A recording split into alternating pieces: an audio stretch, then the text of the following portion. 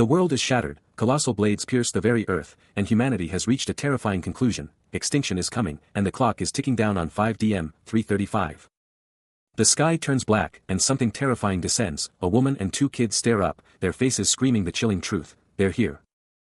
That same terrifying message screams through Jin Hyuk's mind, as he stands in a dark office, his face a mask of grim determination, the invasion now undeniably real.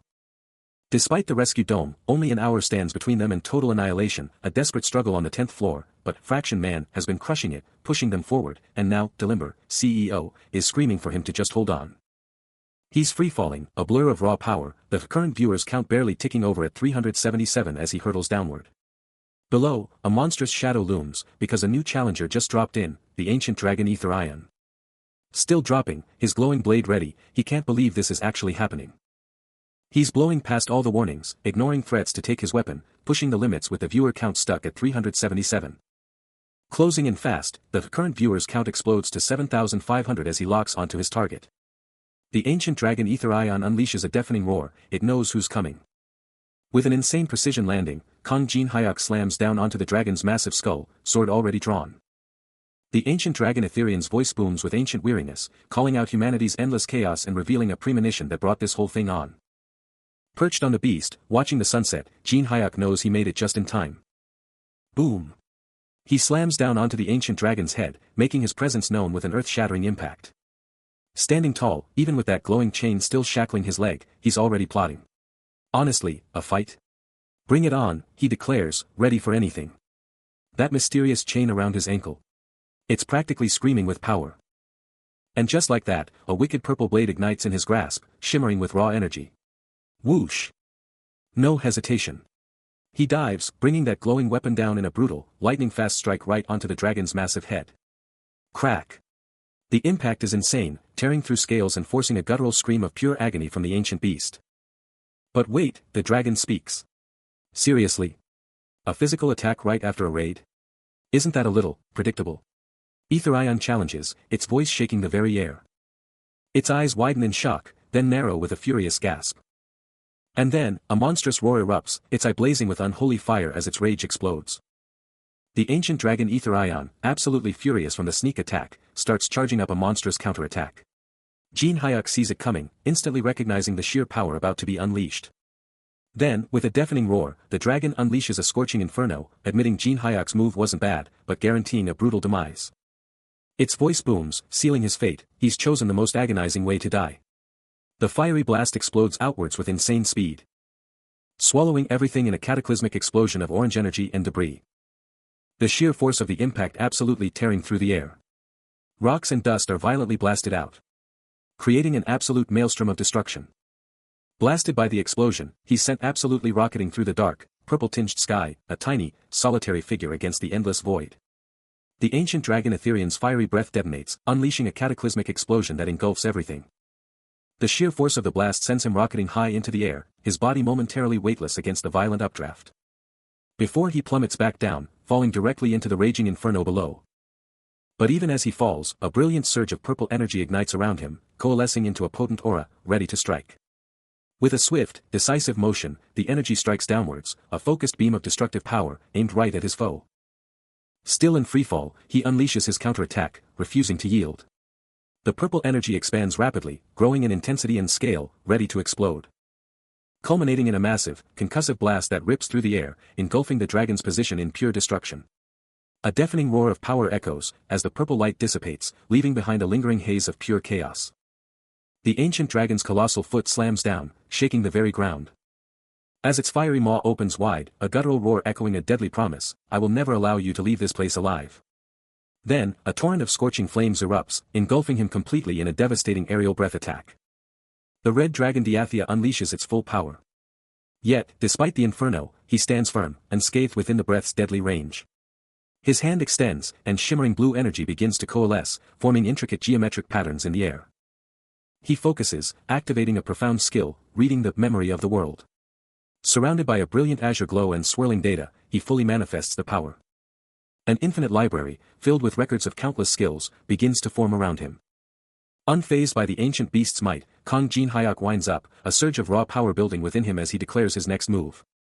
From his very core, a blazing inferno of orange fire explodes forth, ready to consume all. With the fiery aura reaching critical mass, surging purple energy crackles around him, building to an explosive crescendo.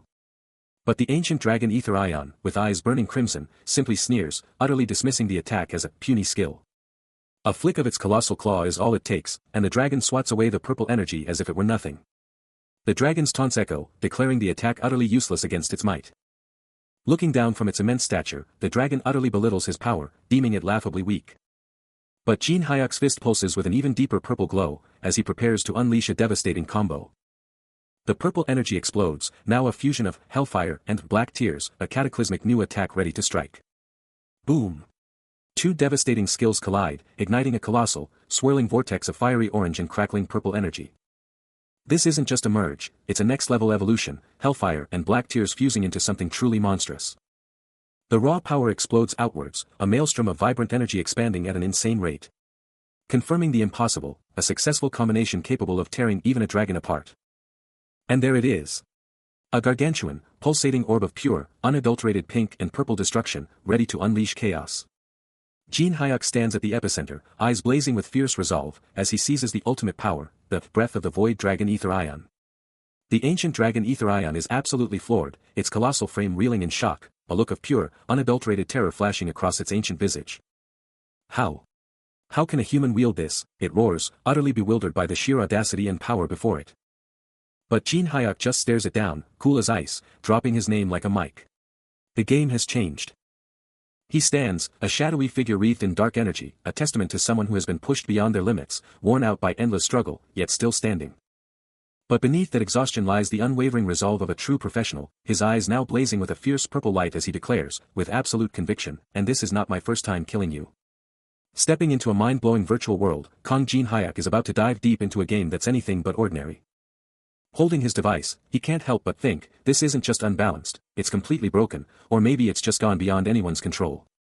Seriously, what a total trash game, with difficulty cranked up to insane levels.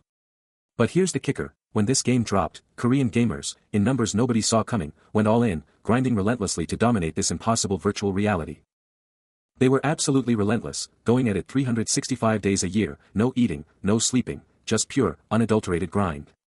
But after 3 years, the players finally started to get it. They realized that the Tower of Trials was an absolutely impossible game to beat. And its Gates Guardian? Practically invincible. The Arctic's brutal minus 60 degrees Celsius could literally freeze you solid in an hour. And the labyrinth itself? It was over 8,000 kilometers in size. This game wasn't even designed for fun, it was pure torture for anyone who dared to play. His frustration finally boiling over, he could only scream, "Fuck this trash game." And no surprise, the game's popularity took a nosedive. To be exact, the game almost completely crashed and burned. He's down, surrounded by the wreckage of the final floor, a monument to the sheer grit of the few who never gave up on this impossible game. A quiet gasp, a mix of pure exhaustion and utter disbelief, escapes him. Then, a blinding flash and a thunderous roar rip through the desolate space, declaring, "You have conquered floor 50. The system blares, confirming the impossible. He's the first to clear the dungeon of trials, and he can only manage a stunned whisper, "Is this for real?" He rises, combat knife still gripped tight, a quiet, weary sigh escaping him. But amidst the sheer, impossible triumph, one thought cuts through it all, it was simply fun. He was one of the chosen few, the relentless, who pushed past every impossible challenge, who finally reached the end, who beat the game. 11 years of his life, poured into this one brutal obsession, all for this single, culminating moment, the final floor, cleared. But as the dust finally settles, a darker, more somber thought creeps in, maybe I should have stopped a long time ago. After absolutely dominating the dungeon of trials, Jin Hyuk briefly thinks about flexing on YouTube, but then just scoffs it off. Then, out of nowhere, ding echoes, and a glowing blue cube just pops into existence right in front of him. The cube explodes into a full-screen message, hitting him with the ultimate farewell, "Thank you for playing our game until now." But wait, there's more. The message keeps going, telling players to continue to enjoy the game after the update. Jin Hyuk is totally blindsided, thinking, a reboot update? Seriously? He squints at the weird, mirrored text, a wild idea sparking, did they just strike oil in the dungeon or something? Shaking off the crazy idea that this game could actually make money, he figures, whatever, I'm just happy I get to keep playing the game I've sunk 11 years into. But then, his face just hardens, the whole world around him glitching out, reboot or not, he's done with this game. Period. Back in his room, controller in hand, he's made up his mind, he's ditching his streamer gig this December, a job he's been grinding at until now. He's 27, broke, and knows he can't keep living off peanuts, so he's gotta hustle and find a real job to keep himself afloat. He remembers the old days, when everyone told him to go pro, but now, he knows the real battle is far more crucial than any title. As the full moon cast its silent judgment, the live chat exploded with questions, his audience eager for the day's stream, asking what's up. He lets out a casual laugh. While the chat blew up, hyping his mukbang skills and even saying they were better than his game streams, with comments like, "You're the best mukbang streamer." But his smile fades, replaced by a grim determination. As he finally looks into the camera, dropping the bombshell, "Hey guys, I have something I need to tell you." The chat goes wild with speculation, marriage proposals, boredom, everything. One message even asks, "Don't tell me you're getting married or something." With an embarrassed grin, he scratches his head, quickly clarifying that the guy he talked about was totally a joke. Post-stream, Jin Hyuk is on a solo mission, downing drinks like there's no tomorrow. His mind races, already planning the next move, thinking he'll just drop the quitting announcement tomorrow. Morning hits like a truck, and he lets out a massive UGH, as the hangover takes hold. He grips his head, cursing that "damn my head" feeling, but the grind doesn't stop, he's uploading that video once his brain's back online. No time to waste, he slams a button, kicking off whatever comes next. His gaze, intense and piercing, holds a universe of thought. But a silent question mark hangs over his head, leaving his true intentions shrouded in mystery. It's here. The Tower of Trials, a legend, a game, is now real. The internet is absolutely losing its mind, with everyone scrambling to figure out what's happening. Live streams are blowing up, showing the desolate, new world, and everyone's asking if this is the KSH1 channel, as that monstrous tower just looms over everything. Jinha is glued to his screen, finding out this insane news came from Melon, and that this Tower of Trials was an impossible game from 10 years ago that literally no one could beat. The chat is absolutely wild, exploding with "OMG it's real" and pure shock as everyone tries to process this insane new reality. He just stares at his screen, a massive "how could this be" screaming in his head. Both he and some other guy are totally absorbed in their screens, their faces screaming pure confusion at this wild new reality. Then, a system message blasts across every screen, declaring that Tower of Trials Reboot version's first update is done, and dropping a bombshell, "Everyone, clear the next floor in 10 days. That terrifying tower, now glowing an angry red, just dominates the city skyline, a chilling reminder of the world's new, deadly game. All over the city, countless people, just like this guy with glasses, are getting that same terrifying message, their lives flipped upside down by the tower's insane demand. A chilling blue system message blazes across the world: "If you fail." The terrifying ultimatum reverberates, demanding, "Everyone, please clear the next floor of the tower within 10 days. The message continues its grim pronouncement: "Humanity." A suffocating silence descends. But Kang Jin Hyuk's gaze sharpens. The final, crushing blow lands: "Will perish." With the world's new reality becoming undeniable, Kang Jin Hyuk is visibly shaken, sweat beading on his brow as the pressure mounts. Turning his back on the immediate crisis, he declares, he needs to cool his head off, but the urgency is palpable. Yet, that moment of calm is fleeting, as he quickly understands he can't just stand by and watch the world change. A surge of resolve propels him forward, breaking into a sprint. He has to hurry to get that item, no time to lose. The stakes couldn't be higher, a single thought echoing in his mind: the world might actually end. He grips his phone, a wild thought sparking in his mind. He launches himself forward, a jolt of pure excitement electrifying him, his heart absolutely thumping with an insane thrill. Suddenly, the focus shifts to Central City, a metropolis now consumed by utter chaos. Total panic explodes in the streets as countless citizens bolt, their desperate screams bouncing off the colossal skyscrapers. A man, absolutely floored by the news, screams in disbelief, demanding to know why everyone's stampeding to Busan. Another citizen, glued to his screen, frantically broadcasts the grim reality, shouting that Busan is the only place left, as everyone around him loses their minds, screaming for immediate escape. He keeps running, completely writing off Seoul, because he knows survival is somewhere else entirely. His legs churn, an internal voice screaming, "Staying here means certain death." He plunges down a staircase, diving deeper into the city's guts or onto a brand new path. He plunges into the abyss, no time for doubt, only pure, unadulterated charge. This was it. The closest event zone in the Korean peninsula, his chosen battleground. He closes in on the central underground stop wall. Stepping through the glowing portal, the system blares, "You are now entering an event zone." He's in. A massive, crowded arena, teeming with other players. A silent assessment. These people here are all veterans of the Tower of Trials beginning. And they're all glaring at each other, the tension is electric. Kong Jin Hyuk takes it all in, realizing the brutal truth: this event zone is a scarcity nightmare, where even a lucky break might only net a few precious items. Then, out of nowhere, a voice slices through the air, calling him out by name. "You're Kong Jin Hyuk, right?" That sudden call makes him jump, a clear shockwave hitting him. The guy who just called him out casually wishes him luck, bragging he'll be chilling and gaming, then flips the script and asks Kong Jin Hyuk what he's doing here. This is none other than Lee Young-soo, a massive Pafrika TV partner streamer with 500,000 YouTuber subs. He's basically a celebrity. Kong Jin Hyuk's mind races. This guy was his old CEO. He can't help but ask if it's not time for his stream to start. Shrugging off the comment, Lee Young-soo just doubles down, demanding to know what Kong Jin Hyuk is doing in this place.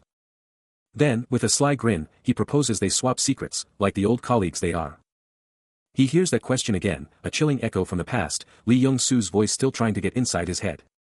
Back then, Lee Young-soo's company was notorious for tricking tons of streamers into brutal slave contracts, locking them into a nightmare of exploitation. The more they streamed, the more cash they bled, their voices crushed by massive guilds and the company's ruthless lawyers. So many of those poor souls, tricked and broken, just quit the industry, their dreams absolutely crushed. Even Kong Jin Hyuk himself got approached by Lee Young-soo, who totally knew he had the skills.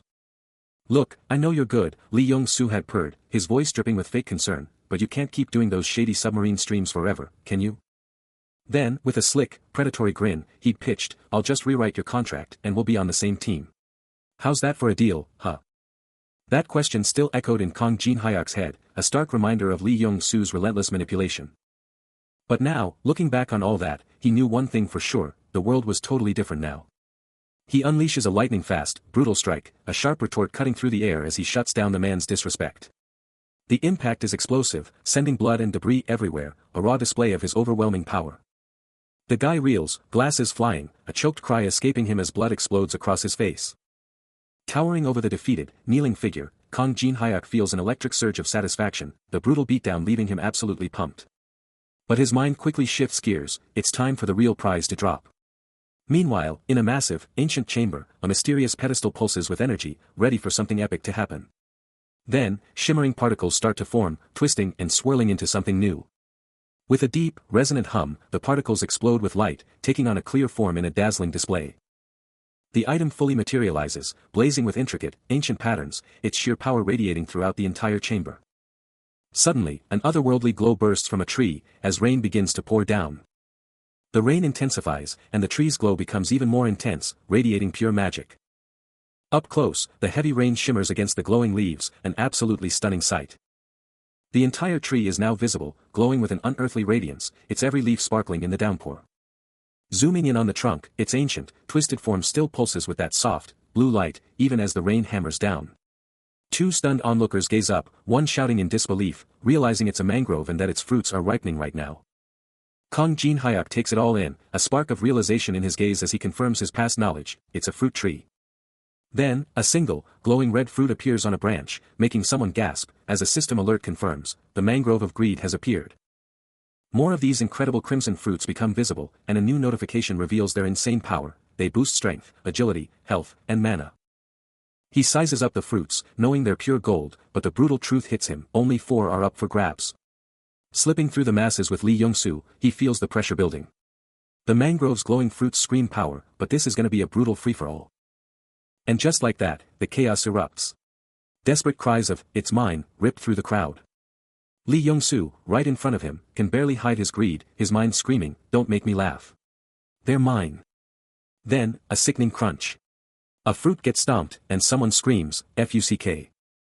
He walks up to Kim Min-jun, proposing they team up to snag the rest of the fruits.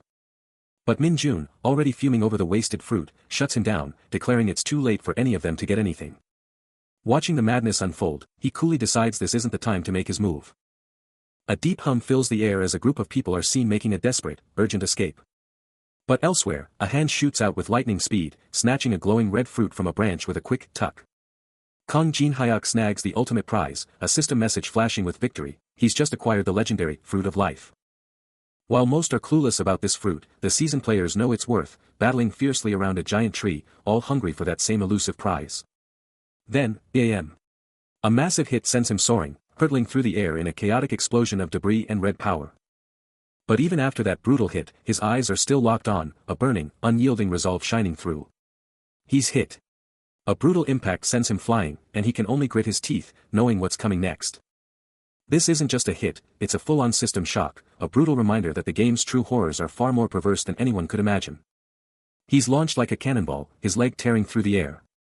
The momentum carrying him further. Before he smashes into the ground with a bone-jarring impact. Dazed on the ground, he sees two figures staring down, and it hits him like a truck. He completely forgot that eating the fruit turns him into a walking hazard. The two figures bolt, one screaming at the other to run, remembering all too well how he'd died in this exact spot dozens of times. They scramble away from the fallen man, their footsteps echoing with frantic urgency. Lee Young-soo and Kim Min-jun were out. Creeping away, trying to escape the nightmare they just witnessed, their hearts pounding in their chests. But then, a chillingly calm voice echoed, asking if they were just going to give up. Lee Young-soo practically jumped out of his skin. He screamed back, pure panic in his voice, refusing to die like this. No way. Kang Jin-hyuk, cool as ice, just shrugged, saying it was a real bummer, because the fruit's true power only unleashed if you ate the whole thing, which, by the way, he totally did. Lee Young-soo's eyes practically popped out, demanding if he was serious. If that was true, why was he still standing there, perfectly fine? Then, it hit him like a truck, the horrifying truth finally sinking in. Kang Jin-hyuk just gave a casual nod, confirming everything. He didn't know what kind of fruit it was, but hey, it tasted pretty good.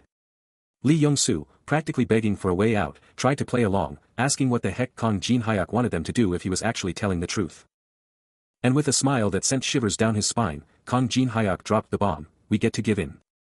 The monstrous, tree-like entity is absolutely massive, its shadowy form pulsing with dark energy, and a voice cuts through the tension, screaming that splitting up means certain doom. A hand shoots out, driving home the desperate plan, they've got to split up and escape from opposite directions, right now.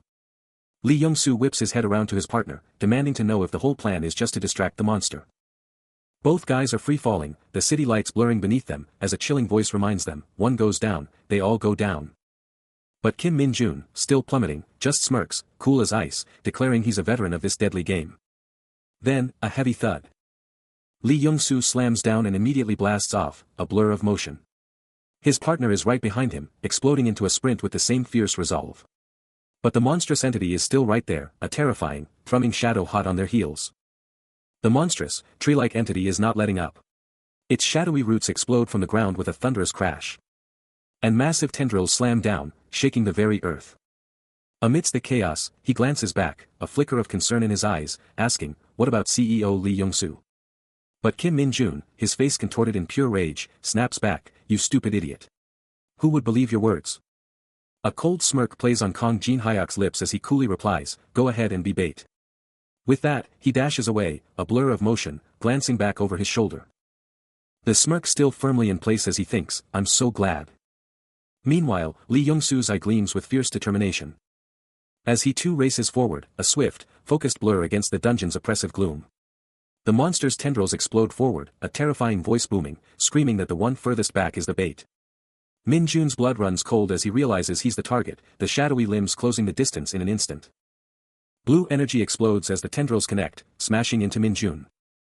He grunts in agony as the dark, writhing tendrils begin to coil, trapping him instantly. More tendrils surge, their grip like steel, swallowing him whole. Young-soo keeps running, a desperate glance over his shoulder, witnessing the horror. Min-jun is gone, swallowed by the monster, only a choked cry for help escaping. And behind it all, Jin-hyuk glances back, a cold, satisfied smirk spreading across his face as his bait plan works perfectly. Kim Min-jun is absolutely crushed, screaming internally about needing his lawyers right now. Tears are pouring as he screams, begging for this horror to just be over. But the monstrous entity, a terrifying mass of dark, glowing tendrils, just keeps its grip, pulsing with sinister red energy. Its terrifying form looms large, but Kang Jin-hyuk is already watching, his eyes locked on the target, calculating every move. The tendrils crush down even harder, a sickening sound ripping through the air as the monster flexes its power. But the hunter's mind is made up, he's already planning the next move, talking to himself about the impending chaos. Then, in a flash of pure speed, Kang Jin-hyuk explodes forward, a blinding purple energy engulfing him as he charges. The monster's glowing red eyes widen, its full, terrifying focus now locked onto the incoming attack. But Kang Jin-hyuk doesn't even flinch, he just keeps pushing, shouting out his target with absolute resolve. He keeps up the relentless assault, a massive impact ripping through the monstrous entity's tendrils, sending shockwaves through its grotesque form.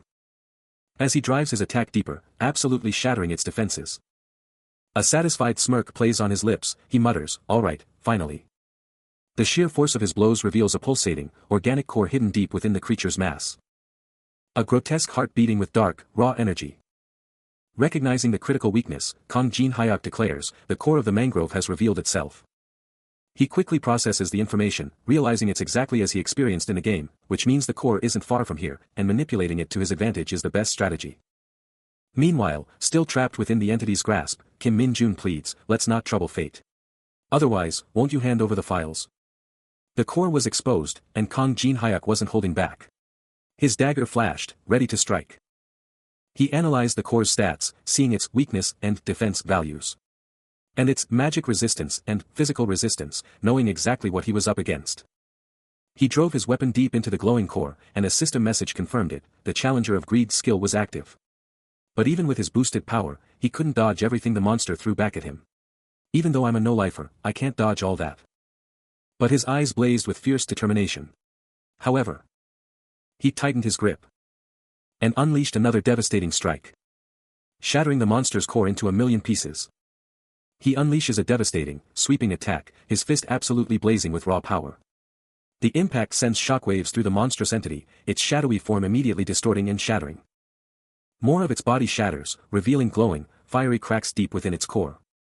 The monster's form disintegrates further, crumbling downwards into glowing particles, a voice echoing, "There's no need to be scared, and no reason to be afraid." A massive, white energy burst absolutely explodes from the monster's collapsing form, signifying its complete and utter annihilation. Its remnants explode outwards, scattering into a chaotic shower of debris and dissipating energy. Amidst the dissipating particles, Kang Jin-hyuk stands firm, his expression absolutely resolute and victorious. He delivers one final, powerful downward strike, ensuring absolutely nothing remains of his foe. The monster's core shatters, and it just explodes into a dazzling, shimmering blue energy, scattering debris everywhere.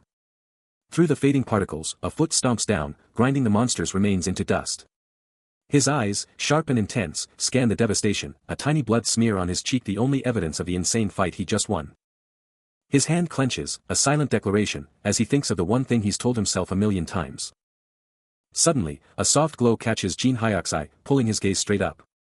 He squints, feeling a strange energy, knowing he's almost there. Then, above him, a vibrant, ethereal light starts to form.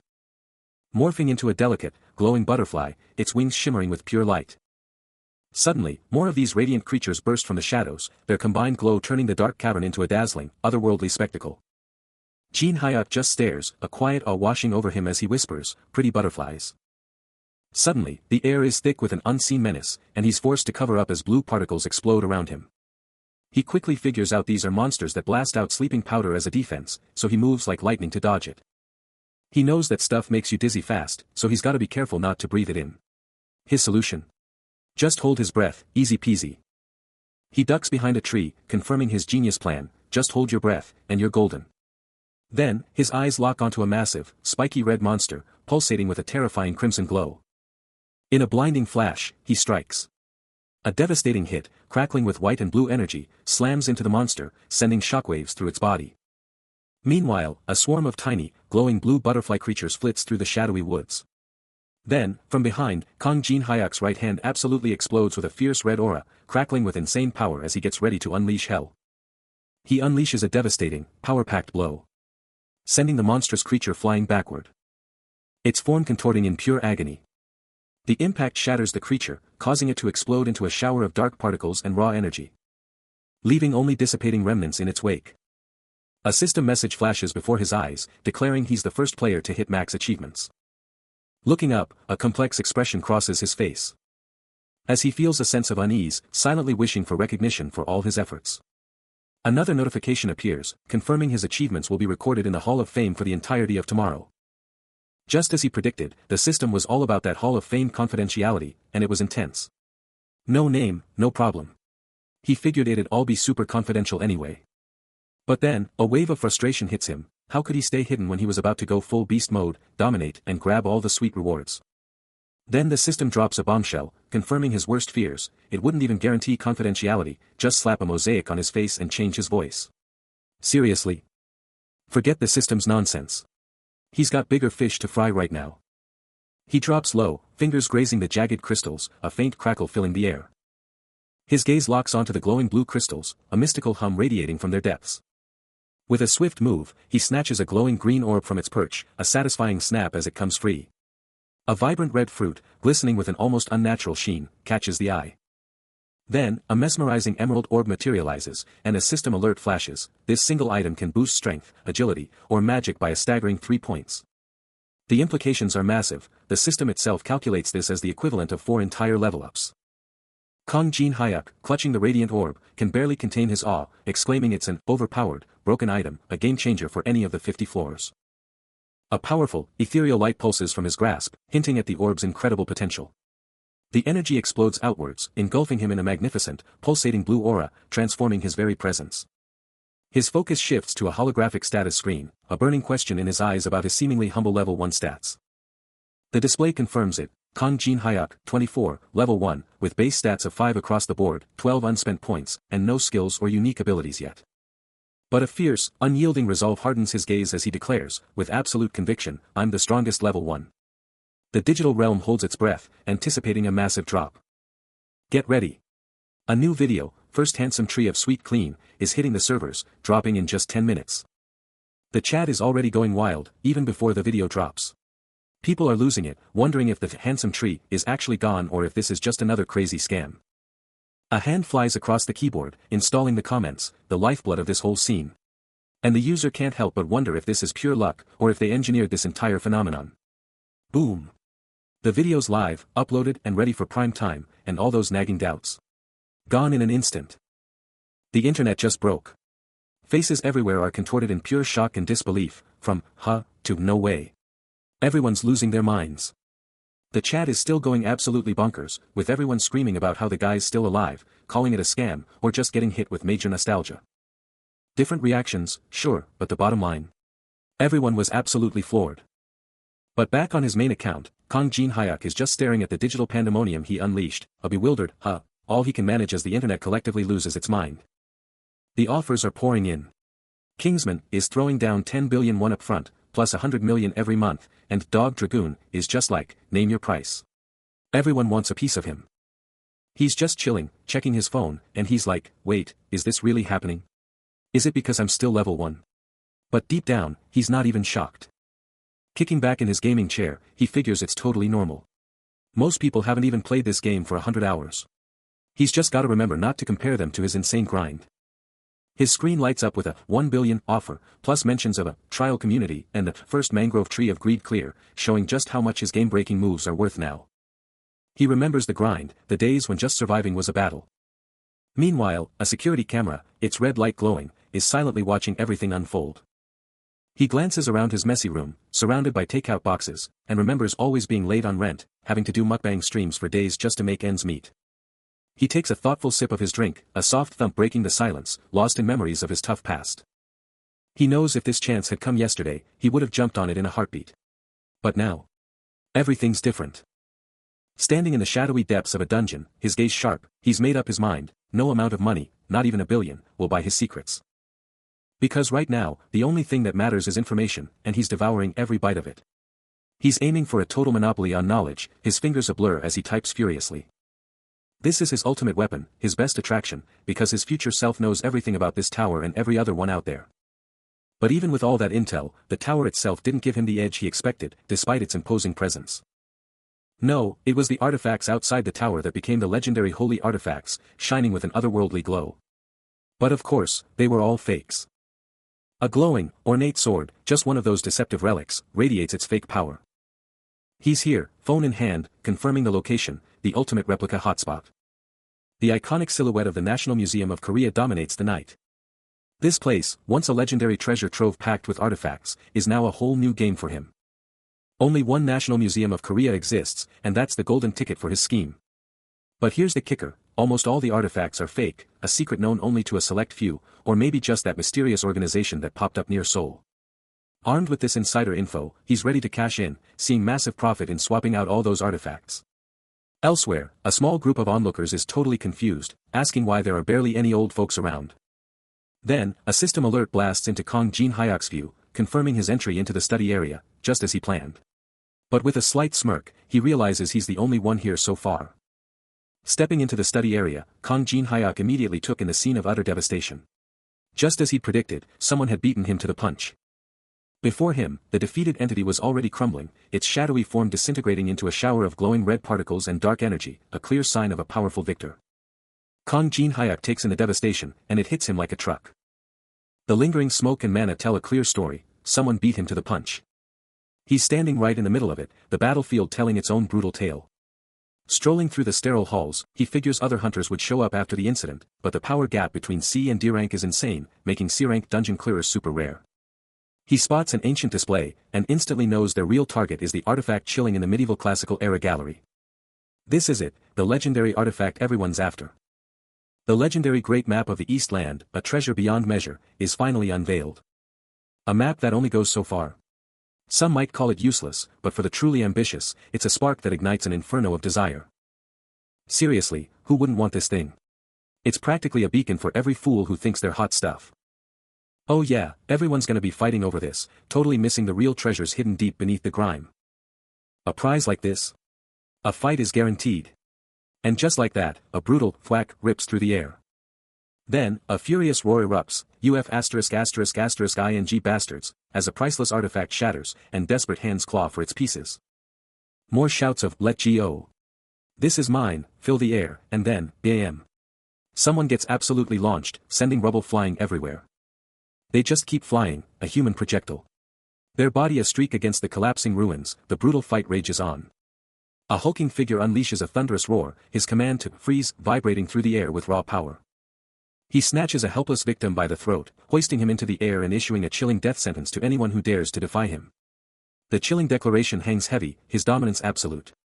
But Kong Jin Hyuk, ever the pragmatist, scoffs at the empty threats, pointing out the glaring lack of any actual rules. Unfazed, the brute doubles down, leaning in with a chilling promise, one wrong move, and Jin Hyuk's head is history. He slams his foot down with a bone-jarring thump, the very ground trembling under his raw power. But before the words even finish, Jin Hyuk's hands ignite with a blinding blue, his eyes blazing crimson as he absolutely obliterates an invisible force. The brute stumbles back, a furious red aura erupting around him as his own power shatters under the unexpected counterattack. Jin Hyuk coolly surveys the scene, catching the eye of a nearby woman, who can't help but gasp at his unique ability, realizing just how dangerous he truly is. A hulking figure, radiating raw, crackling red power, lays down the law, the map is mine. With hands blazing with that same fierce energy, he barks, move.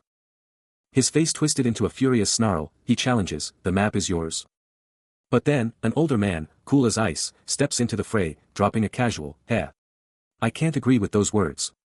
The muscular man's eyes instantly narrow, his patience wearing thin, snapping, hey old geezer, who are you? Unfazed, Min Youngwoo introduces himself, dropping some wisdom about living life with righteousness and friendship. But the muscular man is not having it, exploding in a rage, vowing to shut down the old man's nonsense for good. He doubles down on the threats, calling Min Youngwoo's mouth dirty and ominously mentioning a knife. But then, just as things are about to go down, a hand starts to glow with a distinct blue energy, signaling a game-changing intervention. Min Youngwoo, completely unbothered by the muscle-bound brute, coolly throws down a challenge, daring him to see who's quicker. Then, with a terrifying smirk, he drops the ultimate threat, turning the guy into a pile of ash before he can even blink. No more talk. A blinding orange energy explodes from his finger, a devastating magical shot blasting out with an earth-shattering quang. The muscular man stumbles back, pure shock on his face as burning orange energy already scorches his arm, his brain short-circuiting at the sheer, raw power of the magic. Min Youngwoo just holds out his hand, a chilling catch echoing as more orange power surges, ready to unleash pure devastation. Then, a colossal firestorm explodes with another ear-splitting quang, swallowing the muscular man whole. The fiery glow burns bright in a terrified eye, a silent scream of pure, unadulterated power. Trapped in the inferno, the muscular man unleashes a gut-wrenching, desperate argh, his body writhing in agony. And with one last quang, his charred, smoking body crashes down, utterly defeated and broken in the smoldering ruins. The aftermath reveals a terrifying sight, a massive, skeletal monster with blazing red eyes, shrouded in an ominous, swirling darkness. But elsewhere, Min Youngwoo stands victorious over his defeated, burnt foe, delivering a chilling line, your own words sealed your fate. Elsewhere, a new face, a dark-skinned man, breathes a sigh of relief, telling the mysterious Miss Lee, glad I got away from those guys. Miss Lee, I'm counting on you to watch my back. Miss Lee, with an unwavering gaze, responds with a confident, leave it to me. Elsewhere, Kang Jin-hyuk is locked in on his target, declaring, this is the one I need. Miss Lee's power surges, dark energy swirling around her, as she fiercely declares, anyone who dares to interfere will face my wrath. The shadowy power concentrates around her hand, pulsing with menacing force. A sudden visual distortion rips through the scene, a powerful energy surge. Then, another monstrous, skeletal horror with burning red eyes emerges, engulfed in crackling, dark power. Out of nowhere, a lone warrior faces down a monstrous, shadowy entity, surrounded by an insane surge of dark power. Its golden, symbol-etched leg slams down, shaking the very earth. The golden armor gleams, pulsating with an unholy, alien light. A chilling voice booms, move an inch, and you're an enemy. The Anubis guardian snarls, understand? I'll make him chew your face off. Jin-hyuk, blade ready, locks eyes with the guardian, bracing for the ultimate showdown. Elsewhere, Miss Lee, with a sly smile, drops a bombshell, how about we team up, huh? Back in the chaos, Jin-hyuk's ally mutters, holy crap. As he stares, baffled, why are all these trophies still here? A knife and map hit the dirt, as a voice shouts, fine. Take the map, take everything. Miss Lee, with a sweet smile, chirps, thank you. With a decisive, bone-jarring motion, a heavy boot crunches down, kicking off the next brutal confrontation. He strides forward, and the surrounding figures shuffle nervously, their fear practically radiating off them. Kang Jin-hyuk glares, his leg already sparking with power, utterly fearless as he snarls, do you all have a death wish for real? Then, he casually checks a massive sack, a small smirk playing on his lips as he notes, but at least it didn't tear. Suddenly, a voice cuts through the tension, HEY, Mr. Fearless. Miss Lee, her eyes burning with an intense, almost supernatural glow, snaps back, do you think I'm joking right now? Without a second thought, a leg blazes with electric blue energy, unleashing a lightning-fast, devastating strike. One of the thugs is instantly sent flying, a shower of blue particles exploding around them, as a fierce command echoes, get him. The leg continues its relentless, powerful motion, a searing blue streak tearing through the chaotic scene. The fight is on. A terrifying monster with blazing red eyes charges, its colossal jaws snapping shut on its prey. Boom! The monster's attack connects, unleashing a massive blue energy burst, but Jin-hyuk isn't going down that easily. But Jin-hyuk's not out. He's channeling his power, his hand blazing with a fierce blue aura, ready to strike back. And with a blinding flash, he unleashes a devastating, upward mana slash. Leaving the monster in tatters. Jin-hyuk stands victorious, ready for whatever comes next. Kang Jin-hyuk, absolutely dominating, stands amidst the wreckage, a blue aura still crackling as he coolly surveys the scene, ready for whatever's next. Suddenly, a massive, unseen force rips through the air. Leaving him to just stare down at the sheer devastation below. But hold up, the fight's not done. A monstrous, red-hot entity just explodes from the ground, its insane, tentacle-like limbs ripping the entire place apart. This sudden, terrifying eruption leaves Miss Lee absolutely speechless, her jaw practically on the floor. The ground just keeps on cracking and crumbling, blasting dust everywhere as this monster makes its terrifying entrance. Staring at the absolute chaos, Jin-hyuk can only stammer in pure shock, what is this? What did they just do? He took down the speaker, but now this? Is that even possible? His hand is fine too, Miss Lee gasps, her eyes wide with disbelief. He knows they have no idea of his true power, their reactions are just raw instinct. Its only weapon is gone, isn't it? She questions, staring at the colossal, armored entity. Who said so? The guardian roars back, its voice shaking the very air. A maelstrom of dark, crackling energy explodes around the Anubis guardian, its form igniting with an unholy glow. The artifact, a terrifying replica of the avatar of Anubis, is awakening, Jin-hyuk realizes, a chilling revelation dawning on him. How's that? Miss Lee shouts, utterly stunned. The guardian's glowing gaze intensifies, a menacing challenge echoing, are you still smiling? Jin-hyuk's face darkens. He is absolutely furious, understanding that this Anubis guardian, a match for his own rank, is no ordinary foe. A grizzled old man, radiating raw power, stands before them, his aura screaming, veteran mage, a chilling echo of past battles for Jin-hyuk. Suddenly, golden flames explode around him, unleashing the undeniable power of a Royal Academy fire mage. Miss Lee's face hardens, a wave of concern washing over her. Jin-hyuk, however, just lets out a low humph, a subtle smirk playing on his lips as he sizes up the challenge. Miss Lee can't help but notice his too cool for school attitude, mentally calling him out for trying to play it off, completely baffled by his composure. Yet, a steely resolve flashes in his eyes, his focus locking onto the impending threat. The old mage, feeling their apprehension, boldly proclaims he'll unleash his full might, a level of power he's convinced will utterly blow their minds. But Jin Hyuk isn't backing down, his hand already crackling with blue energy, declaring he'll see this ultimate power for himself. The old man's golden aura explodes, his hands surging with raw power as he unleashes a devastating spell, the very air screaming with unleashed magic. Mana's pumping into a pinewood tiger replica, and you can practically feel the energy. Jin Hyuk's face is pure focus, his own power sparking to life, ready for whatever's coming. The ruler of the mountains is here, a massive, glowing tiger materializing out of thin air. But Jin Hyuk? He's not backing down, a blue glow already pulsing around his hand, ready to throw down. Miss Lee, though. She's absolutely floored, eyes wide with pure shock, barely able to breathe out no way. At the sight of that monster. That tiger's colossal, glowing paw is coming down, absolutely charged with wild energy. But Jin Hyuk is locked and loaded, his fist glowing with an insane blue aura, totally ready to smash that attack. Then, bam. We're in an unknown time, an unknown place, and this insane Anubis guardian just pops out of the darkness, red eyes burning, surrounded by a terrifying storm of dark magic. Facing down the monstrous pinewood tiger replica, Jin Hyuk isn't intimidated, scoffing at its grand claims. Locked in on his target, he unleashes a torrent of blue energy from his outstretched hand. Pure resolve etched on his face, he commands the assault with absolute precision. But the pinewood tiger, blazing with a crimson aura, unleashes a deafening roar, ready to strike back with overwhelming force. But before it can even move, a colossal impact slams into the tiger, shaking the very ground. Then, a jarring cut.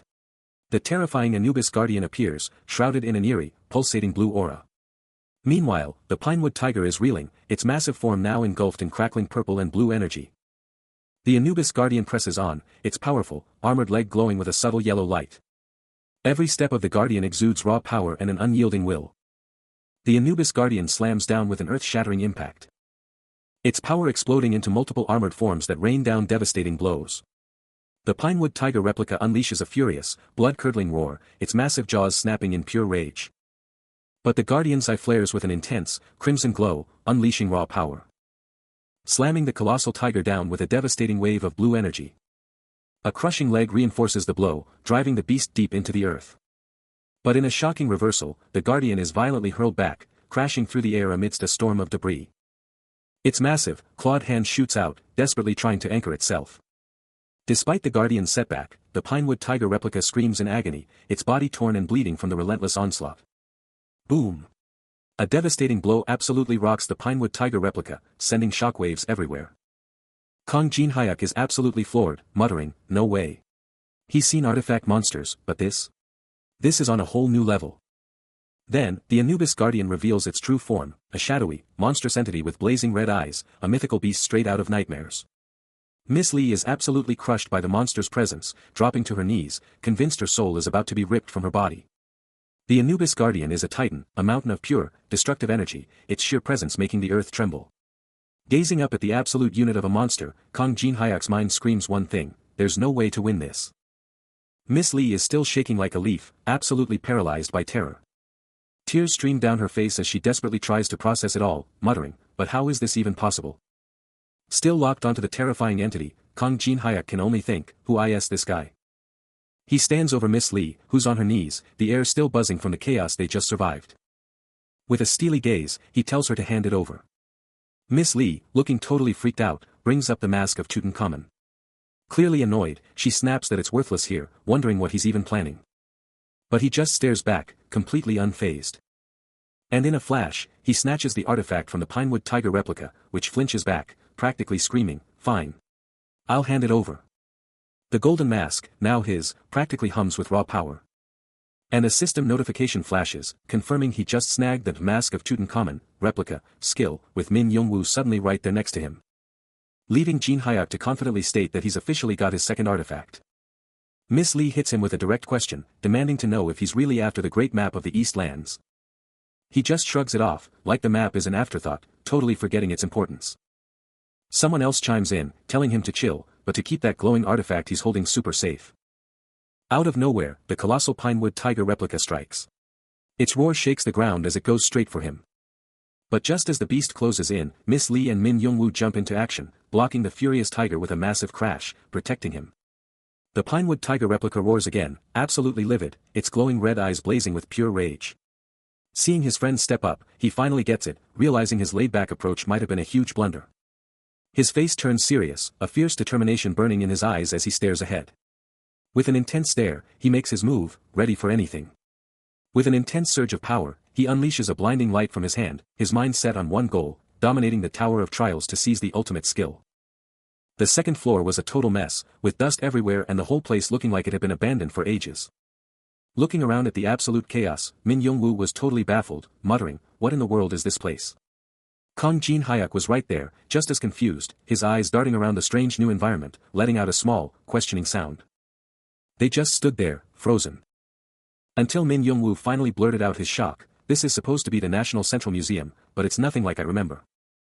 Shaking off the museum's weirdness, Kang Jin-hyuk looked out the window and his jaw dropped at the insane, futuristic city sprawling out before him. Kang Jin-hyuk is checking out this crazy blue wall, and Min Jung was already calling it an F-class barrier. With blue energy sparking around his hand, he's totally stumped, admitting he's never seen anything this wild. Youngwoo doubles down on how tough this thing is, warning that normal magic attacks won't even scratch it. But Jin-hyuk isn't backing down, pressing his hand right onto the shimmering wall, and you can practically hear the energy humming.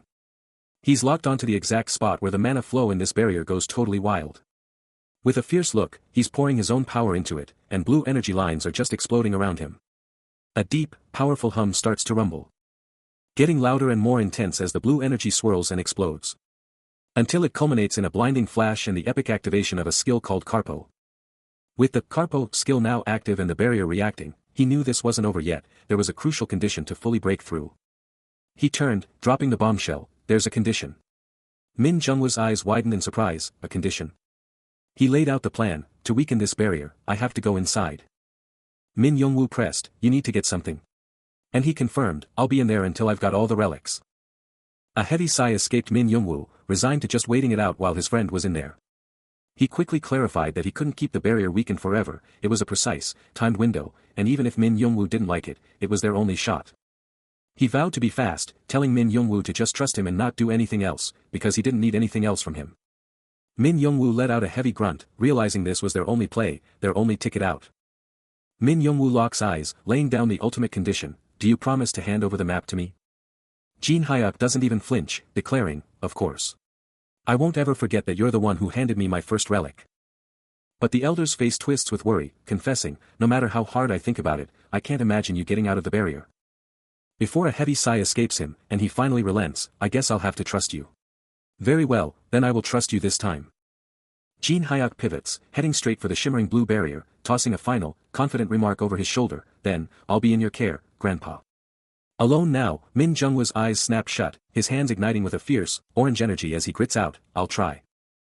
The fiery aura around his hands explodes with raw power. But the sheer force of it rips through him, sending him flying backward with a guttural scream, "Wah-iya." The barrier before Jin-hyuk blazes with an intense blue light, as behind him, the elder crashes down, utterly defeated by the raw power of the dimensional rift. He slams into the F-class barrier, a massive impact echoing as he drops. Pure energy explodes around him, blasting the area with blinding, chaotic light. Through the chaos, his eyes lock on his goal, a fierce declaration erupting, "Here I go." He keeps falling, smashing through fiery wreckage as the barrier's wild energy batters him.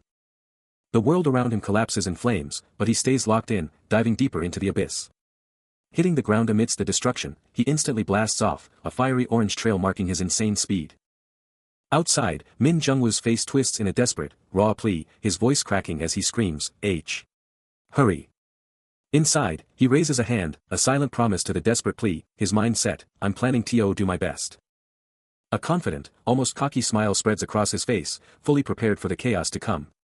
Deep in thought, he surveys the barren expanse. A chilling silence confirming no other presence, unlike the chaotic lower levels. His sharp eyes cut through the ruins. Until a peculiar, shattered gateway catches his attention. And there, amidst the wreckage, lies the legendary Qianlong iron sword, tragically broken. He grasps the hilt, a grim understanding settling in, even this fabled weapon couldn't withstand the forces here. Yet, it's still not enough to truly break anything, he thinks, a flicker of determination in his gaze. But then, his eyes lock onto two other magnificent blades, a triumphant grin spreading across his face. The ultimate relic, the one he's been relentlessly pursuing, is finally revealed. Check out this golden coin, the Sanapaying Tombwa, just sitting there, waiting to be discovered. He just figured it out. This is the final piece, his unique power, and when he combines these two relics, he's gonna unlock the ultimate skill. He's watching the relics, and suddenly, they're going wild, pumping out insane energy. Suddenly, a blinding golden aura explodes around him, his eyes blazing with power, totally consumed by the relic's energy. That golden energy is just surging through his whole body. And through that blinding light, he gets a message, a deep download of the insane power now firing up inside him.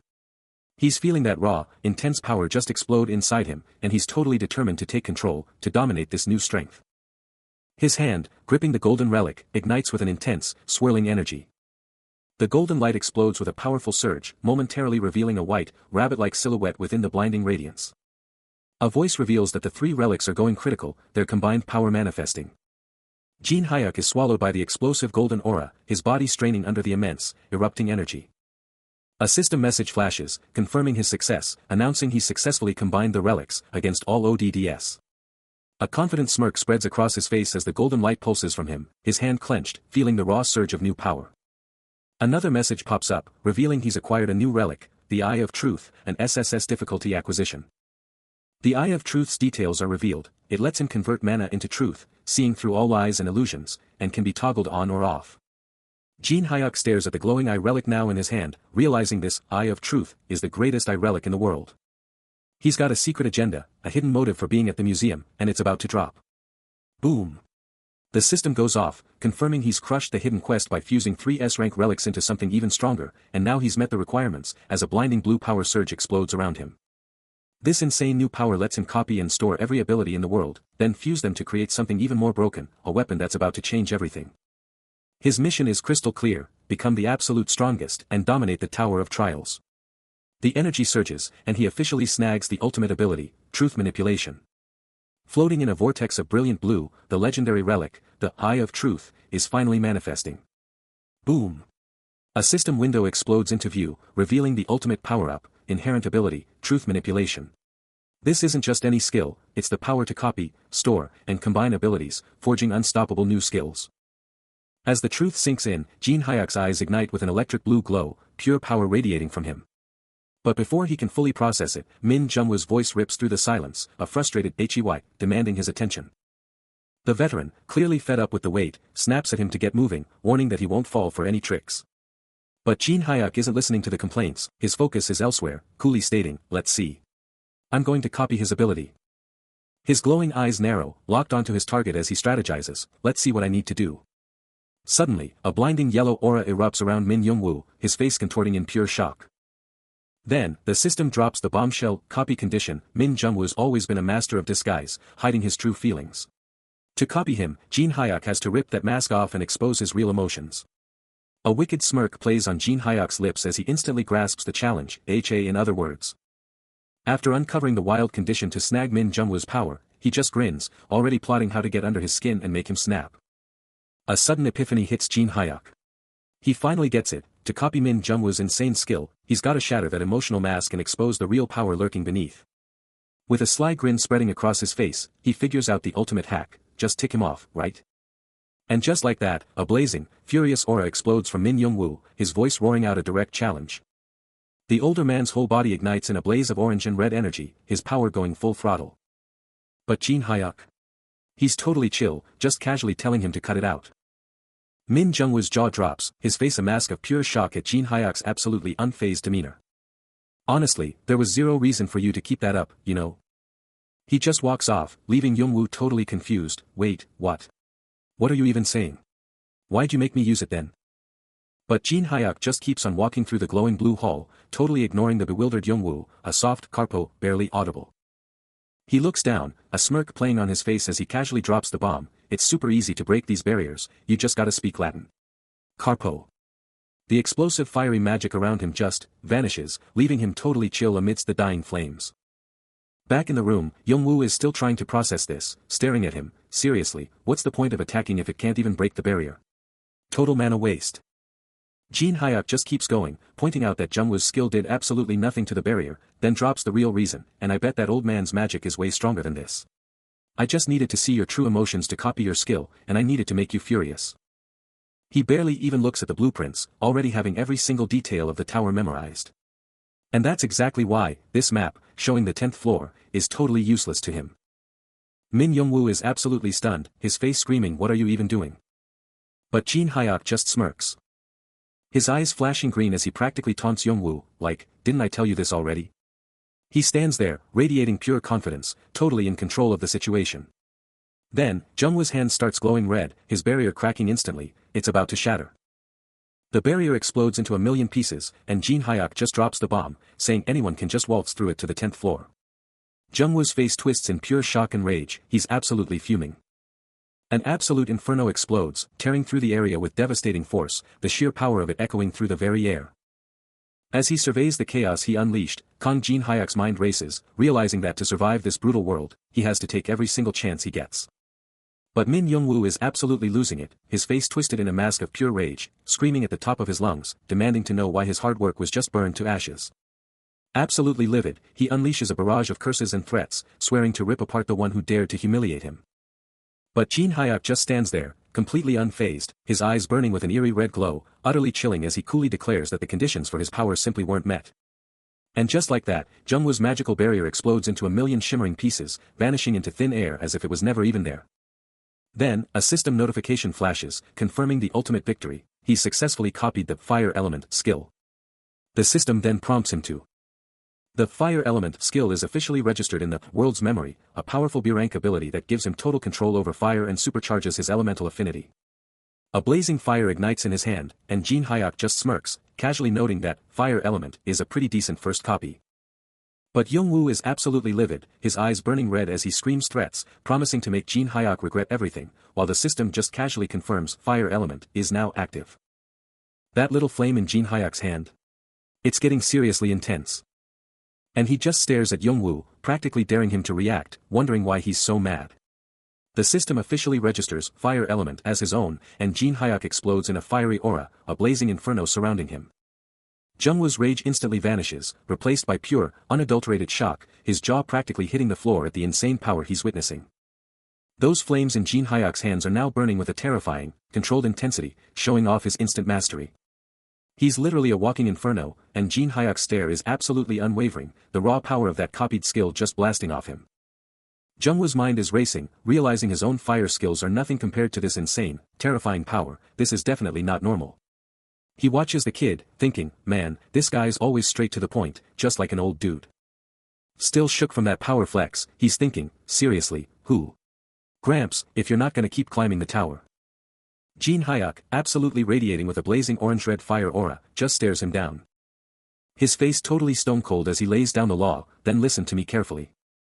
Later, Jin Hyuk's just chilling, walking up some epic stairs, thinking about what he just heard.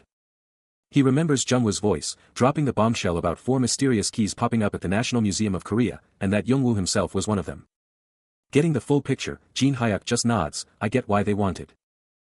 Youngwoo keeps going, stretching like it's no big deal, to lower your risk, everyone with a key got thrown into the Tower of Trials. Then he drops, but, they're all trying to get ahead at the same time. And check it, Jin Hyuk's status is still level 1, with 0 in everything and no stat points to spend. He stares at the system window, a rare class, luminary, and basic skills like Fire Element and Eye of Truth displayed, a frustrated sigh escaping him as he realizes just how weak he currently is. Crossing his arms, he's absolutely determined to acquire every skill and innate ability he can get his hands on. Then, the world around him shifts, a mysterious contact established. Min Youngwoo bids him farewell, giving him one last meaningful look before departing. He thinks to himself, realizing he needs both Min Youngwoo and that girl downstairs to become crucial parts of his unfolding journey. He muses, realizing he might have just acquired some incredibly valuable chess pieces for the game ahead. Min Youngwoo watches with a stern expression, while the young woman beside him seems utterly lost in her own thoughts. Despite all his recent gains, he knows deep down that he still has an incredibly long way to go. A glowing interface appears, a stark reminder that he needs to obtain the necessary skills first. His singular goal has now doubled, demanding nothing less than thorough preparation. He's locked in, laser-focused on what truly matters for his future, already knowing that Sui is about to become a game-changer. With that fierce look in his eyes, he's making a silent vow, he's collecting all the power, all the assets, no matter what. These are the treasures he's going to hoard, no questions asked. But a sudden pang in his gut snaps him back to reality, forcing him to confront the fact that he's already pushing his absolute limits. Suddenly, the scene cuts to a massive museum, rumored to hold legendary relics, the exact spot he was heading for, even though those priceless artifacts were supposedly off-limits. But inside, a crowd is absolutely losing it, their faces screaming pure shock and confusion, totally bewildered by whatever just went down.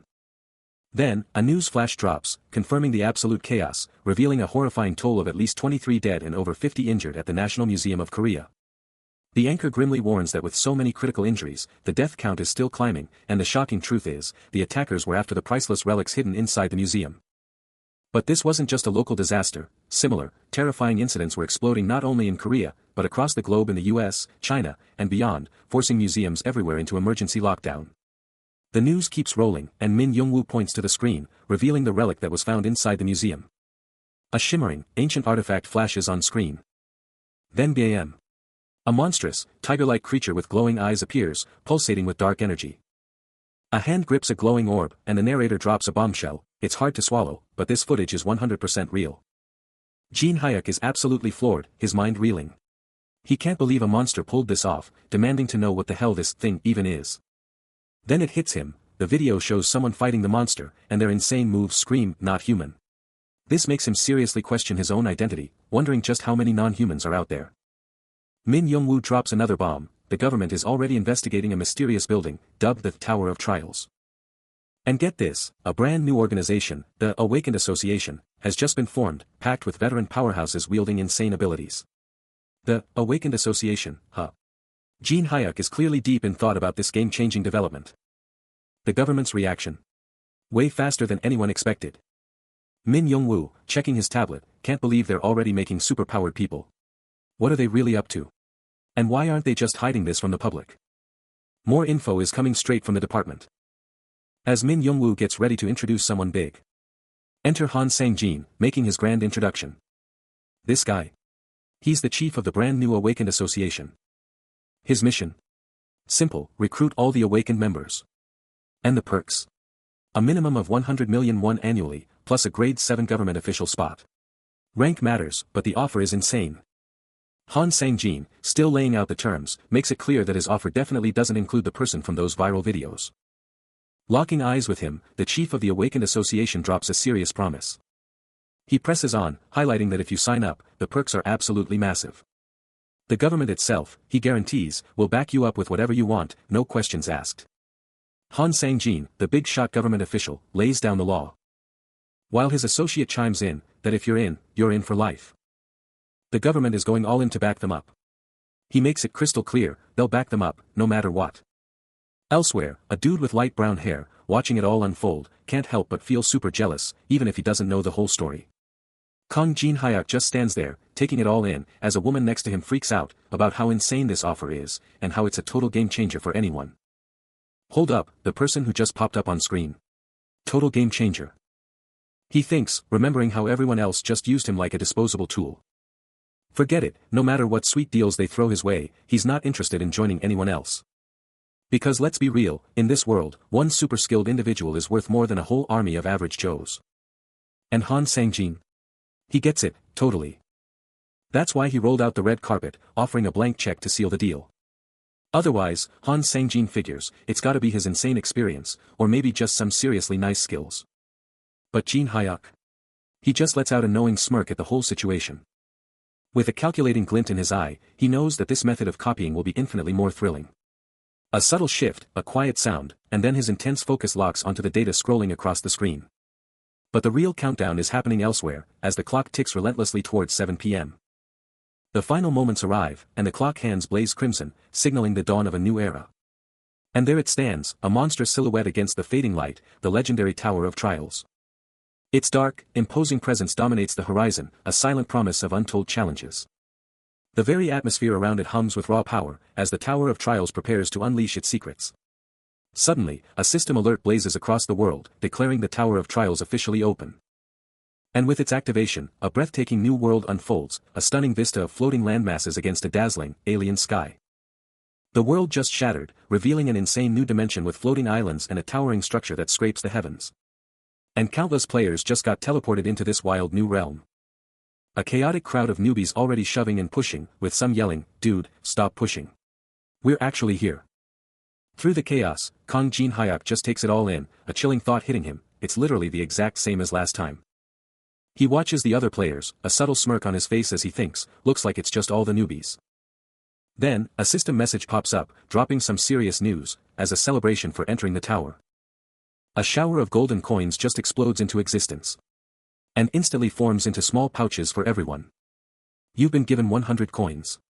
These are the official currency for the tower, so spend wisely. The system drops another bombshell. You can rake in 100 coins for every 10,000 views on your streams, but watch out, there's a premium charge tied to your player status. But here's the catch, only your first 10,000 views count. You gotta keep grinding, keep pushing to the next level. So choose wisely, folks. Be super careful about which videos you watch, especially when it comes to the live broadcast function. This live broadcast? It's all about showing off your epic boss battles. Imagine the chaos. Menacing shadowy figures and grotesque monsters, all live on stream. Highlighting just how insane and dangerous these broadcasts can get. Then comes the hammer. A stern warning flashes, mess with view counts, try to cheat in any way. And you're looking at some serious punishment. Jin Hyuk just nods, a knowing look on his face, as the system lays down the law on punishment. Yeah, that's exactly what I'm talking about, he mutters, completely unfazed. He's locked in, contemplating the massive chasm between tower climbers and those chilling outside. While other players are already hyped about the new broadcast system. He knows the deal, viewers are gonna flock to the players who look like they can actually conquer the tower, skyrocketing their views. The system's UI is lit, showing live boss fights, with real-time viewer counts and coin earnings, all part of this wild 24-hour stream. This new tower feature is all about the coin grind, straight up telling everyone that fame equals serious cash. Mountains of gold coins scream the truth, get famous, get rich. Meanwhile, other players are already plotting, one declaring, we gotta hit the tower. That's where the real ranks and farming are at. Another chimes in, seriously, who wouldn't want to have fun with this? Kang Jin Hyuk takes it all in, a fierce determination burning in his eyes. He watches the frantic rush of other players, observing, they're all in such a hurry. A massive throng of adventurers surges forward, desperate to clear the tower ASAP, each one scrambling to get ahead of the competition. For them, it's all about the coins, the ultimate goal, the entire point of this insane tower. But he's not about to upload a video first. He knows that relying on broadcasts for coins is a rookie move, and sharing his intel would be a massive mistake. A sly, knowing smirk crosses his face. He already knows his first move, his ultimate play. Something unique, something nobody else can even dream of. Because, get this, while clearing the tower's first 30 levels, they hit a wall, a massive, unpassable barrier, stopping all progress cold. To conquer the next stage, he knew he had to dive back into the tower's forgotten lower levels, searching for the ultimate solution. That meant reliving every grueling step, repeating the same old, brutal experiences. But finally, he struck gold, finding the critical answer buried deep within a forgotten ruin. And that was the exact, game-changing moment. The truth was finally laid bare. The shocking truth, his entire character build was fundamentally flawed from the start. And for this game-changing revelation to finally surface, they had searched for an eternity. He stares at the system prompt, a single thought echoing in his mind, all his efforts had been for nothing. The screen before him starkly asks if he truly wishes to delete his character. His face contorts in anguish, the weight of his past sacrifices pressing down on him as he remembers devoting everything to this journey. A silent question forms on his lips, wondering why this painful outcome was the only answer. He clenches his fist, the word no a desperate plea, realizing that even the time he spent regretting his choices had been a complete waste. With a sudden, resolute gesture, his gloved finger presses yes, accepting the harsh truth that he will need to start over. A torrent of digital energy erupts around him, shattering into countless glowing fragments as his character is erased. He stands amidst the swirling particles, a new beginning taking shape around him. His eyes, now sharp with renewed resolve, gaze forward, a silent promise forming in his mind, next time. He's back, and his declaration is clear, he's hitting the top, no matter what. But a flicker of doubt crosses his mind, was it really a decade ago he was last here?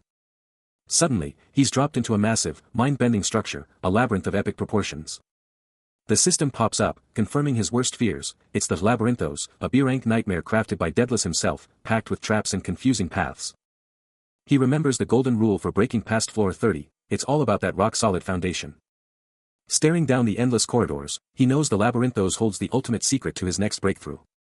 But a groan escapes him, he can't believe he has to grind through this all over again. Yet, as a glowing blue orb appears in his grasp, a weird mix of hate and nostalgia hits him, he's back, baby. He's here. Kang Jin Hyuk charges into the epic, crumbling entrance of the Labyrinthos, ready to absolutely dominate. He blasts through a shimmering, blue-lit archway. And the chamber beyond explodes into view, filled with ancient grandeur and countless glowing blue butterflies. The insane, crumbling architecture just keeps going. And his eyes lock onto a wall covered in ancient, faded carvings, a scene he knows all too well. An ornate pedestal looms nearby, whispering of forgotten power. That familiar scent hits him, and he realizes, it's all exactly the same. He keeps observing, a thoughtful look on his face as glowing particles swirl around him.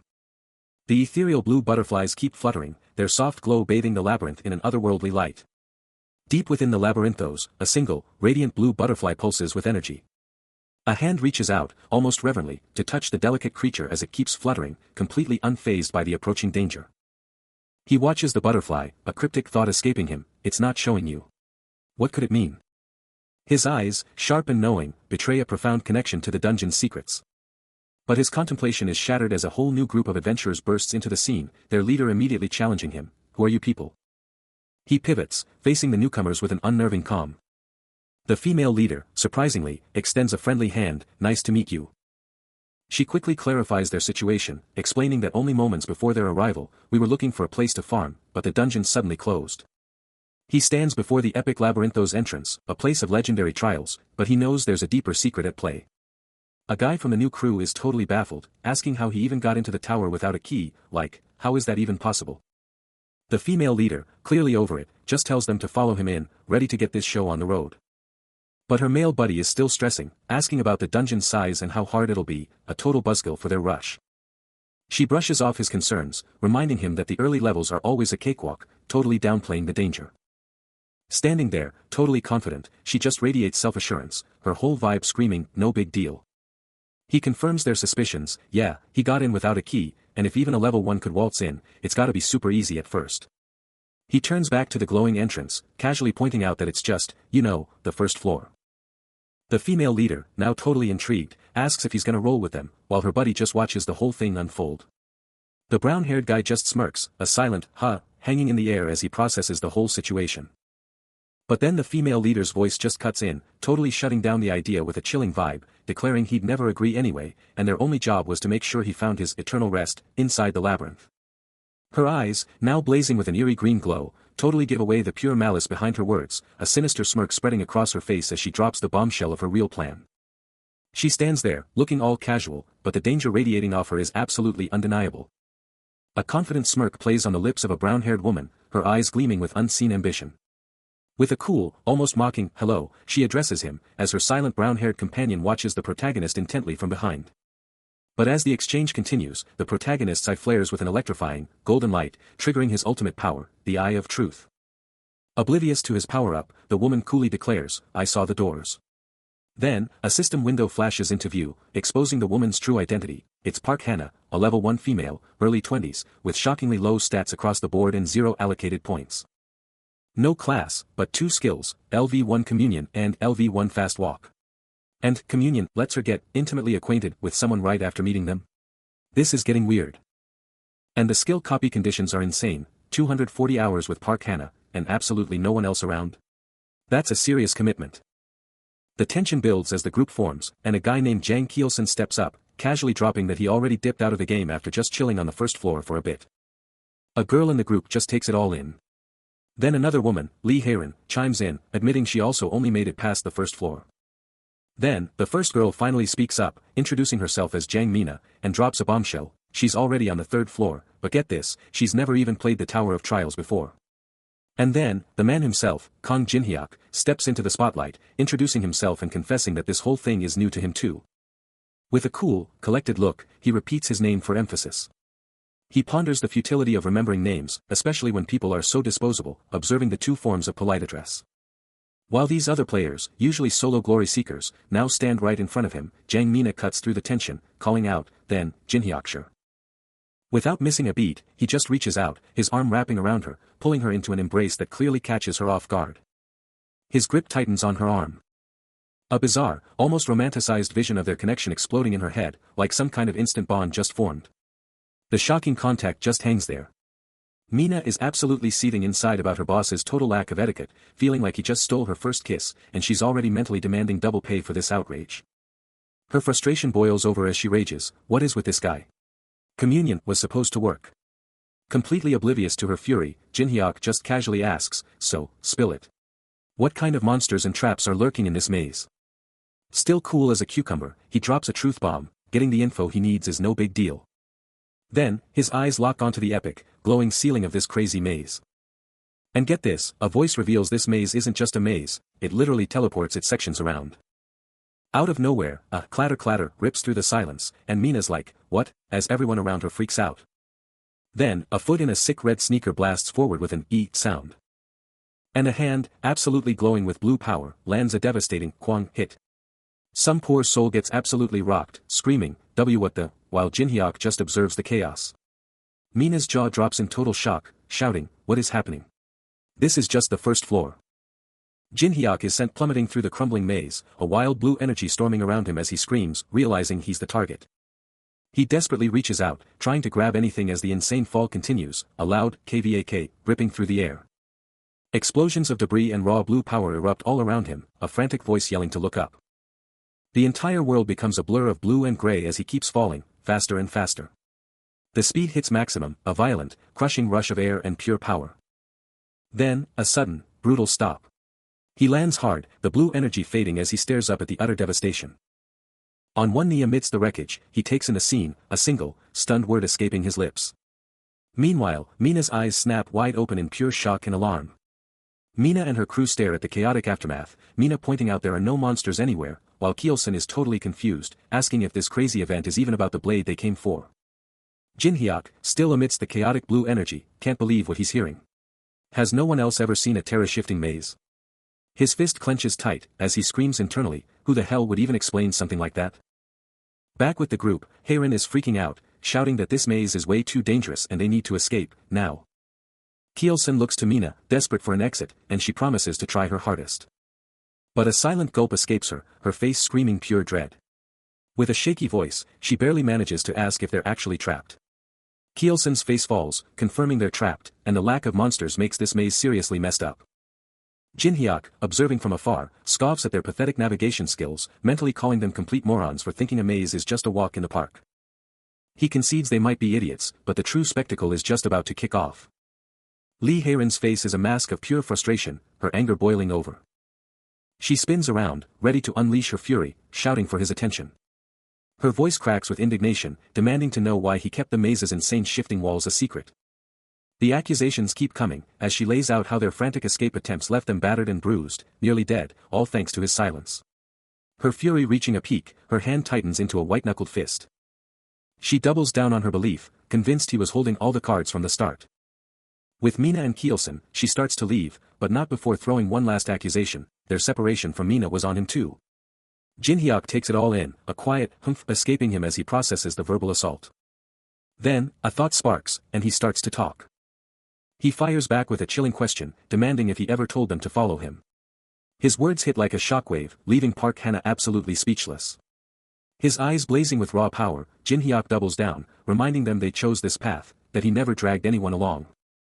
But Jang Kielson explodes in fury, cursing the protagonist while Jinhyuk just stands there, a mysterious blue glow in his hand. His frustration reaching a breaking point, Kielson screams about the crushing weight of being stuck in this hell. Gripping his staff, his voice raw with betrayal, he cries out, remembering the trust he placed in Jinhyuk from day one. Then, a terrifying surge of power explodes, sending the unnamed brown-haired male reeling in pure terror, red energy sparking around him. With a thunderous crack, razor-sharp ice shards erupt from the earth, glowing with an ominous blue light. The magical onslaught intensifies, as glowing blue butterflies dance through the deadly ice formations. He unleashes a lightning-fast kick, a blizzard of ice shards and glowing blue butterflies erupting, tearing through the air with devastating power. A blood-curdling scream rips through the air, her face contorted in pure terror. Another guy, glasses practically flying off, is absolutely stunned, mouth agape at the sheer insanity.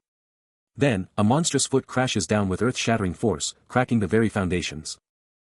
The ground rumbles, sending shockwaves through everything. A deafening roar tears through the air, a sound of pure, unadulterated rage. And there it is, a colossal, horned beast, its monstrous silhouette filling the entire frame. The guy with glasses can only stare, jaw dropped, muttering, a minotaur. And just like that, Jang Kielson hits the deck, the remnants of that brutal ice attack still shimmering around his falling form. Jinhyuk unleashes a devastating, glowing blue strike. The hit lands, sending a massive shockwave through the minotaur. The colossal beast roars in agony and pure rage. That roar sends a chilling wave of terror through everyone nearby, who can only scream in utter despair. Jiang Mina, among the terrified, can only gasp, "We're dead." But then, out of nowhere, a new surge of blue energy explodes from the ground. Jin Hyuk crouches, his body radiating an intense, shimmering blue aura. Mina watches, her eyes wide with utter disbelief. A colossal wave of blue energy explodes outwards, engulfing everything in its path, leaving her to scream, "What's he doing?" The Minotaur unleashes a deafening roar, its colossal frame coiling with raw power. But before it can even flinch, Jin Hyuk rockets down, slamming into the beast with explosive force. A concentrated burst of blue energy detonates on impact, ripping through the air with a deafening kaboom. The mystical force explodes outward, resonating with immense power as Jin Hyuk unleashes his full mana into the beast. He unleashes a catastrophic wave of blue energy, swallowing the Minotaur whole in a maelstrom of ice and pure magic. The destructive wave absolutely obliterates the surroundings, sending debris flying and rocking the very foundations of the entire dungeon. But then, from the heart of the chaos, a sudden, violent burst of crimson energy erupts, a desperate, furious counterattack from the monster. The sheer force of the blow violently hurls Jin Hyuk backward, his body sent flying through the air like a ragdoll. Amidst the swirling dust and debris, the Minotaur stands unyielding, its resilience absolutely terrifying. After dodging the Minotaur's brutal assault, Jin Hyuk snaps back, eyes blazing with resolve as the system confirms his slick evasion. He can't help but feel a surge of triumph. A confident smirk spreads across his face, and suddenly, red energy crackles around his head, hinting at something epic about to drop. And just like that, a notification explodes, revealing he's unlocked the legendary hidden stat, Blink. Then, in a flash of blue energy, he dives. A blue trail marking his descent as he closes in on the massive Minotaur. His blade flashes, connecting with a brutal thwack, right into the beast's thick hide. Dodging the Minotaur's clumsy counter with ease, he lands perfectly, a confident "nice" echoing through the dungeon. A confident smirk spreads across his face, his eyes burning with power as a new, game-changing notification pops up. He just unlocked the hidden stat Gap, a secret power-up for his incredible performance. He's been grinding, day in and day out, but this feeling. This raw power against a weaker foe. Unprecedented. His body is literally leveling up, learning on its own. Then, a lightning-fast blur. He strikes, and purple energy explodes around the Minotaur. He launches into a dynamic aerial assault. And it hits him. This is how he breaks through his current limits. He stands triumphant over the downed beast, remembering this exact method, the first secret he unlocked after surviving countless world-ending apocalypses. His gaze sharpens, pure determination burning in his eyes. Then, a devastating, pink-charged kick connects. And the Minotaur screams, thrown back by the sheer force. He moves with practiced ease, his mind already having faced these attacks thousands of times before, his body a living database of every single pattern. As he deftly evades another blow, a system message flashes, strength up by 0.05. His body is literally memorizing every pattern, getting stronger with every dodge. He shifts again, dodging the crushing impact, and boom, another 0.05 strength boost. The Minotaur's attacks just keep crashing down. Each blow a thunderous impact. But he weaves through them effortlessly, and his strength stat just keeps climbing. With a furious roar, the Minotaur unleashes a glowing, power-packed arm swing, radiating pure, unadulterated force. But before that blow can even land, Kong Jin Hyuk explodes forward with a swift, powerful kick, and bam. Another strength increase as he lands the counter. The Minotaur reels back from the unexpected impact, its massive body momentarily stunned. He knew it was all pointless if the hit didn't connect, a burning thought in his mind as the battle raged on. From a distance, an observer could only stare in absolute disbelief, gasping, "Oh my god." Park Hannah, equally stunned, could barely process the sheer power on display, muttering about how they had almost foolishly challenged such a monster. Jiang Mina, her eyes wide with a terrifying realization, chastised herself for her earlier, foolish misjudgment, admitting she was absolutely insane to have ever thought that monster was weak. Meanwhile, the Minotaur, its red eyes absolutely blazing with unbridled fury, glared with an intensity that promised nothing but brutal retribution. But Kong Jin Hyuk remained absolutely unfazed, calmly taunting the enraged beast about its pathetic sluggishness. He moved with impossible, blinding speed, mocking the Minotaur's slow, predictable swings. The monster, unable to land a single hit, let out a frustrated, deafening roar. But before its rage could even fully manifest, Kong Jin Hyuk closed the distance in an instant, landing another powerful, glowing strike. A massive, blue dragon-like energy blast explodes forward. But he just smirks, because he knows getting stronger fast is actually super simple. Another razor-sharp energy blade slices through the air. Because all you gotta do is bet your entire life on the line. He extends a hand, a faint blue aura flickering around his fingers. his jaw tightening with the immense effort of barely dodging a fatal attack.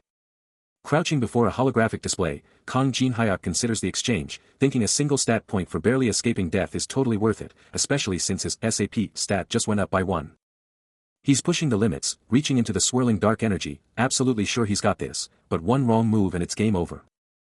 A dark aura pulses around him as he turns, a smirk playing on his lips, thinking this was exactly what he needed. But elsewhere, in a frozen, high-tech dungeon, Park Hannah and her crew are totally stuck, debating their next move, as Jang Mina freaks out, asking if they should just ditch the mission and run for their lives. The pressure is building, and Jang Mina desperately reaches for Hannah, begging to get out of this nightmare. Jin-hyuk, now with the terrified group, checks a wall, thinking he can find a way out, but then he spins around, seeing their fear, and demands to know where they're all running off to. Then, a massive crash rips through the dungeon, and pure, unadulterated fear explodes across Hannah's face. A blood-curdling scream tears from her throat as another heavy kung shakes the ground, her eyes wide with absolute horror. The ground shakes with another kung, and Jin-hyuk's face locks into an ironclad resolve. He charges forward, facing down a monstrous, shadowy minotaur, telling his terrified friends to get out of there, because he's about to unleash his overpowered stats and buy them some serious time. He knew the secret: dodge an attack, snag some hidden stats. It was a risky move, but the payoff? Massive. But then, a frantic shout ripped through the air, as a massive blue energy blast exploded, the unnamed male screaming about sharing the good stuff.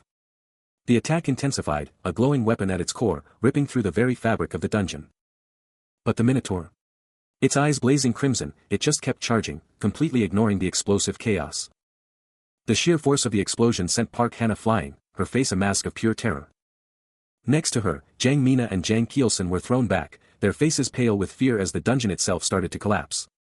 The unnamed male, seeing the absolute destruction his attack caused, let out a desperate, horrified cry. The blue energy detonated in a cataclysmic explosion, absolutely obliterating the dungeon structure. Debris flew everywhere, as the raw, untamed power continued to rip through the crumbling stone. The brown-haired male screams, blasted back by his own attack's shockwave, hitting the dirt hard.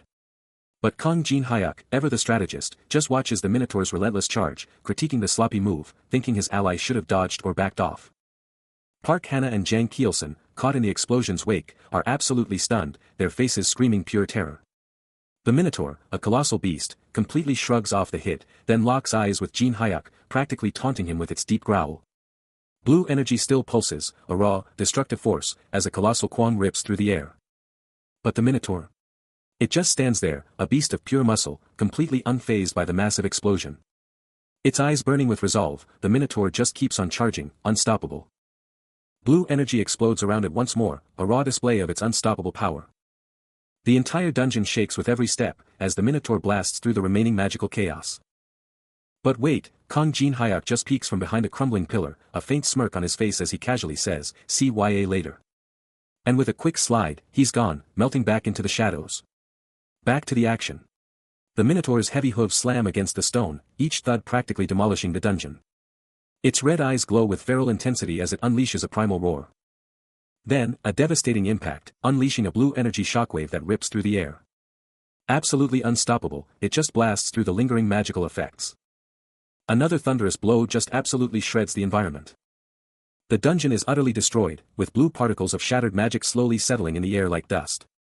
A gut-wrenching scream tears from Park Hannah as she collapses amidst the wreckage, the brutal truth of their defeat slamming into her. Her comrades, Ming-suk and Heyman, are just gone, lifeless on the cold ground, their adventure brutally ended. Utterly broken, she can only ask if it's all over, begging the empty air that the beast won't hunt them down. But Jin-hyuk, watching the chaos unfold, is totally unfazed, a mystical white butterfly dancing by his hand as he coolly calculates his next move, knowing the Minotaur's raw power won't even register his presence. Hannah, jolted by his sudden appearance, can only gape in shock, her mind reeling at his utterly reckless behavior. He just shrugs, meeting her stunned look with a cool smirk, casually dropping the bomb that he's only here to power up.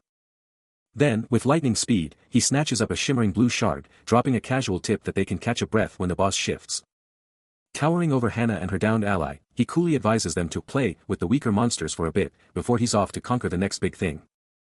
Hannah, utterly floored by the deaths and his cold attitude, can only stammer out a question about his efficiency, desperate to know how much more they have to take. He listens as the brown-haired man drops a truth bomb, they've only got 1 month left before they're forced out of this insane maze.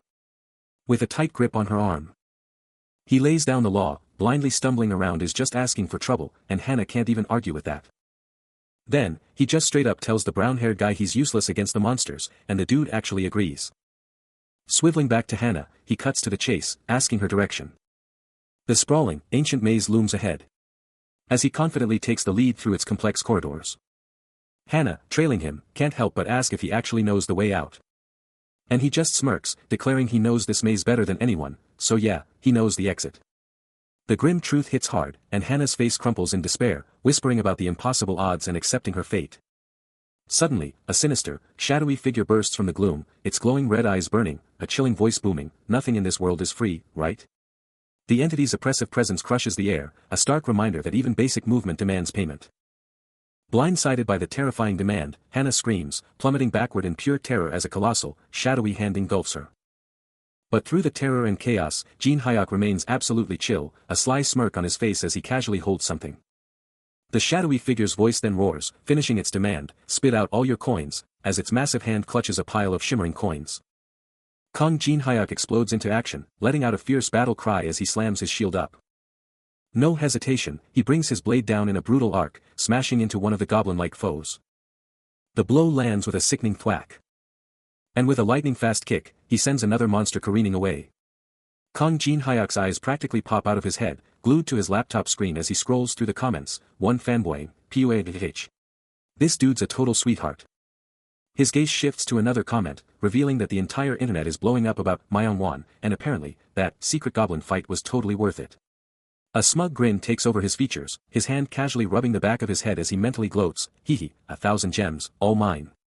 Alone, then quickly adds, "But seriously, great job, team." But his smugness vanishes in an instant, replaced by a scowl as he sees another comment, "Everyone knows you soloed it," then a jab, "But you'll know you've got more, and that name, Manhwa, again." His gaze sharpens. He furiously scrolls through the comments, Balderman relentlessly trashing his clear time, snapping, 15 hours. That's forever, and I cleared it in 5 hours, just saying, then going for the kill, seriously, he's trash. Anyone can talk big like that. He looks down, a somber look replacing his anger as he reads a rare supportive comment, "Don't let it get to you. Haters gonna hate." With glasses now perched on his nose, he glares at the screen, a vein throbbing in his forehead as he grits out, "Am I on one?" Suddenly, a new notification pops up, blaring, "A new video has been uploaded in the Hall of Fame, teasing, the rank of our video." A video screen blazes with a game-changing announcement, a +10 item refinement, a world first, already racking up over 152,000 views. Two young men are absolutely floored, one with a headband, his eyes practically popping out, demanding to know what's going on and why everything just flipped. A comment flashes, screaming pure shock at a +10 refinement, followed by another user's explosive disbelief. The headband guy stares down, his brain short-circuiting, absolutely positive he witnessed something completely different just seconds before. He's sent reeling backward, his mind absolutely blown by the impossible turn of events, a soft thud marking his disbelief. The video, now dubbed Solo Max Level Newbie, has absolutely blown up, smashing past 1.3 million hits. Rewind 10 minutes. Jin Hyuk is glued to his phone, while a friend tries to chill him out, telling him to just ignore the internet haters. He throws his hands up, absolutely losing it, ranting about how he's going crazy and needs to drop a new video ASAP to bury this one, while his friends just watch, worried. With his resolve hardened, he locks onto a glowing holographic interface, a stock exchange of some kind, knowing it's time to kick things into high gear. The coin stock exchange blazes to life, offering a universe of possibilities. He's all business, declaring his intention to secure his coins, ready to dive deep into the market. With lightning-fast precision, he snags a stack of 700 coins, an old bronze key fragment, and a piece of a wooden wagon wheel, racking up those acquisitions. A sly grin plays on his lips as he eyes his new haul, because what's trash to some is pure gold to a master strategist like him. With a decisive tap, he confirms the purchase on the glowing holographic screen, ready to move to the next step. The system flashes a quick "thank you," sealing the deal. But here's the real kicker, it's not about what you get, it's about how you use it. No time to waste. He declares his next move, "I will combine 3 items," as raw power crackles around him. The combination interface pops up, ready for the magic to happen. Whoosh! A blinding blue light erupts as the system confirms, the 3 items will be combined. And just like that, the energy clears, revealing the ultimate success. Combination has been successful. Behold! A magnificent, golden artifact materializes, shimmering with ancient power. What could it be? And it's glowing. This thing is definitely packed with some serious secrets. A triumphant shout erupts from him as he stares down at the newly forged artifact. It's blue energy pulsing with raw power. He knows you can't unlock luck's true potential unless you push it to the absolute limit. Gripping the radiant golden item, he's already mapped out those boundaries. A massive energy surge making his eyes blaze crimson as a deep thrum vibrates all around him. Golden light explodes around him, confirming the impossible, his fortune has just hit max. With a sharp metallic ring, that golden energy surges straight into his dagger. Because even if the spells have the absolute worst odds, if his luck is completely maxed out, then his success rate is a guaranteed 100%. He's going to dump every single bit of it into his dagger. His dagger erupts in a blinding purple glow, as system messages flood his vision, confirming the ultimate refinement. A triumphant chime rings out, proclaiming the absolute completion. You have gained an old dagger plus 10, max. He grips the newly forged weapon, its purple aura swirling around him with raw, untamed power. Then, a bonus achievement explodes onto his screen, hailing him as the first to ever create a plus 10 refined item on the Korean server, showering him with 5,000 coins. The system itself declares this monumental feat will be etched into the game's history books forever. He deftly twirls the dagger, the purple light carving mesmerizing arcs through the air. Then brings it close, his eyes gleaming with a deep, satisfied gaze. Now I finally have something that's worth using, he declares, a confident smirk spreading across his face. He was stuck in a nightmare, grinding through the 10th day in hell, just sitting there with a stone-faced girl. Their only solace. A bonfire, spitting sparks, burning through their meager firewood. And for a bed? Just rough moss. No other options, he chowed down on mushrooms and moss, while she just stared, totally grossed out. Wiped out, he crashed by the fading fire. This was his grind, constantly battling alongside others against monstrous threats, his weapon blazing with raw power. He squared off against the endlessly respawning Minotaur, launching himself into a glowing, devastating attack. The shifting labyrinth was a death trap, but he just kept on smashing. And still, he was that punk who took all this like it was nothing, landing another brutal, glowing kick. He knows this is it, the end game. If they can't turn this around, it's game over for everyone. The woman next to him, clearly shaken, confirms the demon they faced was an absolute monster, blowing right through their defenses like they were nothing. But elsewhere, the chatter is all about one player, with some wondering how someone could be so much stronger than their rank and others screaming to just give up, because this guy is on the 10th floor and he's just too much. His intense gaze locks onto the screen, absorbing every detail. Someone else is desperate for intel on this enigma, their hand poised over the glowing interface. Park Hannah, the woman from before, is glued to her screen, scrolling through comments that confirm the worst, no backup for anyone already in the tower, and all past trial videos. Locked down. She's absolutely fixated on the intel. She whips around to her guy, demanding to know if he spilled the beans to her brother, then hits him with the big question, what did the Raven Guild say? Her face is a mask of pure tension. Her companion confirms the guild is on it, but the maze intel is practically non-existent, and they're talking 3 weeks just to reach them. Hannah can't take it, clutching her head in despair, vowing to endure it all for her brother. The tension is palpable as Park Hannah's companion drops a bombshell, zero intel, absolutely nothing to help them out of this mess. Towering over their defeated enemy, he starts to lay out a wild, last-ditch strategy. His voice cuts through the silence, suggesting they take out this monster and fortify their position in a stone chamber, just long enough for Appa to show up. That's the only way, he insists, to break free from this absolute nightmare. But then, the brutal truth hits them, the real challenge isn't hiding, it's figuring out how to actually finish off this beast. Out of nowhere, a hand shoots up from the ground, and the defeated enemy's voice booms, a chilling warning not to even think about it while he's still here, promising death to all who stand in his way. That's it. Absolutely furious at the enemy's audacity, Park Hannah's companion unleashes a glowing, power-packed fist, ready to end this. The devastating strike lands, leaving the enemy motionless, eyes shut, his fate hanging in the balance. While Kang Jin-hyuk is down for the count, a shadowy hand creeps in, the voice behind it asking, isn't this our moment to strike while he's out cold? A chilling voice, eyes glowing red, cuts through the silence, let's just end this. Everyone's head gets bashed in eventually, right? But just as they make their move, Kang Jin-hyuk explodes into action, a lightning-fast counter that leaves them reeling, his reaction speed absolutely insane.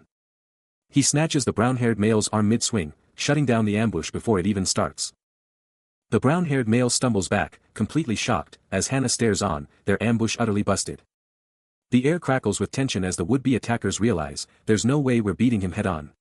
We need to catch him off guard, but even trying to counter will just wake him up.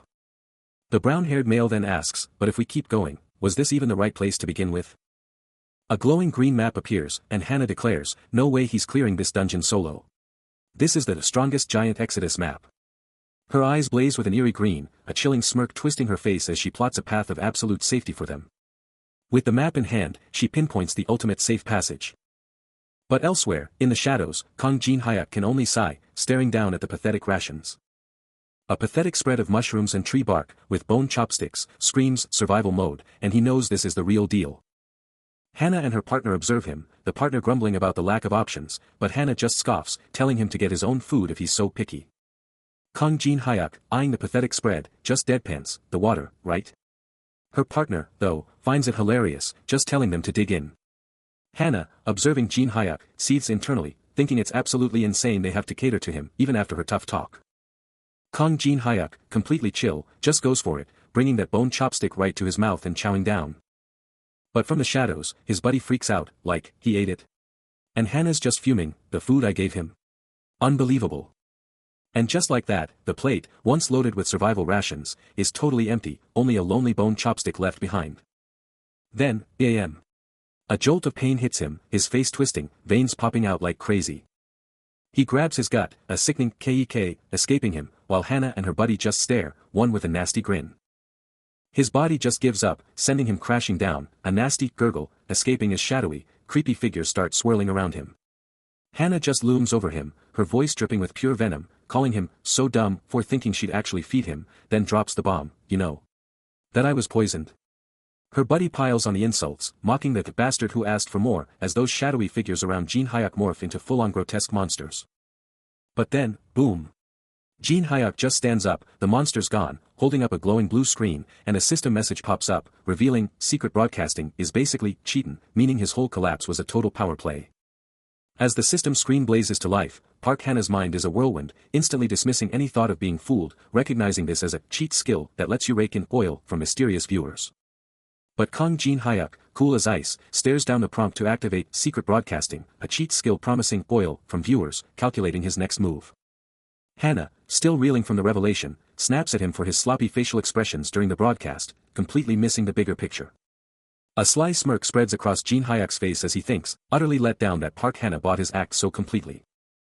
He slams NO, and the system instantly confirms the secret broadcasting skill is cancelled, leaving both Hannah and her buddy completely dumbfounded by the sudden twist. The skill is dead, and a chilling message flashes, 0 viewers. Hannah's eyes practically pop out, her face a mask of pure shock and utter confusion. Then, a terrifying warning message blazes across the interface, making both Hannah and her buddy gasp in sheer terror. With secret broadcasting still dead and 0 viewers, Hannah and her companion freak out, desperately demanding to know what the warning means, their confusion spiraling into pure panic. A chilling system alert blazes across the interface, viewers, 0. The secret broadcasting skill? Gone. But the cancellation isn't free. The oil he was raking in instantly converted into a brutal penalty, violently slamming him back as the system prepares to unleash a random debuff. He's still reeling, but the real horror is just beginning. A shadowy, monstrous entity starts to materialize behind him, its terrifying presence heralded by a deep, guttural thud. He crashes down, but his eyes are fixed on the nightmare now fully revealed. A colossal, wolf-like beast, radiating pure, unadulterated power, looms over him. Those eyes. A malevolent, burning red, piercing the darkness. The sheer terror of this penalty leaves everyone breathless. Then, a deafening, primal roar tears through the silence, a chilling declaration of its monstrous intent. And then it strikes. A terrifying blur of dark fur and razor claws, the beast charges, closing the distance to its helpless target in an instant. From the sidelines, Park Hannah's eyes widen in pure terror. That's a high-rank dungeon monster, she screams, the chilling truth dawning on her. Her voice cracks with a horrifying certainty, he's going to be eaten alive. He just stares her down, dropping a savage line, Park Hannah, you're really shameless, aren't you? Her companion is reeling, when a system alert blazes across the screen, the well which never dries up skill has ended. He's officially escaped. Hannah's jaw drops, as the system hammers it home, you have successfully escaped the well which never dries up. A glowing blue cube just vanishes in his hand, as he drops the mic, I don't need you now. Hannah's face just twists, all she can stammer is, now. He just walks away, and she screams, wait. You'll regret this. My Appa is a member of the 9 guilds. But before she can even finish that threat, he's a blur, unleashing a brutal kick that sends her companion absolutely soaring. The poor guy just smashes into a stone pillar, absolutely obliterating it as he goes down hard. Jin Hyuk exploded into action, a blur of raw power and flying debris, making sure his enemy got a front row seat to the beatdown. He threw down the gauntlet, his voice dripping with ice-cold challenge, daring them to decide who was the real threat, while a massive wave of purple energy exploded around him. His gaze was pure fire, the purple power surging even harder. Then, out of nowhere, a whole pack of smaller wolf beasts swarmed him, but his eyes were locked onto the massive, terrifying alpha that dwarfed them all. The giant penalty wolf charged, but Jin Hyuk slammed it with a brutal burst of purple power. The monster reeled, its huge body shaking, but he knew instantly the hit wasn't deep enough. No way was he stopping. He kept up the attack, his purple power ripping right through the beast's tough hide. Finally, the giant wolf crashed down, utterly defeated, and he knew that closing the gap had been totally worth it. The very earth beneath the massive wolf explodes from a devastating impact. As he coils for his next move, a grim determination set on his face, knowing his usual tricks won't cut it. His eyes narrow to slits, and a fierce blue energy crackles around his fist, ready to unleash hell. He delivers a brutal, lightning-fast kick, sending the monstrous beast flying, vowing to make it feel every ounce of pain it inflicted. Suddenly, a system alert blazes across his vision, level 1 fire element activated. The game just changed. Instantly, the wolf is consumed by searing, infernal flames, letting out a guttural, agonizing roar. Its massive form thrashing wildly as the inferno devours it whole. A final, desperate, drawn-out roar rips through the air. Before its very form cracks and shatters into a shower of purple energy, utterly annihilated. He slams his foot down with crushing force. As the penalty wolf unleashes a furious, guttural roar. Jin Hyuk moves with lightning speed, a cold warning escaping his lips, "Don't go crazy." His hand ignites with a sinister purple glow, a chilling voice resonating within him, "If you can't handle this, then you're not worthy to gain." His eyes burn with fierce determination, the victory, almost there. The wolf lets out another desperate, earth-shattering roar. Its single, malevolent red eye blazing, as the narrator observes, the moment this guy brings out his final card. Then, with an explosive surge, a torrent of brilliant blue energy erupts, completely consuming the monstrous silhouette of the penalty wolf in its final, agonizing cry. The colossal penalty wolf looms, a dark, hulking mass ready to strike. Then, a lightning-fast kick. Jin Hyuk is sent flying, barely keeping his footing. But Jin Hyuk recovers instantly, a glowing purple dagger flashing into existence, and he snarls, "Don't go crazy." His gaze sharpens with pure determination, realizing that if this monster goes full berserk, its drops will be worthless. Then, a surge of power. His hand glows with that familiar purple aura. And he locks onto his target, a confident smirk forming as he mutters, "Almost there." Boom! The purple energy explodes against the wolf's leg, a devastating blow that ripples through its entire body. But the wolf isn't done. Its eye ignites with a terrifying red glow, unleashing its final card. Just as the monster unleashes its final card, it's absolutely rocked by a devastating counterattack. The impact sending dark particles exploding everywhere. A primal roar of pure rage and agony rips through the air. As its menacing green aura sputters and dies out. He stands tall, a silent victor amidst the fading energy, surveying the absolute chaos he just unleashed. When a stunned voice shatters the silence, demanding, how did you kill that?" The monster's entire body, its terrifying red eyes now lifeless, finally disintegrates into nothing but shimmering green dust. A system notification blazes to life, screaming a level 10 skill activation. The Minotaur's attack power, speed, and movement explode by 30% for 5 minutes straight, and with a terrifying, newfound intelligence, the beast snarls, "Human." Its mind now razor-sharp, capable of speech, the monster roars, "I'll rip you apart." It promises to shred its foe into countless pieces, and scatter them across the entire labyrinth. The monster's voice booms with absolute, terrifying finality, that way no one will ever trespass here ever again. But before the monster can even think about its threat, Kong Jin Hyuk strikes with blinding speed, a devastating blur of purple energy as he intercepts its attack. A vibrant purple aura ignites around him as he feels an undeniable surge of power. "I can feel myself moving more efficiently than before." He glances down, a cool, confident smirk playing on his lips, "Not bad." His eyes blaze with an electric blue light, reflecting his explosive power and unshakable resolve, absolutely ready for the next challenge. Unleashing his full, explosive power, Kong Jin Hyuk throws down the gauntlet, green energy erupting as he vows to absolutely obliterate the beast. The penalty wolf, eyes blazing crimson and shrouded in a menacing dark aura, roars back, launching its own furious counterattack, green energy spiraling around its hulking frame. But the beast is too slow. Jin Hyuk is already a blur, his radiant purple blade a deadly streak, poised to strike. He connects. A devastating impact explodes with raw green power. And he's not stopping. A relentless, green-streaked whirlwind of pure destruction, he's a blur of motion, leaving glowing trails in his wake. Another brutal hit slams into the beast, sending it staggering, its massive body twisting and buckling, barely able to withstand the onslaught. No mercy. Jin Hyuk unleashes a thunderous kick, a blinding flash of purple energy exploding on impact. And then, the finishing blow. His radiant blade slices through the air, leaving the penalty wolf utterly bewildered, its mind unable to process the impossible defeat. From the sidelines, Park Hana watches the absolute beatdown, realizing the monster isn't even trying to dodge anymore, it's just taking hit after hit. Even with a level 10 skill blazing, the boss-ranked penalty wolf gets absolutely clobbered by Kong Jin Hyuk's insane combo, purple power exploding with every hit. The beast's huge body gets rocked, its green energy shield flickering like crazy under the relentless assault.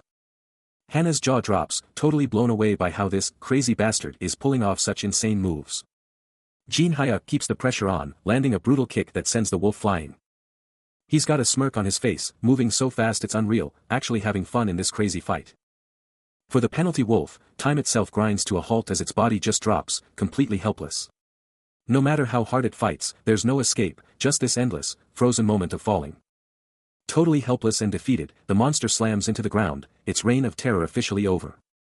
The chilling words of ultimate defeat flash before his eyes, a stark reminder of every loss. Game or reality, it never mattered, the crushing end was always the same. But this time, a game-changing notification explodes into existence, a massive 57 points in a brand new rap stat. He flashes back to the moment of his lowest point, sprawled and defeated. But now, standing tall, a fierce determination burns in his gaze as he declares, this world, even with its monstrous challenges, like the colossal tiger looming before him, is bending to his will. His punch ignites with raw, blue power, screaming, responds to my desires. The system confirms his dominance, his rap stat surging yet again. As a cataclysmic burst of green and purple energy obliterates everything in its path. His power explodes, eyes blazing crimson as a wicked green aura envelopes him. The system screams rap +1, he's leveling up in real time. The sheer, unadulterated power rips the world apart, sending colossal debris flying into the inky blackness above. But what goes up, must come down, and these monstrous chunks of rock are plummeting back with devastating force. Through the maelstrom, he dives, a purple-streaked missile hurtling towards his target. He lets out a primal roar, his blade a streak of pure purple lightning, ready to cleave through anything in its path. Eyes still burning with that terrifying red glow, he keeps the pressure on, green energy surging as his purple blade slices through the very air. Still tearing through the sky, a whirlwind of destruction, he's locked onto his target, no escape. And then, the impact. His purple blade carves into the monster's arm, a brutal hit that triggers the ultimate notification, moving up with each kill. This is how legends are made. He dives, a blazing green aura erupting around him, screaming his resolve to become a monster if that's what it takes to crush this enemy. With a bone-shattering crack, he slams down, green power still surging. A heavy thud echoes as the raw power crackles around him, but the strain on his face is undeniable. His level 10 berserker state skill, unnatural, just hit its time limit and abruptly shut down. The colossal monster glares down, sizing up his sudden weakness. Its voice booms with pure rage, calling him insolent. The monster's own berserker state lets it unleash powers beyond its limits for 5 minutes. But a brutal penalty looms, a full 24 hours of suspended animation.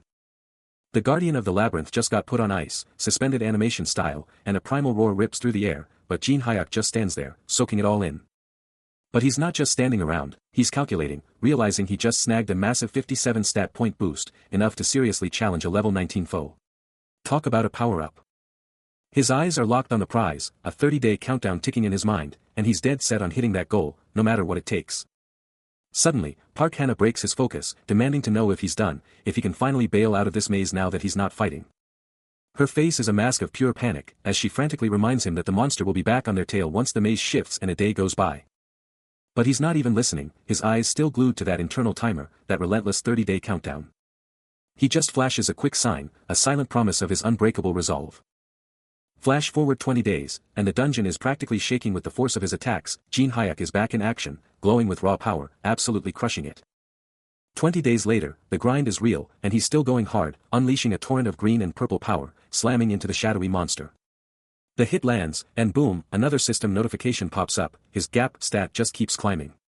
He's airborne again, delivering another brutal combo, and the monster's actually thinking, seriously? I'm being hunted by a low ranker. Another hit, another level up. The system's like, your gap stat just hit 100.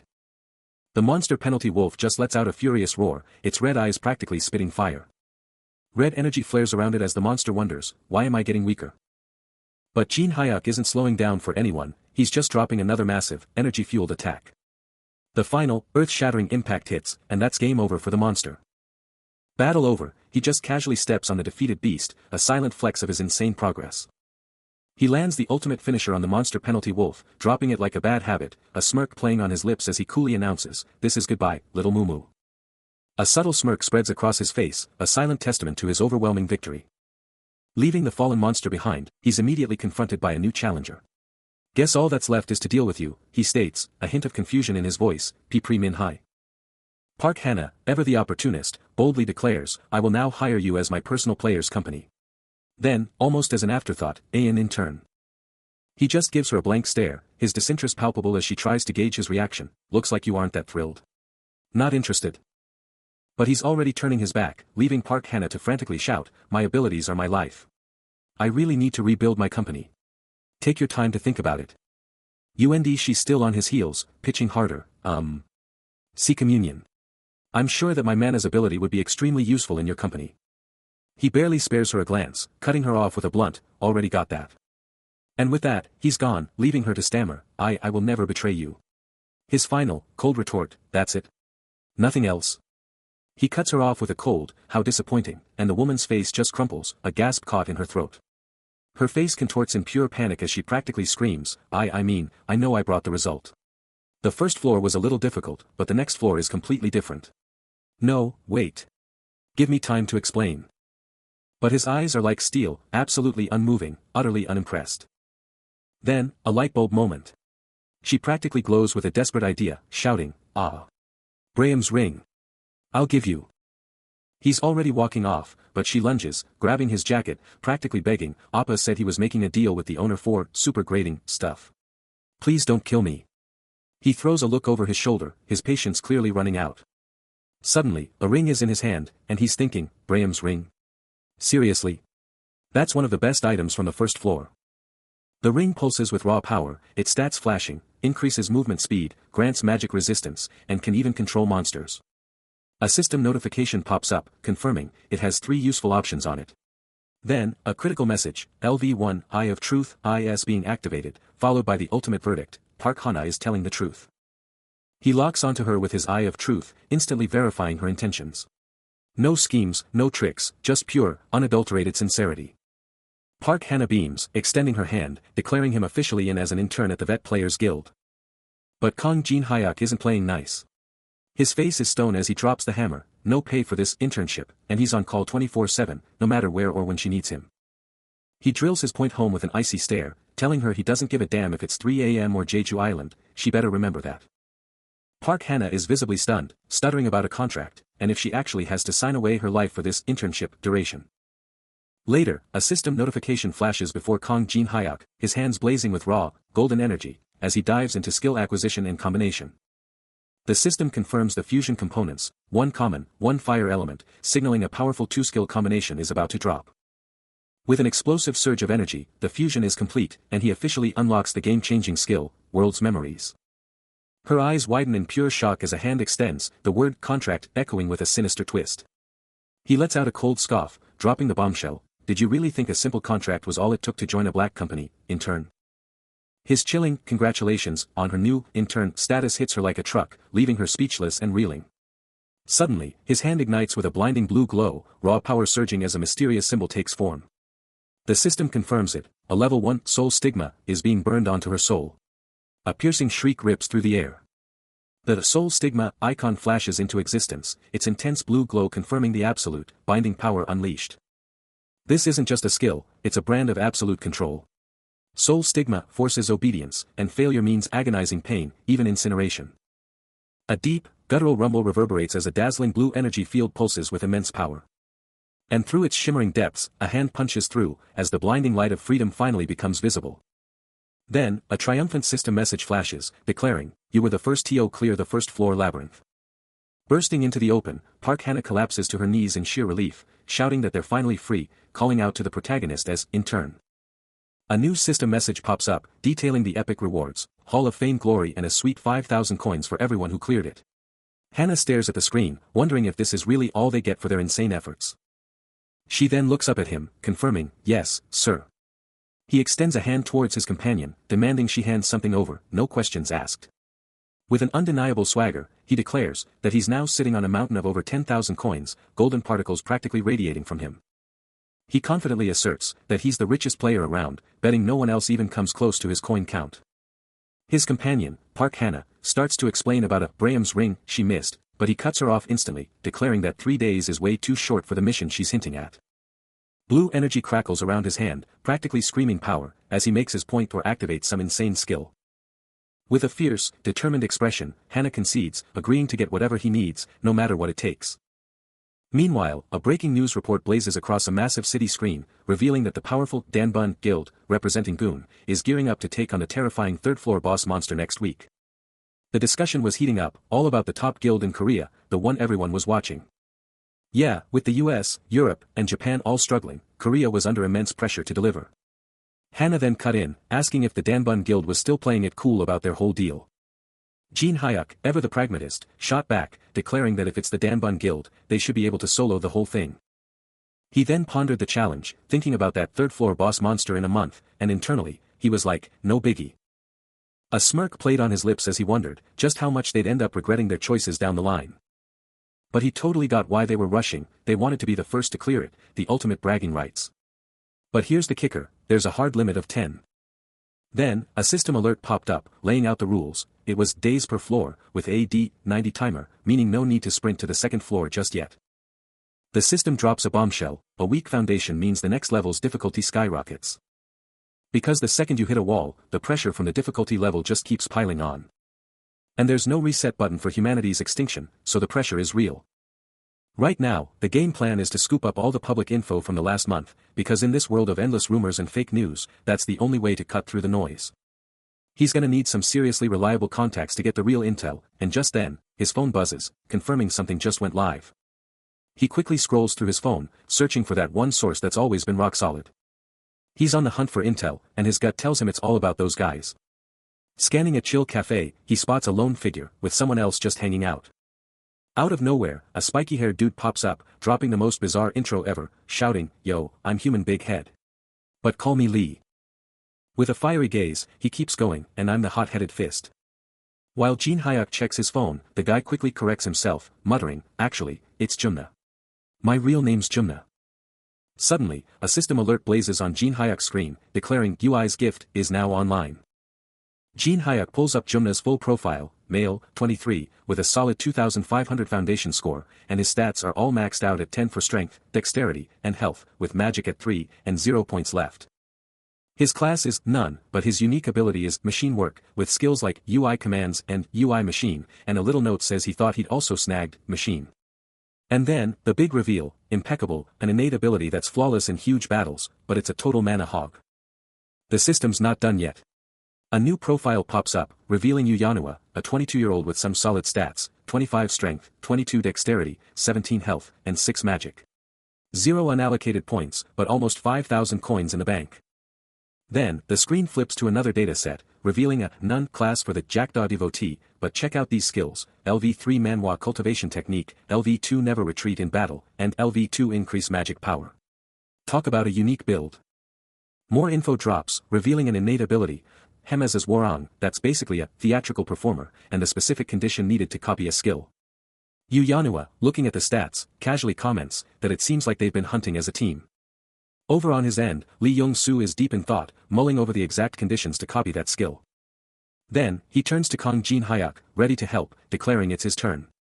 And Kang Jin Hyuk, ever the gentleman, introduces himself. He lets out a little cough, secretly kicking himself for the name he picked 10 years back. Lee Young-soo keeps talking, dropping the bomb that he's 26 and used to be a BJ for Paprika TV. Kang Jin Hyuk's jaw practically hits the floor, confessing he sometimes watched Paprika TV. Kang Jin Hyuk practically shouts, but quickly clarifies that he's totally stopped watching now, honest. He's like, dude, chill with the formalities. We've been through too much in the game for this.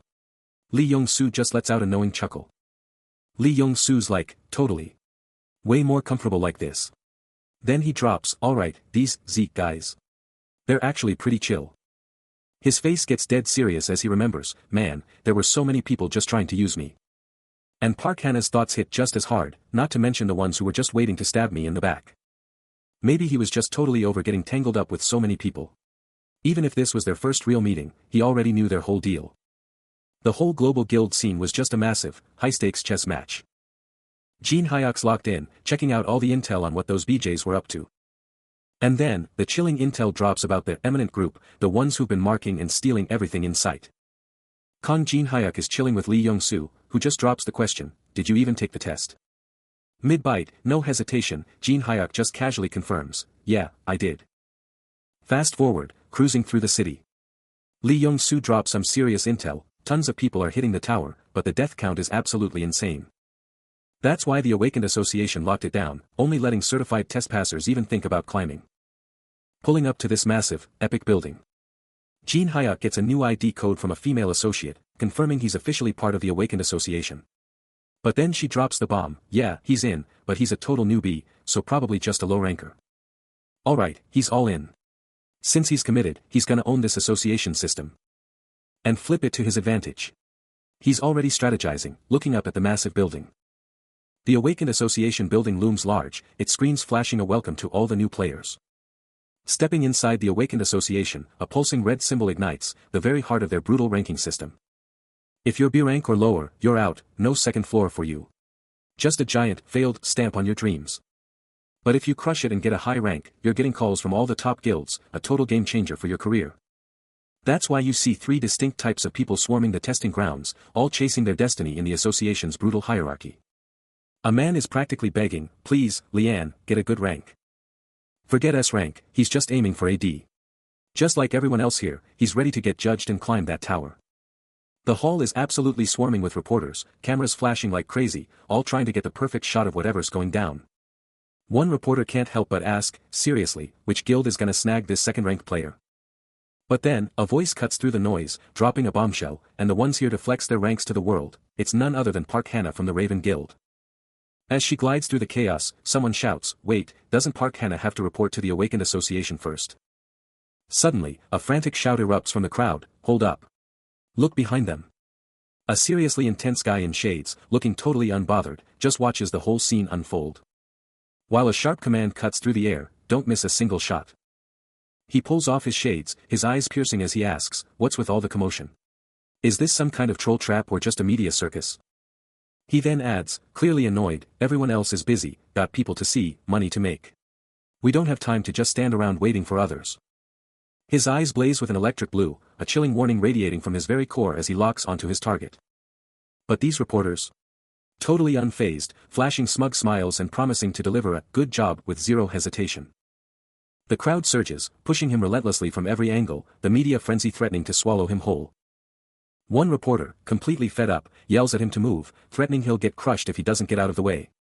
But even with the relentless shoving, he stands like a rock, completely unyielding against the human wave. The reporter's fuse finally blows, snapping at him, who the hell are you? Didn't you hear us tell you to move? With a cool, almost arrogant smirk, Jin Hyuk flashes a card, practically asking, why would I ever move when I've got this? His hand moves with practiced ease, snatching the card from his pocket, ready for the big reveal. The crowd's angry murmurs instantly turn to stunned gasps as the card is revealed, blasting his identity as a member of the elite Black Swan Guild. Check out these stats. His status window pops up, showing his name, Kang Jin-hoo, and a whopping 223 points in strength, agility, stamina, and mana. Then, a system message drops a bombshell, more friendship means more stats. And if he maxes it out, that target could even join his squad. But across the room, a woman with long, dark hair is totally checking him out, whispering, so this is the new guy, huh? Her eyes widen in disbelief as a short-haired guy steps right up to Jin Hyuk, getting in his face and demanding, you seriously think you can just waltz in and take charge? You're just a newbie, right? But Jin Hyuk doesn't even flinch. He just meets the guy's challenge head-on, their fists colliding in an explosive, silent showdown, a raw test of power that sends sparks flying. Jin Hyuk actually flinches, letting out a surprised, "WOK," clearly feeling the raw power coming from the other side. But the other guy? He gets absolutely rocked, sent flying back with a brutal MALCLCK, taking the full, crushing force of Jin Hyuk's power. Lee Young-soo lets out a shocked gasp, clutching his chest like he just got hit by a ghost. His face twists into a furious snarl, and he charges, bottle in hand, yelling curses at whoever dared to cross him. But before he can even connect, a lightning-fast counterattack smashes into him, exploding the bottle and sending him flying. The crowd gasps in pure terror, someone screaming for everyone to clear out. Totally chill amidst the chaos, Kang Jin-hyuk just stands there, hands still up, holding his phone. And that phone. It's totally cracked, showing exactly how he pulled off that insane counter. Meanwhile, Lee Yong-soo is down for the count, clutching his chest and screaming in pure agony. The impact sends Lee Yong-soo flying, the bottle in his grip exploding into 1,000 pieces as he screams in disbelief and agony. His body contorting violently as he's launched through the air. He slams into the pavement, clutching his face in pure agony, a guttural cry tearing from him as the crowd watches, utterly speechless.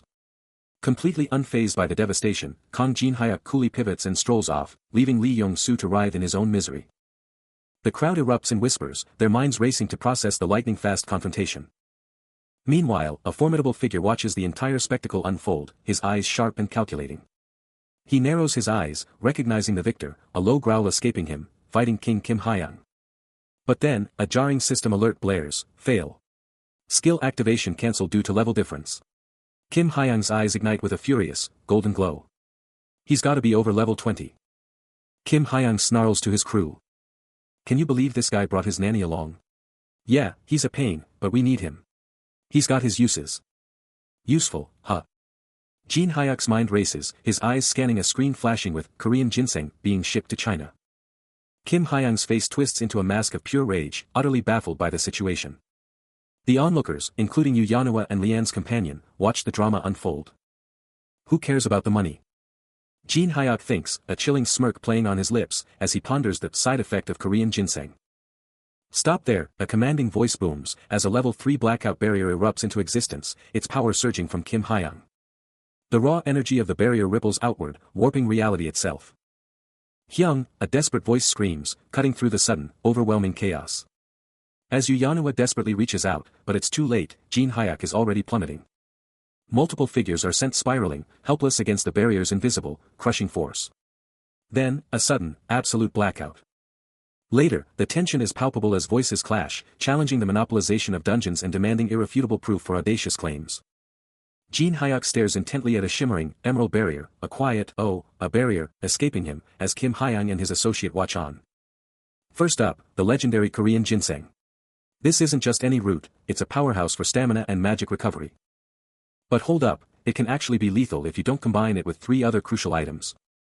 Kim Hyang, ever the strategist, already knows the deal, muttering that anyone using it for long enough would already be painfully aware of its nasty side effects. But Kang Jin-hyuk? He's just soaking it all in, his mind already racing to figure out what those 3 critical items could be. And here they are, the Moonlight Stone and Carabasion's extract. But the real game changer, the one that's a nightmare to get, is the Mandra root. He then turns to Kim Hyang, a sly grin on his face as he asks if even the fighting king is struggling with that elusive root. Kim Hyang's face hardens, his mind flashing back to the countless hours his guild's research team has poured into that very problem. Seeing Kim Hyang's reaction, Kang Jin-hyuk can't help but wonder, just what kind of insane item is this Mandra root, to stump even a top guild's research? Kim Hyang, with a chilling resolve, accepts the challenge, declaring he'll play their game. But makes it clear he won't just let anything slide, a fierce golden energy already sparking around his hand. With a steely gaze, he throws down the gauntlet, if you're playing games, you'd better be prepared. The golden power around his hand explodes, a clear sign of the storm brewing within him. He can't believe the audacity, demanding 10 of their most profitable, monopolized dungeons, just for some intel. That kind of price, he decides, is absolutely outrageous. His resolve solidifies as he declares, I need to draw my line here. A final, powerful burst of golden energy. Kim Hyang's face hardens into an unyielding mask of determination, his decision absolute. He just stares, a menacing purple aura radiating, completely shutting down any talk of misunderstanding. With his eyes now blazing with that same violet power, he makes it crystal clear, he's the one calling the shots, the one making the offer. The purple aura around him explodes, as he drops the mic, it's me. Before anyone can even blink, a brutal, unseen strike slams home. Kim Hyang gets absolutely rocked, sent sprawling and spitting blood as the attack hits him like a truck. He just stands there, towering over the defeated Kim Hyang, while his crew can only stare in disbelief. But then, Park Hannah bursts onto the scene, eyes blazing crimson, a dark, menacing aura exploding around her, and she barks out a single order, get back. Shrouded in that terrifying dark energy, she keeps talking, and just like that, the blackout barrier is gone. Park Hana watches Kong Jin-hyuk casually stroll away, as someone tries to calm Yanhwa, and a thought echoes, weren't they supposed to win by force? Ignoring the drama, Kong Jin-hyuk just keeps walking. He stops, coolly offering to wipe the floor with anyone, his confidence absolutely unshaken. Park Hana watches from behind, a thought flashing through her mind, he listened better than I thought. But he keeps on walking, leaving them behind. Suddenly, Kim Hyang's voice explodes, shouting, wait. Are you just going to let him go? Kim Hyang lets out a furious roar, grabbing his shirt and declaring, I'll go all out. But before he can even move, a lightning-fast strike sends him reeling, a choked "kook" escaping his lips. Kong Jin-hyuk follows up with a brutal kick to the chest, coolly stating, he's not someone the likes of you can handle. He holds his opponent in an iron grip, his voice a chilling challenge, demanding absolute surrender. Gasping for air, the defeated fighter is forced to concede, his face contorted in agony and utter defeat. With a brutal, final push, Kong Jin-hyuk launches him across the arena, sending him slamming into the ground as the crowd watches, absolutely speechless. Slammed to the ground, the defeated fighter can't even process the utter destruction, his defenses obliterated and his ego crushed. But even in total defeat, a terrifying rage flares in his eyes, a burning promise of vengeance, no matter what it takes. Then, a system alert flashes, laying out the insane requirements for skill copying. You need max hostility and a target whose power level is within your league. Conditions met. A new message confirms the insane acquisition, he just copied the Berserk skill. This Berserk skill boosts physical stats and mana control, but its power scales with the user's level, and it's now permanently stored in his storage of the soul. Kong Jin-hyuk coolly looks back at the still-down Kim Hyang, a soft mumble escaping him as the system confirms the skill is locked in.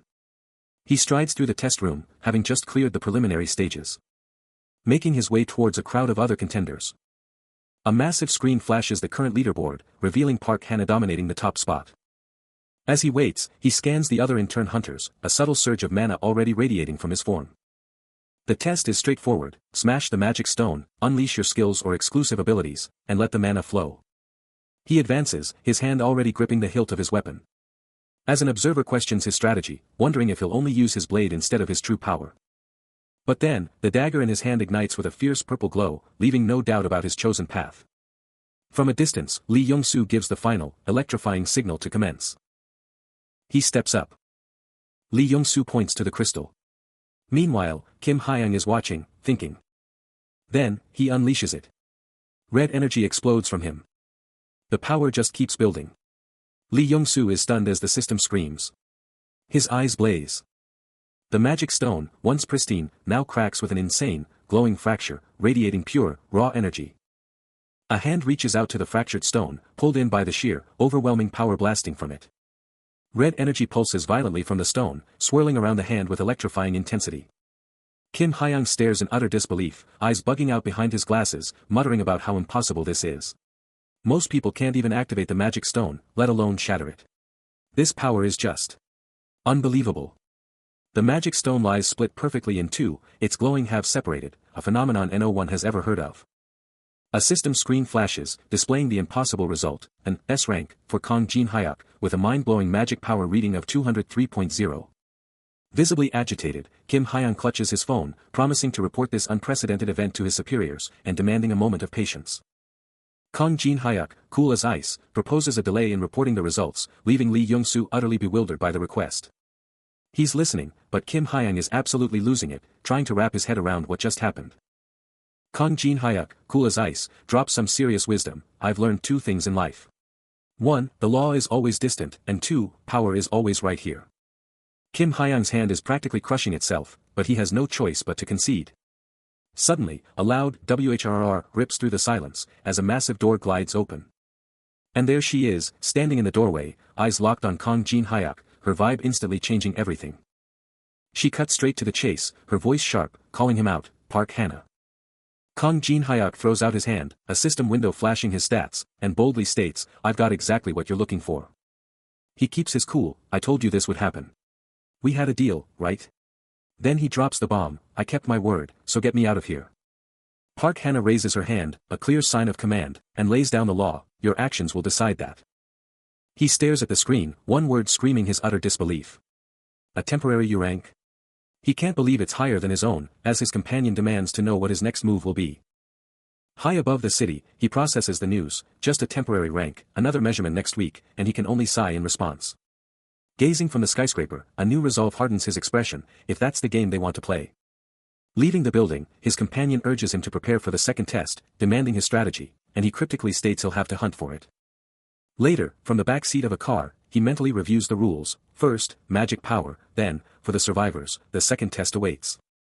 The second test is brutally simple: conquer a dungeon in the Tower of Trials. No difficulty limits mean most players flock to goblin or orc dungeons, chasing easy wins. But he's not like most, he's heading straight for the only ruins on the first floor, untouched since the tower's launch 6 years ago, a true, ancient gauntlet. Even with the Tower of Trials now a tangible reality, some domains remained untouched, their secrets locked away, waiting for a challenger. Among them, this particular place stood out as a domain no one had ever managed to clear, a true challenge. Stepping into the ethereal landscape of floating islands and ancient structures, he mused, "It's been a while since I was here," a cryptic statement for a place supposedly uncleared. Kang Jin-hyuk surveyed the vast chamber, filled with countless yellow crates, his expression unreadable, ready for whatever came next. He began to walk deeper into the cavernous space, into the ominous hall of the depraved. As he navigated the peculiar environment, a thought crossed his mind: "Hey, mysterious ruins. Would you please move the luggage?" A strange request for a deadly dungeon. Welcome to the first floor of the Tower of Trials, a brutal new zone of ancient ruins high in the mountains. With floating islands and crumbling structures everywhere, this place screams ancient power and forgotten secrets. In this desolate ruin, Kang Jin-hyuk spots some glowing yellow delivery boxes, a weird sight in this ancient place. He's thinking about those guild members who ditched him, realizing he's got to register as a hunter to even get started here. Lee Young-soo walks up, asking, "So, what's the plan, Jinha?" Lee Young-soo grins, confessing, "Yeah, this place is a nightmare for everyone, no joke." Then, he whips out his phone, showing off a pic of his family, and declares his ultimate motivation: his foxy wife and bunny-like kids. Kang Jin-hyuk just looks down, a dark thought flashing through his head: ugh, these guys with big motivations. They're always the first to go. Kang Jin-hyuk just turns and walks off, leaving Lee Young-soo in his dust, thinking back to when he was a rookie who actually bought into all that sentimental stuff. Kang Jin-hyuk, ever the lone wolf, figures he'll just go solo, thinking it'll give everyone else a much-needed break. But then, something hits him. Suddenly, a booming laugh echoes right behind him, and a super-energetic, grinning guy with a powerful build steps into view. The man playfully jabs at him, commenting on his surprising energy in a world full of tired faces. And there it is, a colossal, golden treasure chest, practically bursting with loot, held by ominous chains. After absolutely crushing an S difficulty raid, being the first to even touch the boss, Kang Jin-hyuk gives a shout-out to his crew, telling them to chill while he snags the insane perk from the special box, a reward for their epic first clear. The system flashes, confirming the perk is now his. Boom! The system went wild, his luck and adaptability stats skyrocketing by 10 each, and a brand new skill, Cold Heart, just popped. And Cold Heart. This bad boy means he's gonna stay ice cold, totally unfazed by anything, no matter how wild things get. No emotions, no weakness. But wait, there's more. A hidden skill, Monarch, just unlocked, hinting that if he clears the final dungeon, he could become the ultimate ruler across all dimensions. His eyes practically exploded with light, totally blown away by the insane power-up he just got. He couldn't help but grin like a maniac, staring down at the mountain of gold and loot, because seriously, the first clear reward is just ridiculously good. Later, chilling high above the city, he thought about all the crazy trials the Tower of Trials had thrown at him. A faint blue energy pulsed around him, as he confidently stated that with his new power, those perks were practically meaningless now. Then, with a heavy thud, he was in this massive, circular room, with insane blue energy blasting from the middle. That wild energy just kept swirling higher, showing off the sheer power he now wielded. He's staring up, mind blown, realizing his mana is capped. No matter how hard he tries, it just won't budge. A smirk plays on his face as he thinks, duh, who else could it be? He's the only one who can become a monarch. He's just gonna call it the monarch's authority, and now he's ready to get this show on the road. Elsewhere, a serious leader is rallying his armored squad, telling them to get their ranks in order and stick close behind the advanced team. A system window pops up, revealing Song Chunhwa's stats: level 79, super strong but weak in magic, with cool abilities like lighten weight of items and paralysis. Kang Jin-hyuk watches them from afar, a soft huh escaping him, thinking, same old, same old. He keeps watching, another huh slipping out, as he spots a signature attack from the Black Sword Guild, one of the world's top 20. Song Chunhwa is leading his crew, front and center, and they're all hyped and ready to go. Kang Jin-hyuk just shrugs, thinking it's fine as long as they don't slow him down, but then it hits him, that's exactly the problem. The ruins are absolutely massive, just sitting there, waiting for something to happen. He makes the call, deciding to light up the whole place and bring everyone in, figuring some backup can't hurt. Then, with a massive power-up, his level 1 Illuminate skill goes off, blasting out a crazy red glow. Crimson energy just explodes upwards, blasting out a blinding light that just swallows the whole desolate area. Suddenly, the entire ruins are drenched in this insane red light, showing off every single detail. As the structures light up, Song Chunhwa is totally blown away by how huge they are, realizing these are exactly the ruins he was looking for. Then he checks out the monsters littering the ground, seeing that the main guy already wiped them out, totally crushed. The inside of the glowing structure opens up, and it's definitely a dungeon, no doubt about it. Meanwhile, the fighting king, Kim Hyung, is absolutely fuming, demanding answers from Kong Jin Hyuk about how he cleared out every single monster after a brutal fight, but Jin Hyuk just plays it cool, casually mentioning he was just chilling in the forests by himself. Kim Hyung can't believe it, arguing that it's totally impossible, especially after seeing the Zion Guild's power firsthand, his face a mask of pure shock and anger.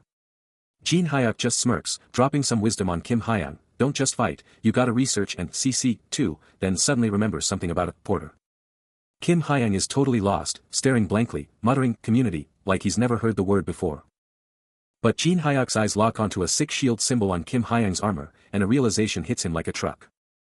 Jin Hyuk calls it out, Kim Hyung looks like a Zion Guild member, and Kim Hyung, looking a little sheepish, admits he was one. A powerful aura radiates from the armored knight, her gauntlet emblazoned with a unique symbol, hinting at the formidable opposition ahead. Bathed in brilliant golden light, she smiles serenely, radiating immense power. Jin Hyuk instantly recognizes her as a player, the legendary strongest knightess of the continent, Teresa du Laurentia. Her Laurentia crest reveals an all-round master, excelling in offense, defense, and even healing. Her eyes burning with resolve, she clutches her sword, an intense golden aura blazing around her. This is the hero who single-handedly saved Amsterdam from total devastation, cementing her status as one of Europe's most renowned players. She is none other than the legendary Saintess of Amsterdam. Jin Hyuk finally connects the dots, realizing the dungeon's emptiness was due to her presence, a force capable of clearing it without breaking a sweat. Kim Hyung, though, remains unimpressed. He declares her rank to be at least S-class, a power far beyond the Zion Guild's reach. But Kim Hyung, clearly over it, just wants to hit the next floor. He tried to pop a new skill, but a system alert screamed, fail. Level difference too huge. He tried again, same story, his stats barely holding the line, but the raw power gap was just too massive to bridge. But then, a breakthrough. The system finally gave him the green light, nice.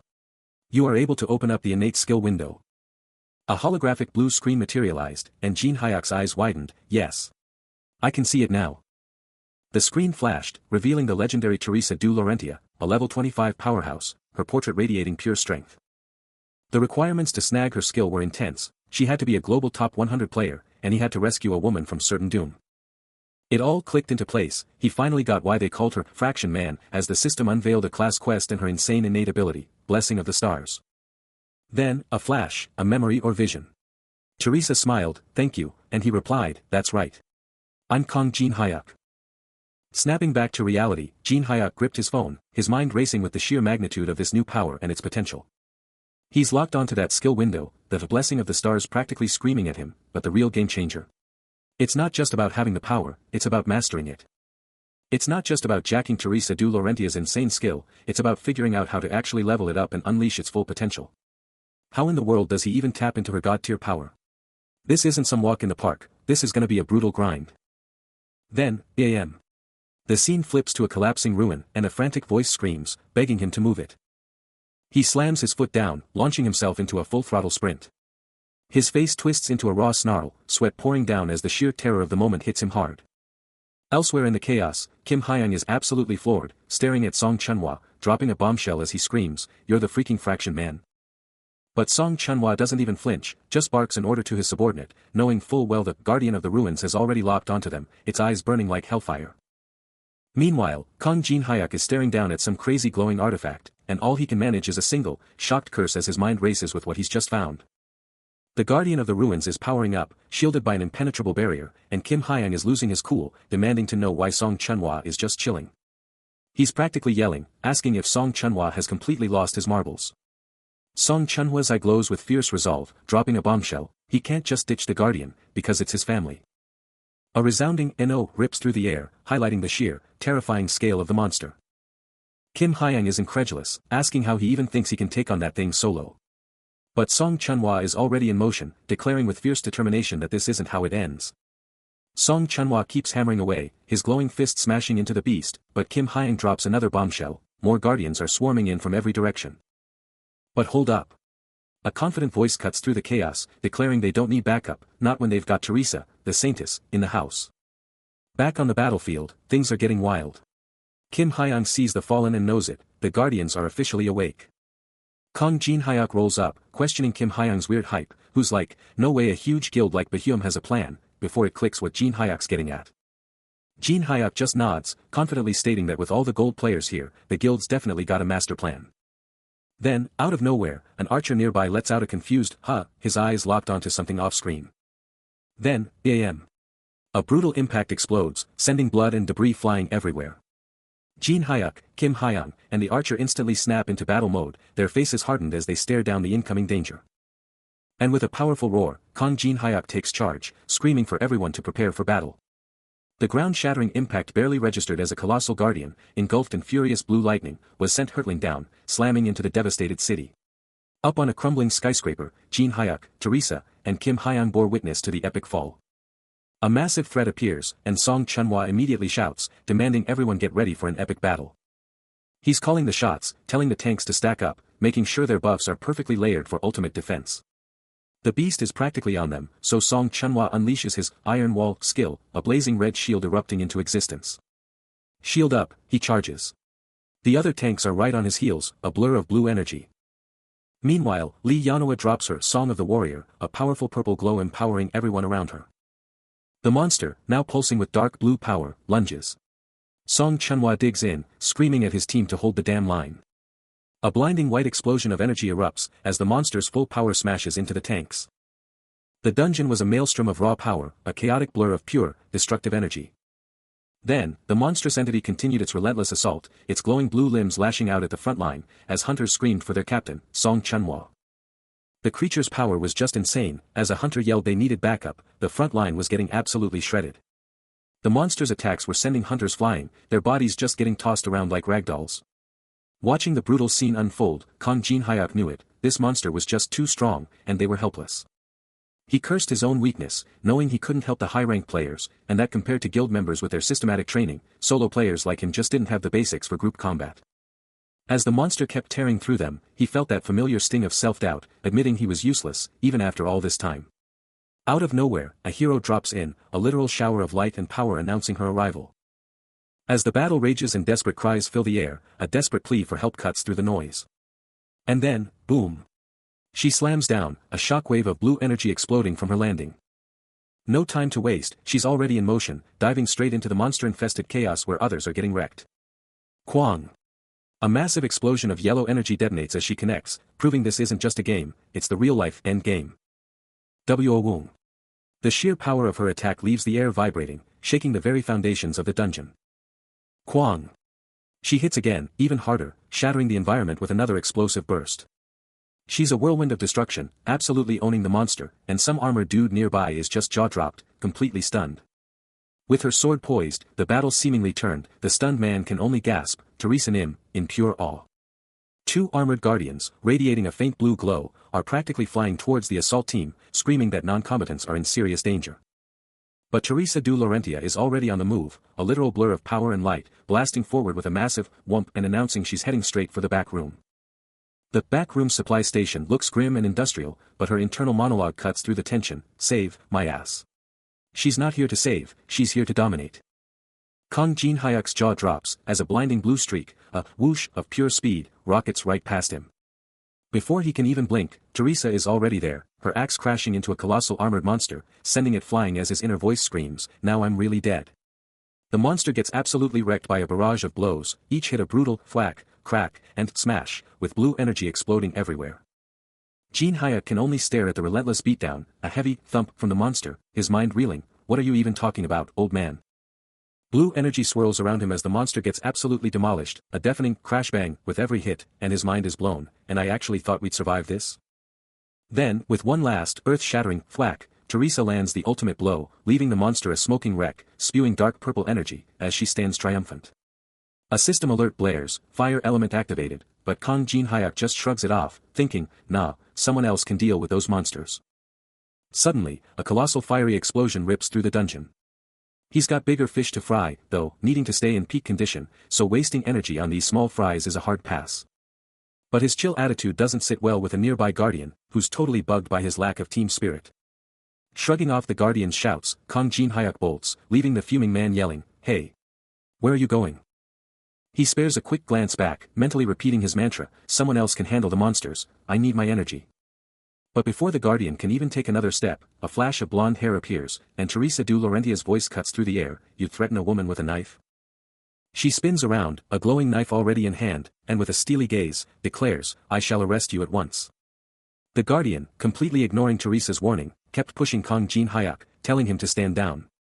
But before he could even touch him, Teresa de Laurentia was already there, shutting him down with a fierce comeback, telling him his excuses would only fly at the association.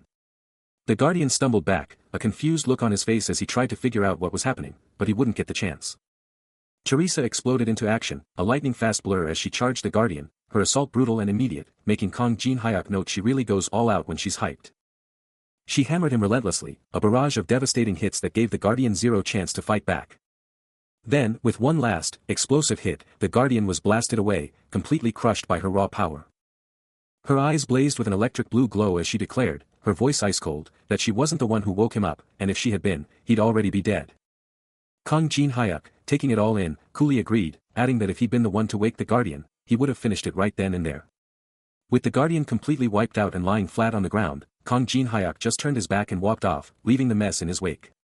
In the shadowy depths of a forgotten alley, a single thought reverberates, a shockwave of realization. Dropping to her knees, Teresa delivers a heartfelt apology, insisting that something must have gone wrong to create such a misunderstanding, admitting the situation looked incredibly suspicious. Moving away from the scene, he immediately confronts her, questioning why she concealed her real identity after introducing herself as Yusha. He needs answers, and he needs them now. She quickly explains that the sun was just a codename, her real mission to find a powerful ally. But a jolt of shock hits her. How does he know her actual name? He coolly reveals he's already got her entire dossier, then offers his formidable power to aid her, dropping the bombshell that her coveted items are in the exact same place. He challenges her, what's her move now? Weighing his audacious proposal, she takes a moment to process. Then, a direct question, shall I join you? A stunned voice shatters the silence, utterly flabbergasted by the unfolding events. He drops the bomb, their target is none other than the legendary fighting king, Kim Hyung. But she's not easily swayed, demanding to know his true reason for seeking out Kim Hyung's identity. With unwavering determination, she apologizes but makes it clear, her full identity remains locked down until she's absolutely sure he won't stab her in the back. Trust is the key, and he hasn't earned it yet. Song Chunhua's face twists in annoyance, clearly still hung up on what just went down. But Teresa de Laurentia is all business, her eyes locked on the mission. She lays it out plain, they gotta move fast, before someone else snags that map location. Chunhua, still a bit unsure, asks if she really needs him, and she just hits him with a solid, yes. Meanwhile, Kang Jin-hyuk is hyping up a massive crowd, dropping truth bombs about a new era and how they need to change things up. He throws a hand up, demanding their full attention, totally owning the stage. Then, with a powerful step, he pushes through, the crowd practically bowing down as he passes. An old-timer in the crowd, looking like he's seen it all, drops some wisdom on a younger guy, nothing's more important than your life. And another dude totally agrees. The old man keeps going, talking about how precious youth is, but his buddy just shrugs it off. Standing before a pulsating portal, he feels the crushing weight of the atmosphere, realizing he can't advance in this suffocating environment. He's on the verge of giving up as onlookers spot his turmoil, questioning Kongso's state and urging him to retreat. But Kongso's gaze ignites with an unyielding resolve, proclaiming this exact moment is his chance to burn for love. He unleashes a primal scream of determination, vowing to sacrifice his very life, even with his limited power, as a crimson aura erupts around him. The surrounding crowd recoils in absolute shock at his explosive declaration.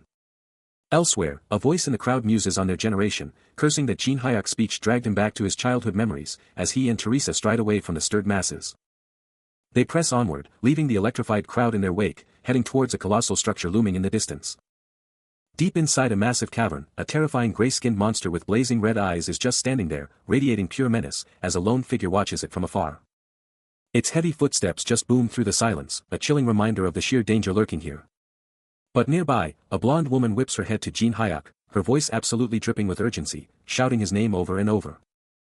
A hand reaches out to a shimmering red barrier, and a cryptic message flashes, revealing that Covenant of Peter is locked inside. Her question hangs heavy in the air, demanding to know if he has any idea how to break through the barrier around that sarcophagus. He's listening super intently, his face dead serious, while she just stares at him, full of worry.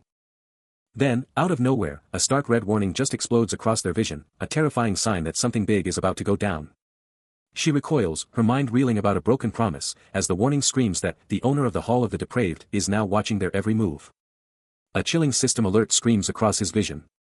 Not just any monster, but a boss monster, its power off the charts, and the terrifying news, the owner of the Hall of the Depraved is now watching their every move. He turns to Teresa, who immediately asks if the monster even noticed them. He confirms it, agreeing it was a boss monster, and she can't help but question what the heck it was really after. She shakes her head, a clear rejection of some idea. A definitive no escaping her lips. He stares at her, a silent question hanging in the air, what's eating at her now? But Teresa isn't buying it, calling out his groundless confidence and hitting him with the reminder that he was the one who said he knew how to clear this whole place. They head down the steps, and he finally admits that yeah, it's gonna take a hot minute. A puzzled expression takes over his features, what's the deal now? Her eyes burning with resolve, Teresa looks at him, demanding to know, what should I do? No time to waste, his hand snaps into position, gearing up for the chaos about to erupt. Suddenly, a colossal, gray-skinned monster with blazing red eyes lets out a deafening roar, reeling back, caught completely off guard. Then, like a bolt from the blue, Jin Hyuk drops from the ceiling, a whirlwind of pure speed. Boom! A devastating blow lands, sending shockwaves through the entire chamber. But the fight's not over. Teresa, engulfed by a swarm of bony foes, unleashes her level 5 battle song, her sword a blur as she carves through the undead. The massive beast lets out a guttural groan, its face twisted in pure, unadulterated agony. But the nightmare isn't over. More grotesque monsters crawl from the darkness, their claws extended as the fight rages on. Level 5 battle song just dropped. Teresa's stats are skyrocketing, getting a massive 7-point boost across the board for a full 10 minutes. But Jin Hyuk's got his own mission, a simple one, yet absolutely critical, he's gotta pull aggro from that beast. His eyes narrow, a fierce determination burning within him as he locks onto the colossal threat, ready to become its sole focus. Suddenly, a skeleton gets absolutely rocked, its form flashing crimson from the sheer force. Teresa's a whirlwind, her shield batting away skeletal strikes, as Jin Hyuk dives onto the colossal orc beast, both heroes tearing into their enemies with insane skill. Mid-battle, Teresa's hand starts radiating pure light, her divine power bursting forth. That golden aura just explodes, wrapping her whole body in a blinding, holy light, a true divine powerhouse in the middle of this mess. And just like that, her divine power hits, the undead are instantly thrown into total chaos and confusion. Her eyes are blazing with that same golden power, a reflection of the insane strength she now commands, her sword practically vibrating with divine energy. With her divine power absolutely exploding, she just unleashed level 5 sacred reinforcement. And a blinding golden light just erupted from her, absolutely stunning the monster horde that thought they could get close. Then, in a flash of pure speed, Teresa absolutely tore into the fray, her attacks a blinding blur against the disoriented monsters. A monster just got absolutely rocked, its face twisting in pure agony as her divine power landed a direct hit. Another hit, pure explosive force, just obliterated its defenses, sending shrapnel everywhere. She was a literal whirlwind, her glowing form a beacon of pure destruction in the middle of that monster mosh pit. Then, with a powerful, radiant strike, she just sliced right through another enemy. A final, sweeping attack unleashed a wave of divine energy, just blasting multiple monsters backward in a devastating explosion of light and raw power. The vibrant, rainbow-hued afterglow of her power just hung in the air, a silent testament to her absolute dominance. He's moving with ruthless efficiency, stomping a skull monster into dust. As he absolutely shreds through the path, knowing full well that Teresa's drawing all the aggro from the weaker monsters. By letting her handle the main horde, he can blast through his own mission, taking down more of those creepy skull monsters. His eyes narrow, pure focus burning, as raw crimson energy ignites around his hand, charging up for something big. That swirling red aura goes wild, forming a deadly sphere, but then, from the deepest, darkest shadows of the dungeon, a skeletal hand bursts forth, gripping a staff. Then, with a devastating blast, that stored energy detonates, wiping out everything in its way. The terrifying skeletal figure fully emerges, its empty eye sockets blazing with malevolent red light, crackling with pure dark power. And then, the chilling system message drops, the hidden boss, an elite lich, has arrived. Boom! A cataclysmic explosion detonates within the dungeon, tearing through the very foundations. But amidst the destruction, he stands firm, a grim realization washing over him: the real fight has just begun. And then, from the swirling smoke, it appears, the elite lich, a skeletal titan radiating an unholy blue aura. Perched on a colossal armored ruin, he takes in a terrifying sight, a momentary shock flashing across his features. No time to waste. He explodes into action, a torrent of blue energy blasting from him as he charges the lich. Wait, what? He's baffled. This isn't the Dullahan he was expecting, this is a whole new level of threat. Could his strategy have backfired? He ponders if his solo-heavy dungeon clear, leaving Teresa out of the action, somehow triggered this unexpected boss. No time for what-ifs. He unleashes another furious barrage, knowing he has to adapt to every single variable this fight throws at him. And then, the ultimate strike. His power erupts as devastating black lightning, a force so immense it could vaporize a Dullahan without breaking a sweat. This isn't just any attack, it's a death sentence, even for the most battle-hardened warriors. But the lich's counter is brutal. A crimson explosion engulfs him, sending him reeling. He's launched through the air, a ragdoll against the lich's power. He grunts, fighting to hold his ground, but the pressure is immense. The force just keeps pushing him, driving him down. Then, a devastating impact. He's slammed into a wall, and it just explodes. The crimson energy detonates, a massive explosion of raw power. This isn't just any attack, it's a barrier-shattering force that laughs at Class 3 defenses. Leaving nothing but a lingering, destructive echo. The elite lich's impenetrable magic barrier, a defense that could shrug off anything, explodes into a million glowing pieces, leaving the ancient monster absolutely floored. Blue energy shards fly everywhere, and a storm of debris crashes down, showing just how insane that impact was. Jin Hyuk, still getting tossed around from that wall slam, gets flung back again, taking the full force of the shockwave. Blue energy and shattered stone just explode from the impact zone, turning the whole place into a chaotic mess. He's just tumbling through the air, a single target in the middle of all that insane chaos. But even while falling, his hand snaps to his blade, pulling out that glowing purple sword with pure, unadulterated resolve. Meanwhile, somewhere else in this crazy dungeon, Teresa de Laurentia is watching everything go down, with a look that says she knows exactly what's up. Her armored hand is still, but you can feel the power she's holding, as she casually mentions her part of the mission is almost done. Back to the elite lich, he's looking at the wreckage, and starts trash-talking, totally convinced his enemy is all alone and finished. A blinding torrent of blue energy slams down, obliterating the elite lich's defenses. He glances up, a split second of shock before his gaze hardens. Then, with a brutal, definitive stomp, he crushes the lich's skull. I finally found you, he roars. The impact reverberates, shattering bone and stone alike. Only one mind could predict the elite lich's every move, every desperate escape attempt. Standing tall amidst the wreckage, he smirks. I knew he'd be here. His eyes gleam with a predatory intensity. It's been a while, hasn't it? With a lightning-fast draw, his blade erupts in a brilliant blue light. His gaze, now blazing with an electric blue, promises absolute destruction. His electric blue eyes pierce the dungeon's gloom, the raw power radiating from his blade cutting through the oppressive darkness. He spins, his voice a thunderclap in the silence, demanding answers. Yes, you must remember, who are you? He advances, his glowing blade a beacon of lethal intent. When a shadowy figure with a chilling smirk retorts, you don't recognize me. Kong Jin Hyuk stands victorious over his fallen foe, a chilling question echoing through the chamber. He challenges, you don't recognize me. The massive, glowing chamber is his stage.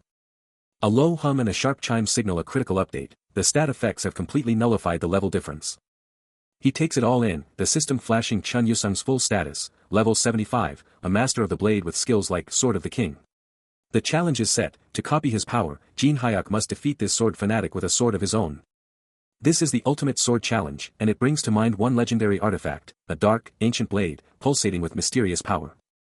This isn't just any sword, it's the legendary artifact excavated from the ruins of Seoul, South Korea, now waiting in a broken display case amidst a desolate, ruined cityscape. He ponders, could he actually have that power? The stakes are high, and the thought alone is chilling. His mind races back, remembering a crucial detail: the entire tower was just a virtual reality simulation.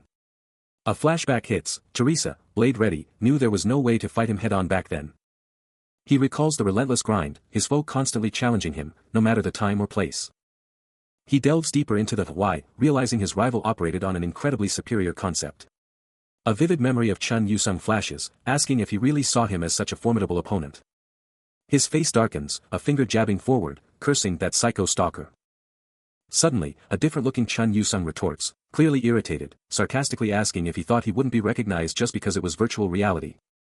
Kang Jin-hyuk stares down, a museum memory flickering, a tired thought echoing, just give up already, dude. He glares, calling out the relentless stalker who just won't quit. But this time, he vows, everything changes. He walks away, leaving the challenge behind, striding towards a massive, dark structure. Chun Yusung's gaze remains fixed, his resolve unbroken. Kang Jin-hyuk lays down the gauntlet. If a real fight is what he wants, he won't hold back. But Chun Yusung fires back, a vision of his fierce comrade flashing in his mind. She won't let this stand. Then, a blinding golden flash. Teresa explodes into action, charging with impossible speed. Her glowing fist connecting with a thunderous impact. Chun Yusung is thrown back, cursing the annoying woman who just crashed his party. A spectral banner of war unfurls, a defiant challenge against anyone who dares to intrude. Just as things were about to go down, a system alert blared, revealing that Chun Yusung had just unleashed his LVS battlefield selection skill. His hands glowed with raw power, ready to warp reality. And just like that, his whole body ignited with a blinding blue aura, the skill exploding into full effect. Then, with an explosive burst, that energy detonated outwards, creating a colossal blue sphere that swallowed the entire area. Blindsided by the sudden change, Jin-hyuk was caught off guard, the air around him crackling with the sheer force of the skill. The world twisted and warped, leaving his hand, still gripping that glowing purple dagger, hanging in a chaotic, distorted space. Amidst the swirling chaos, Teresa came crashing down, her desperate cry for Jin-hyuk echoing through the void.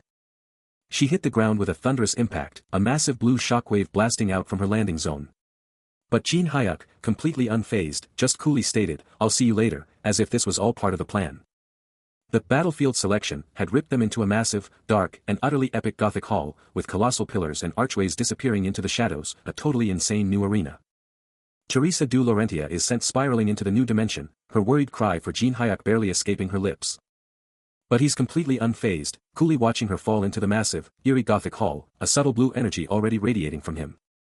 Then, from the shadows, Chun Yusung's voice booms, promising an uninterrupted showdown and throwing down the gauntlet. A fierce blue energy explodes around him, boosting his stats by a full 10%. Kang Jin-hyuk's body pulses with a dark purple light as he instantly feels the impact, his own stats plummeting by 10%. He's checking out the system's read on the situation, and it's all about that battlefield selection skill doing its thing. His eyes are practically burning blue, and he's taking in the system's brutal truth. This situation is beyond stacked against him. No kidding, the system's screaming that this is an overwhelmingly disadvantageous situation. A graphic of scales totally tipped to one side screams special, hinting at some wild new mechanic about to drop. And just like that, because things are so out of whack, the fusion skill special condition kicks in. The system's dropping knowledge. When the odds are this stacked against the original copy, the rules get bent, which totally explains why fusion just went off. With a look of pure resolve, he's already copying the skill, not even waiting for fusion to fully kick in. He makes his move, announcing he's jacking Chun Yusung's unique ability. And just like that, the system confirms it, he's successfully copied the unique ability, Song of Swords, S. Boom! A golden hexagonal emblem with crossed swords explodes into existence, confirming the ultimate skill acquisition. Then, the system window drops the bombshell on Song of Swords, a 200% boost to sword understanding, automatic perfect sword paths, and senses cranked to 11. The skill slams into him, a raw surge of power, blue particles exploding around the system window as it locks in. Kang Jin-hyuk's eyes blaze electric blue as he extends his hand, pure, raw power radiating from his palm. And just like that, the system seals the deal, the copied skill now permanently etched into the memory of the world. But before he can even process it, Chun Yusung, absolutely livid, dives in, sword flashing, screaming about being ignored again. No time to waste. Kang Jin-hyuk's eyes snap purple, and a blazing purple sword instantly forms in his hand, ready for the counter. Clang! Their swords collide with explosive force, a blinding eruption of blue and purple energy tearing through the air. The battle rages, each strike a blinding flash of light, as these two titans of the blade go all out. He glares down, his purple-charged blade humming, a single, furious thought burning in his mind. Then, in a blinding flash, he explodes into motion, his blade a white-hot streak of pure energy. Chun Yusung, absolutely fuming, screams, demanding to know what the heck he's planning, questioning his sudden, insane shift to a dagger-only style. Kang Jin-hyuk's purple eyes blaze with power as he coolly retorts, "This much is enough for you," a silent thought confirming this dagger style is actually better for him. Yusung's rage explodes, screaming that he's being completely ignored. The two warriors collide in an explosive burst of sparks and blue energy, as Chun Yusung unleashes his level 6 soul-chasing sword energy. The sheer, unadulterated force of their clash rips through the air, creating a blinding vortex of blue light. Both combatants are launched skyward, locked in a brutal, mid-air dance of death, their forms a blur in the chaotic magical storm. The final impact detonates in a colossal explosion of blue energy, ripping apart the very air and sending debris flying. He barely parries another blow, the blue sword energy of his rival exploding around him, as a mocking voice cuts through the chaos. "You're seriously using sword energy against a dagger-wielding beginner." The sheer power of the blow sends a shockwave tearing through the floor, just barely missing his leg. His rival, Chun Yu-sung, glares with pure rage, his patience absolutely shredded.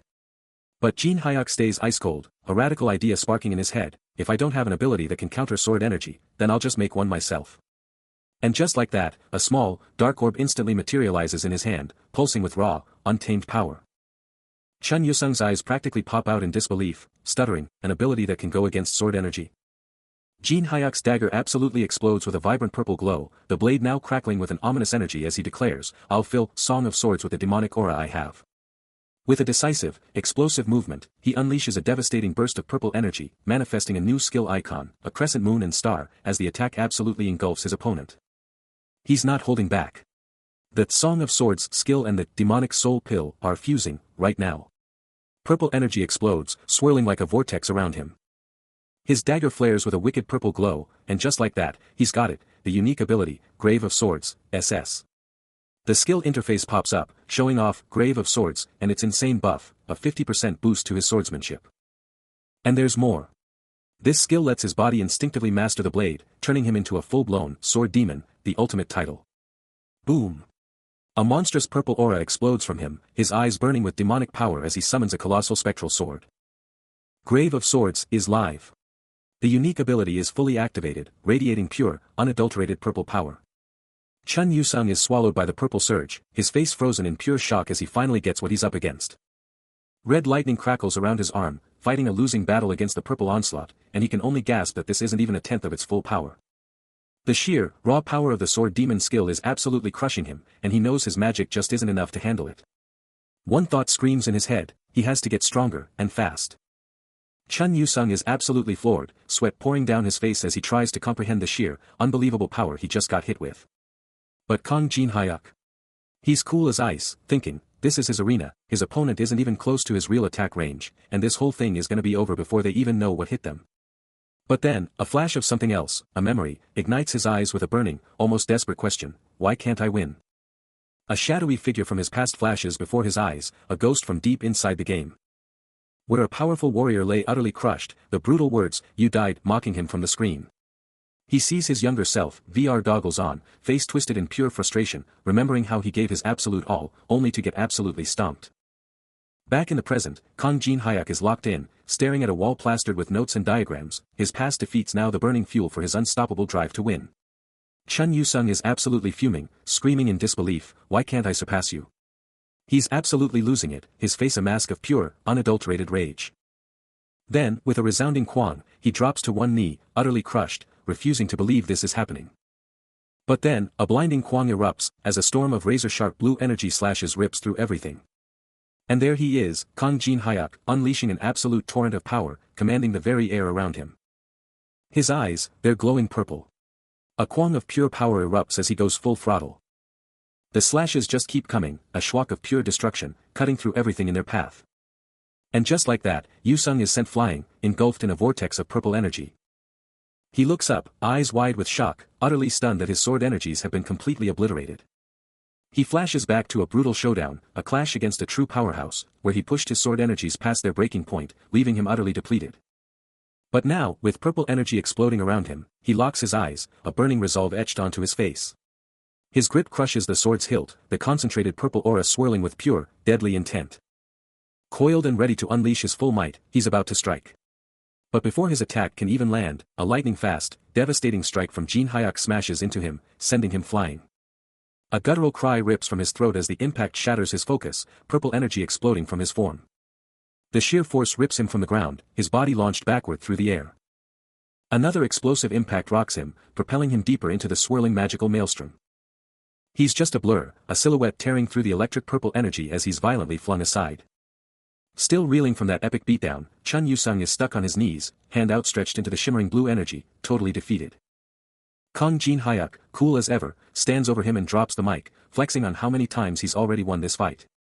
Chun Yu-sung glares up, the harsh truth hitting him like a truck. This is his 138th L. Kong Jin Hyuk kneels down, and the utterly broken warrior can only choke out one desperate request: he just wants it all to end. Kong Jin Hyuk just gives a slight, knowing smirk, letting his silence do all the talking.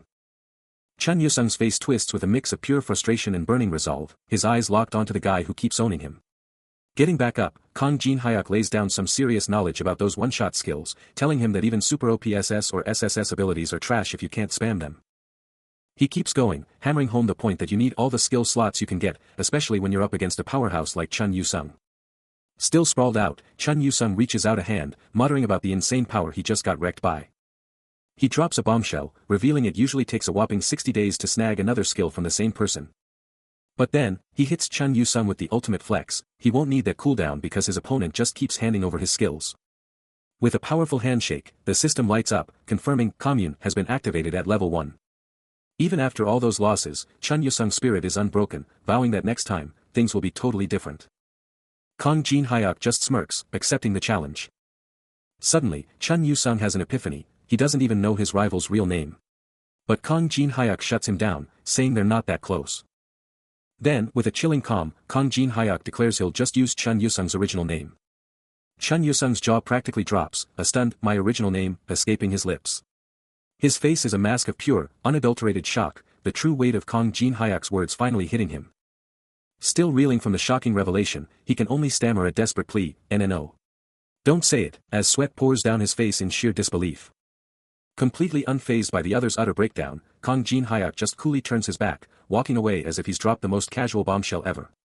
But just as the tension peaks, an utterly bizarre, out-of-nowhere sound effect blasts through the scene, a random, childish voice blurting out, "Poop fart." The sheer, unadulterated absurdity of it all actually makes Kong Jin Hyuk stop dead in his tracks, a look of pure bewilderment plastered across his face as he echoes, "Poop fart," while the other remains in his stunned state.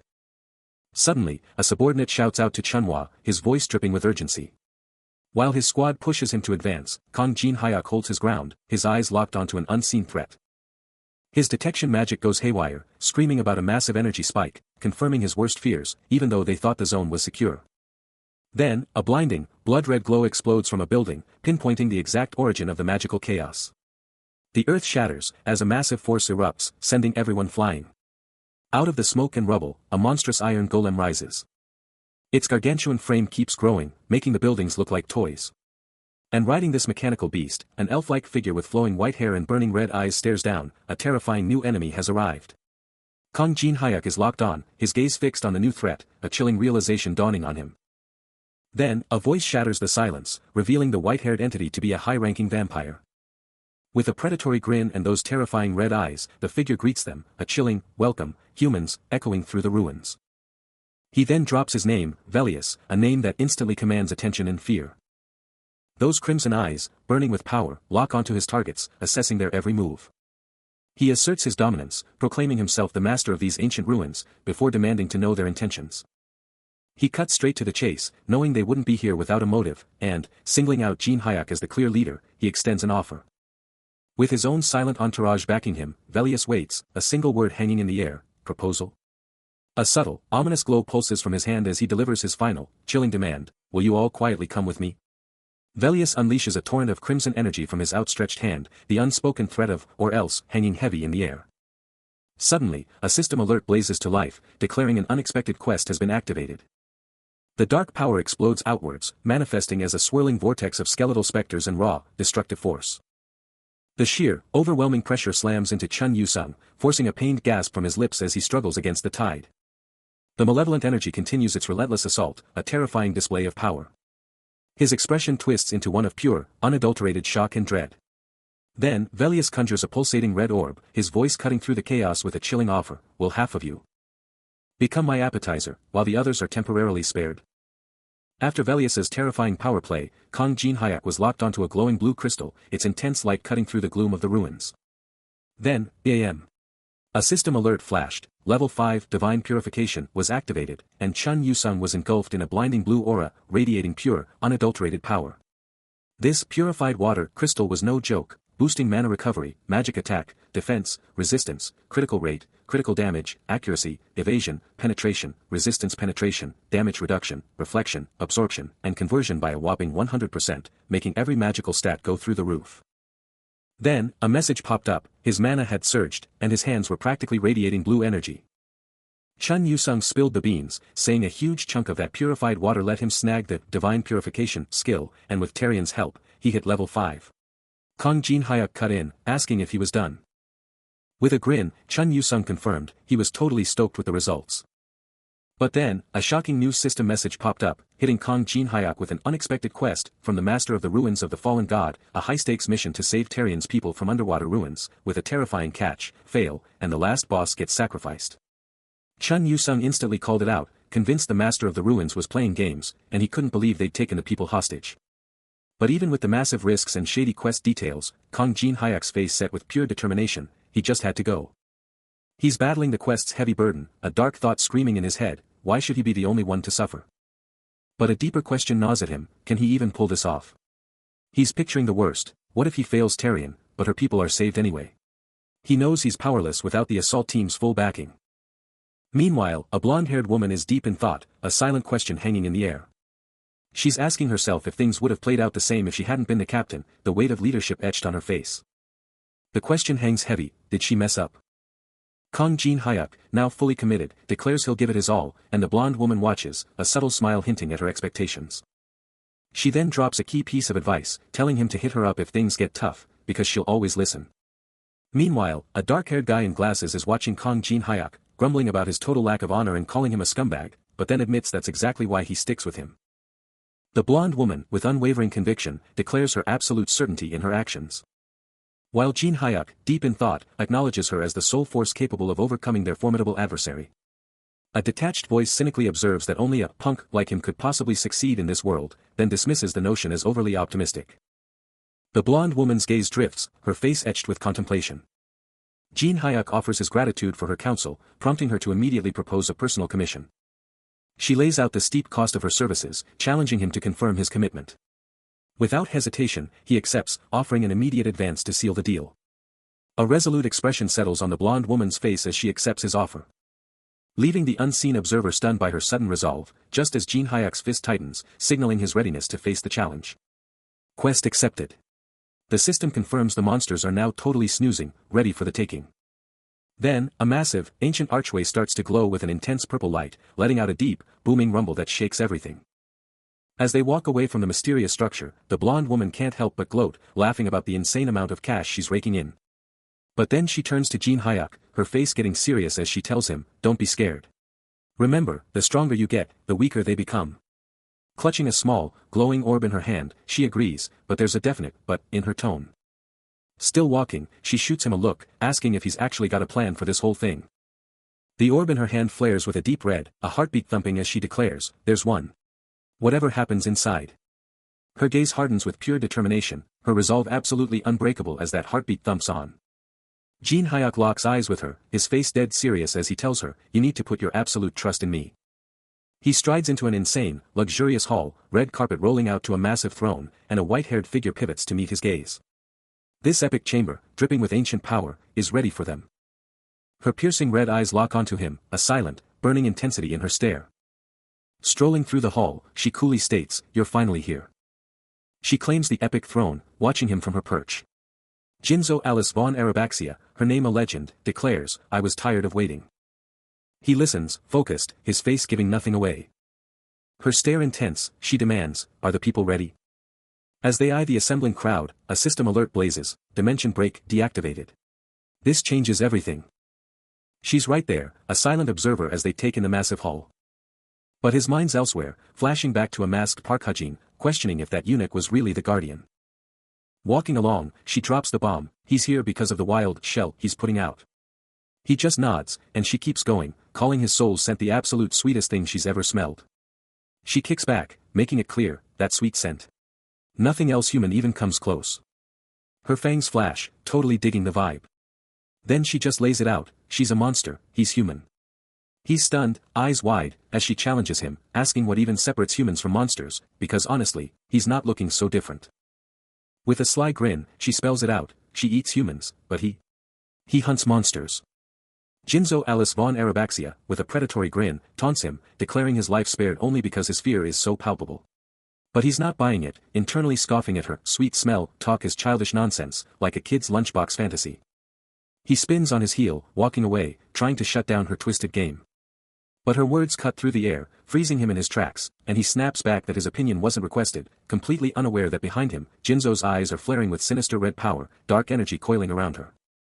With a chilling stare, she drops the hammer, declaring he has absolutely no say in anything. Suddenly, a crimson energy explosion rips through the air, hitting with a violent crackle. But Kang Jin-hyuk stands his ground, eyes locked and unyielding as red particles swirl around him. He throws up a hand, his voice cutting through the chaos, declaring, "You don't have a choice in this." More crimson energy explodes around him, showing the relentless assault.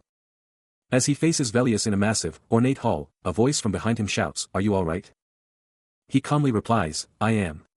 But I'm not giving you anything." Velius smirks, then taunts, "Chen. I wonder what it could possibly be. I'll give you something sweeter than my blood." Velius looms over a kneeling Jin-hyuk, her voice dripping with challenge as she demands to know what he's doing. With her red eyes burning, she teases him with the promise of something even sweeter than blood. She shuts down any thought of trickery, proclaiming his schemes useless because nothing, absolutely nothing, matters more than that sweet, delicious blood. Taking her seat on a majestic throne, bathed in shimmering magic, Velius watches him, a silent challenge in her eyes. But Jin-hyuk, looking up, is absolutely unyielding, declaring his mind is set, no matter what she offers. Velius, however, isn't convinced, challenging his resolve. Then, as crackling pink and purple energy explodes across the void, her ultimate offer is laid bare, freedom. A wicked smirk spreads across Velius's face, her eyes gleaming with amusement as the magic dances around her. The word hangs in the air, a loaded bomb, and Jin-hyuk echoes it, his voice a mix of shock and disbelief. Then, in an instant, his eyes ignite with a furious red glow and a raw aura explodes from him, as he unleashes a primal roar, challenging her audacity to speak that word here. The tension is palpable as a chilling voice cuts through the air, promising to rip him to shreds. Velius, flanked by her ominous, hooded guards, locks eyes with him, her stare absolutely relentless. With a smirk playing on her lips, she taunts him, demanding he own up to his choices. Her words hit hard, a crushing weight he can barely stand under. He concedes, a flicker of resignation in his eyes, confessing he wouldn't be here if he wasn't ready to face the consequences. Velius's smirk widens, a silent victory in her eyes as she watches him. Suddenly, a torrent of purple energy erupts from him as he stands tall, his voice ringing out with defiance, "My name is Kang Jin-hyuk." The purple power flares around him, as he boldly declares his true identity, the representative of the demonic humans in the tower. His hand crackles with raw, untamed power, a direct, undeniable challenge to Velius. "I will free you from this place." Jin-hyuk roars, purple energy exploding around him. Velius can only reach out, drawn in by the sheer, untamed power. This is it. The true nature of a demonic human. It's a title for those who completely abandon their humanity for something more. And Velius, shrouded in dark power, is the perfect example.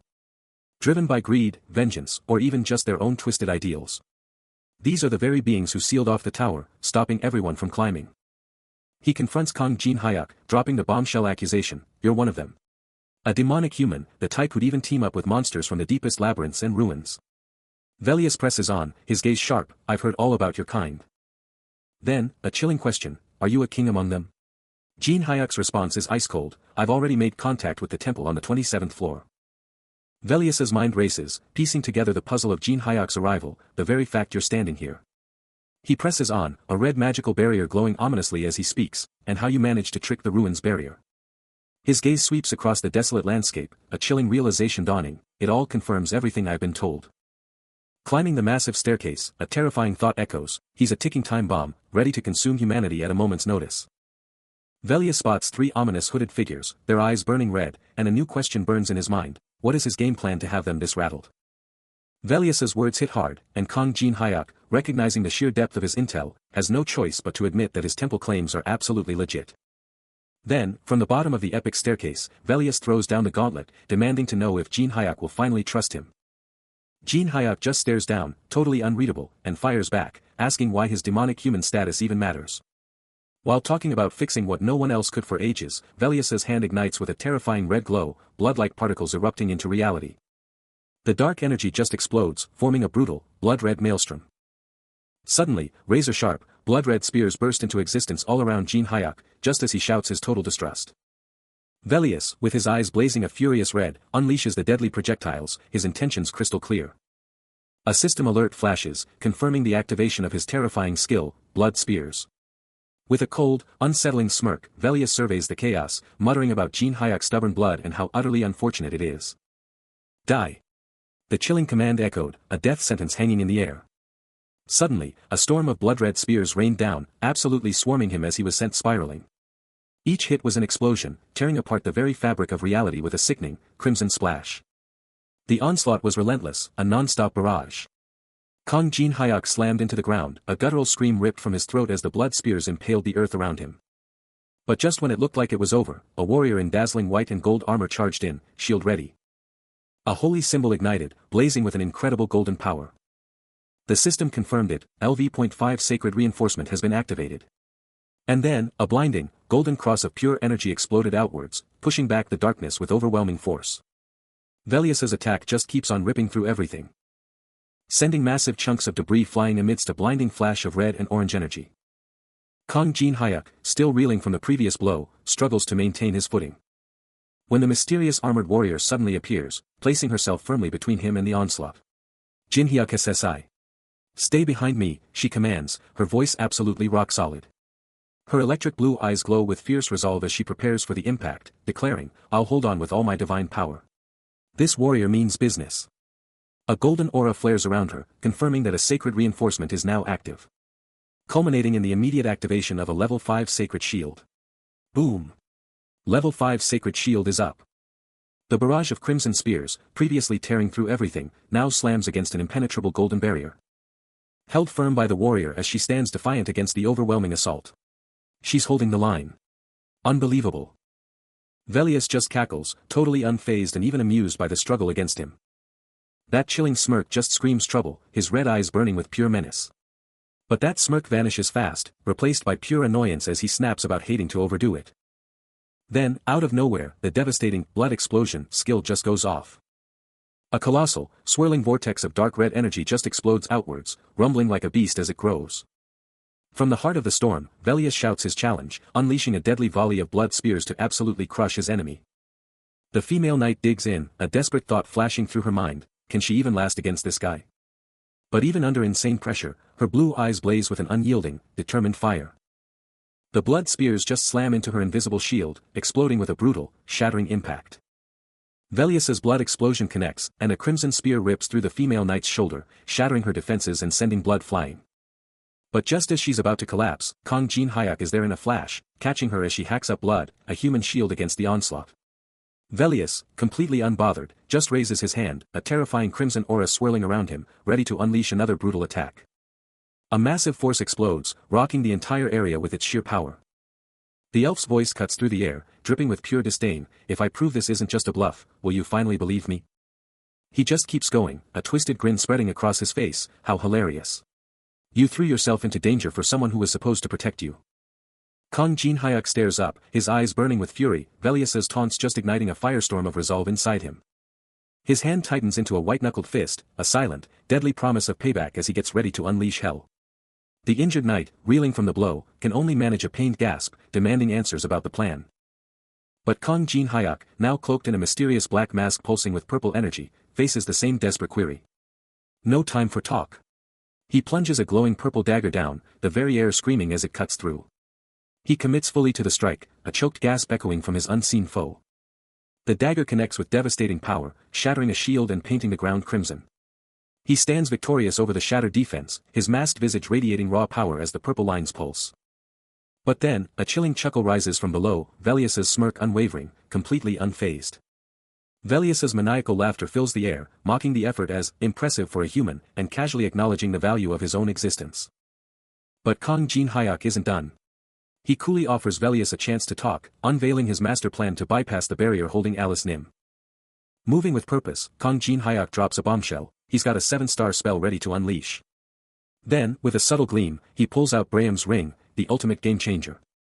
Behind his glowing mask, he lays out the strategy, seal Alice Nim's soul into the ring, and the barrier will be fooled, even if just for a moment. The female knight is absolutely stunned, exclaiming her disbelief, this is completely new information. But this wasn't some spur-of-the-moment idea for Kang Jin Hyuk, this was the master plan behind his shocking level 1 status. Mask off, pure determination on his face, a surge of electric blue energy explodes around him. He'd literally thrown away all the XP from the Tower of Trials, giving up insane power-ups just for this moment. Every single sacrifice was for one thing. To activate the ultimate power move, the 7-star skill, Soul Transfer. He plunges into the abyss, a dark, ruined chasm swallowing him whole. A soft landing, then a moment of stillness as arcane particles dance around his form.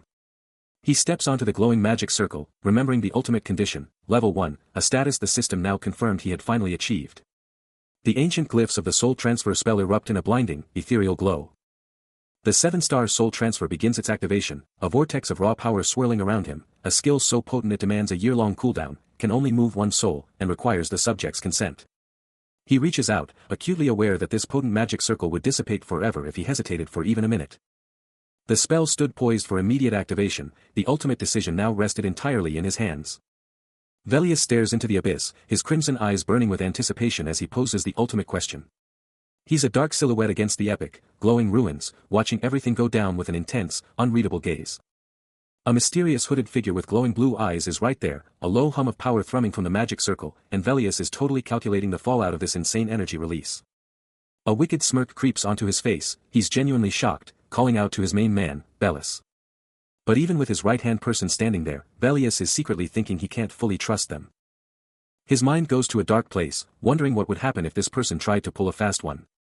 Then, with a chillingly calm voice, Velius drops the bomb on the hooded figure, telling her to take out the target and trash the magic circle, and Alice Nim just gives a quick yes.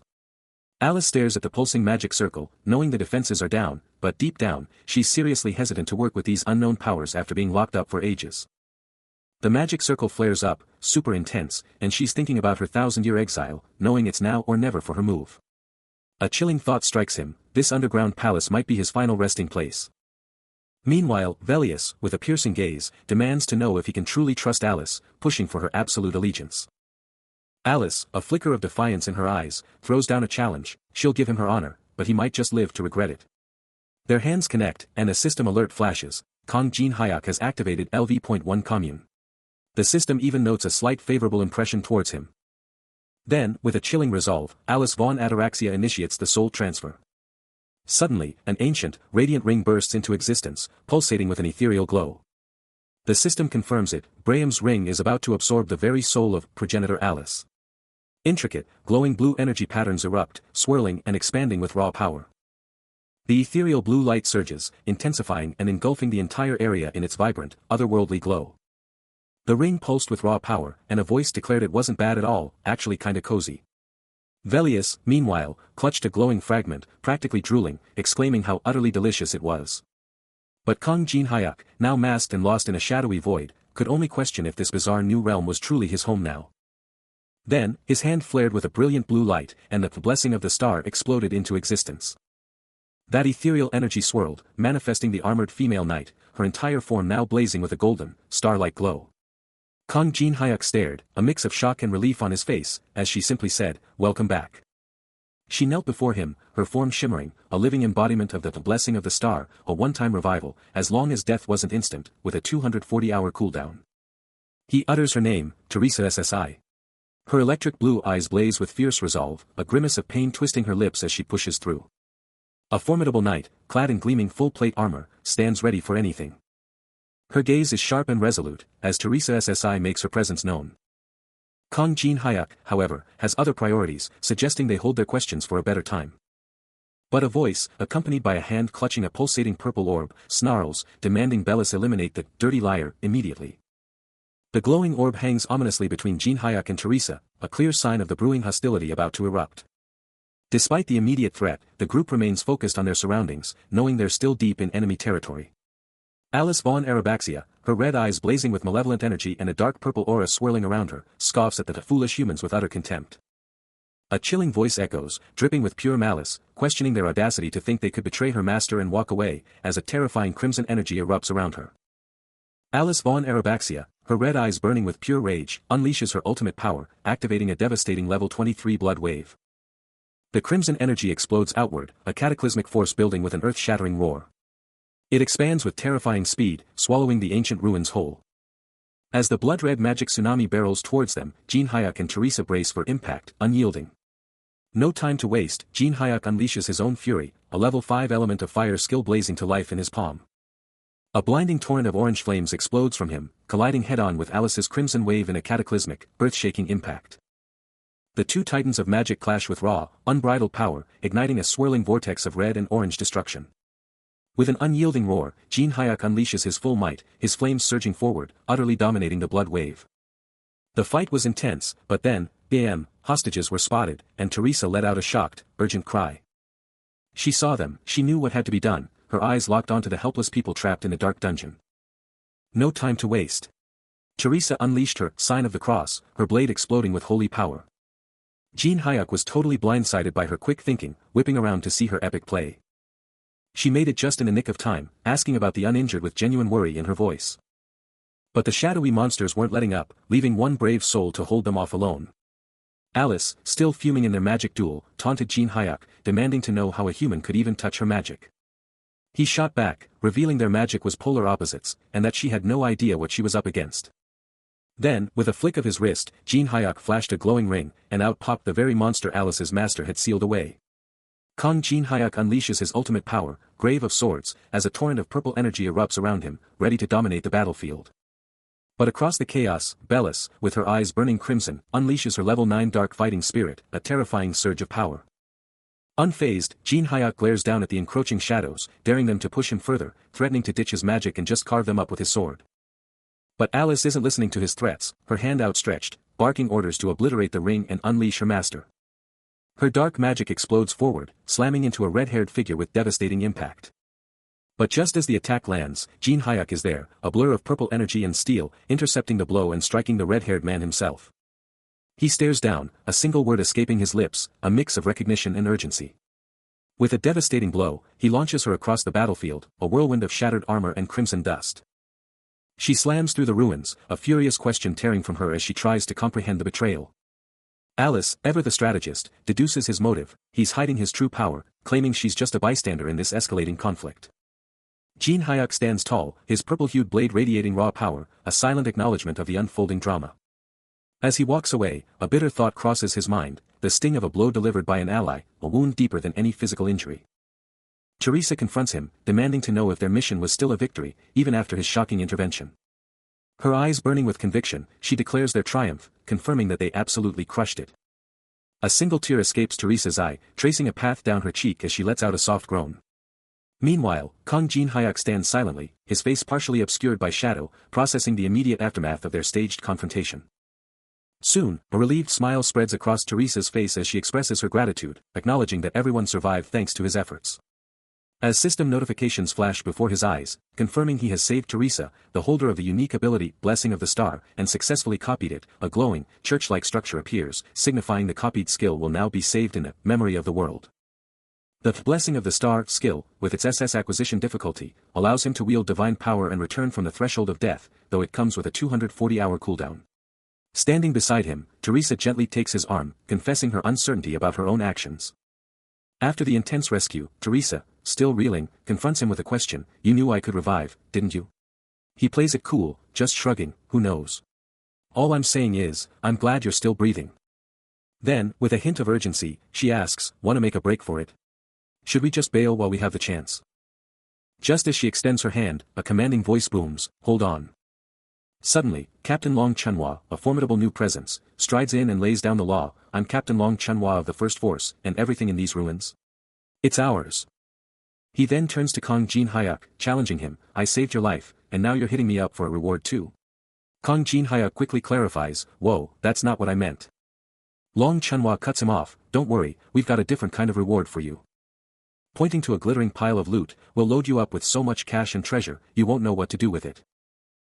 Jin Hyuk's face twists in annoyance as Long Chunhua mutters, "The nerve of this rookie, asking for a force captain position." The reward discussion heats up, as Jin Hyuk faces a direct challenge from Tae, who demands to know if his previous statement was for real. Tae, with an intense gaze, lays down a heavy truth, whatever happens next, he better not regret it. A silent question hangs in the air, as Tae's sharp eyes bore into him. Then, the real prize is revealed, a fragment of Merlin's staff, a legendary material. Kong Jin-hyuk gets his hands on the fragment, already calculating its immense power, knowing it's the key to crafting an ultimate weapon. But as his grip tightens, a terrifying crimson energy explodes outward, blasting through his hand and making him flinch back. The dark power sears into his flesh, leaving a sinister, glowing red mark on his very palm. Seeing the shocking transformation, Tae quickly clarifies, the staff fragment is top tier, but it's also packed with an ancient, deadly curse. He's locked onto that glowing red symbol, a chilling voice dropping a bombshell, the divine artifact. Only yours if you take out Alice. But then, the voice drops another bomb, revealing Alice is actually alive, chillingly bound inside his own ring. Cut to a totally different scene, a dude with a mechanical arm is totally bewildered, freaking out about what's going down. Alice is screaming, "What the hell is this?" while the mechanical arm guy calmly tells a terrified kid to just come with him. Another jump. Now we're in Seoul, at the epic Tower of Trials. Its massive silhouette piercing the night, leading straight to the department head's lair. Inside the Awakened Association's Safety and Support Division, Kong Jin-hyuk and his team are deep in intel, with one staffer asking if the intel is legit and another admitting they're still in the dark. A guy sparks up a cigarette, his voice cutting through the tension. "Just chill and wait," he snaps, "stop whining." That's team leader Kim Tae-hyun, standing with Kong Jin-hyuk and another colleague, who's pushing them to at least use the intel they've got.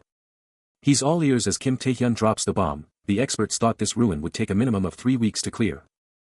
But the team leader's gut feeling is different. He's convinced the ruin will be cleared way sooner, and he's seriously worried about the Balhi Guild's moves. A sudden, powerful premonition hits him, leaving him with an intense, unsettling vibe. Then, out of nowhere, a phone notification blazes across the screen, screaming, "The ruin hall of the depraved has been cleared." The team leader's eyes practically pop out of his head, his jaw hitting the floor at the insane, unexpected news. Meanwhile, outside, a massive crowd is going wild as a dazzling, shimmering portal rips open, and the clearing party steps out, radiating an otherworldly glow. He's right there in the thick of it, standing next to a fierce female hunter with flowing dark hair, both watching the insane spectacle as the crowd absolutely loses it, screaming about the Balhi Guild. Reporters instantly mob the victorious heroes, shouting congratulations and practically tackling them to find out how they pulled off such a lightning-fast clear.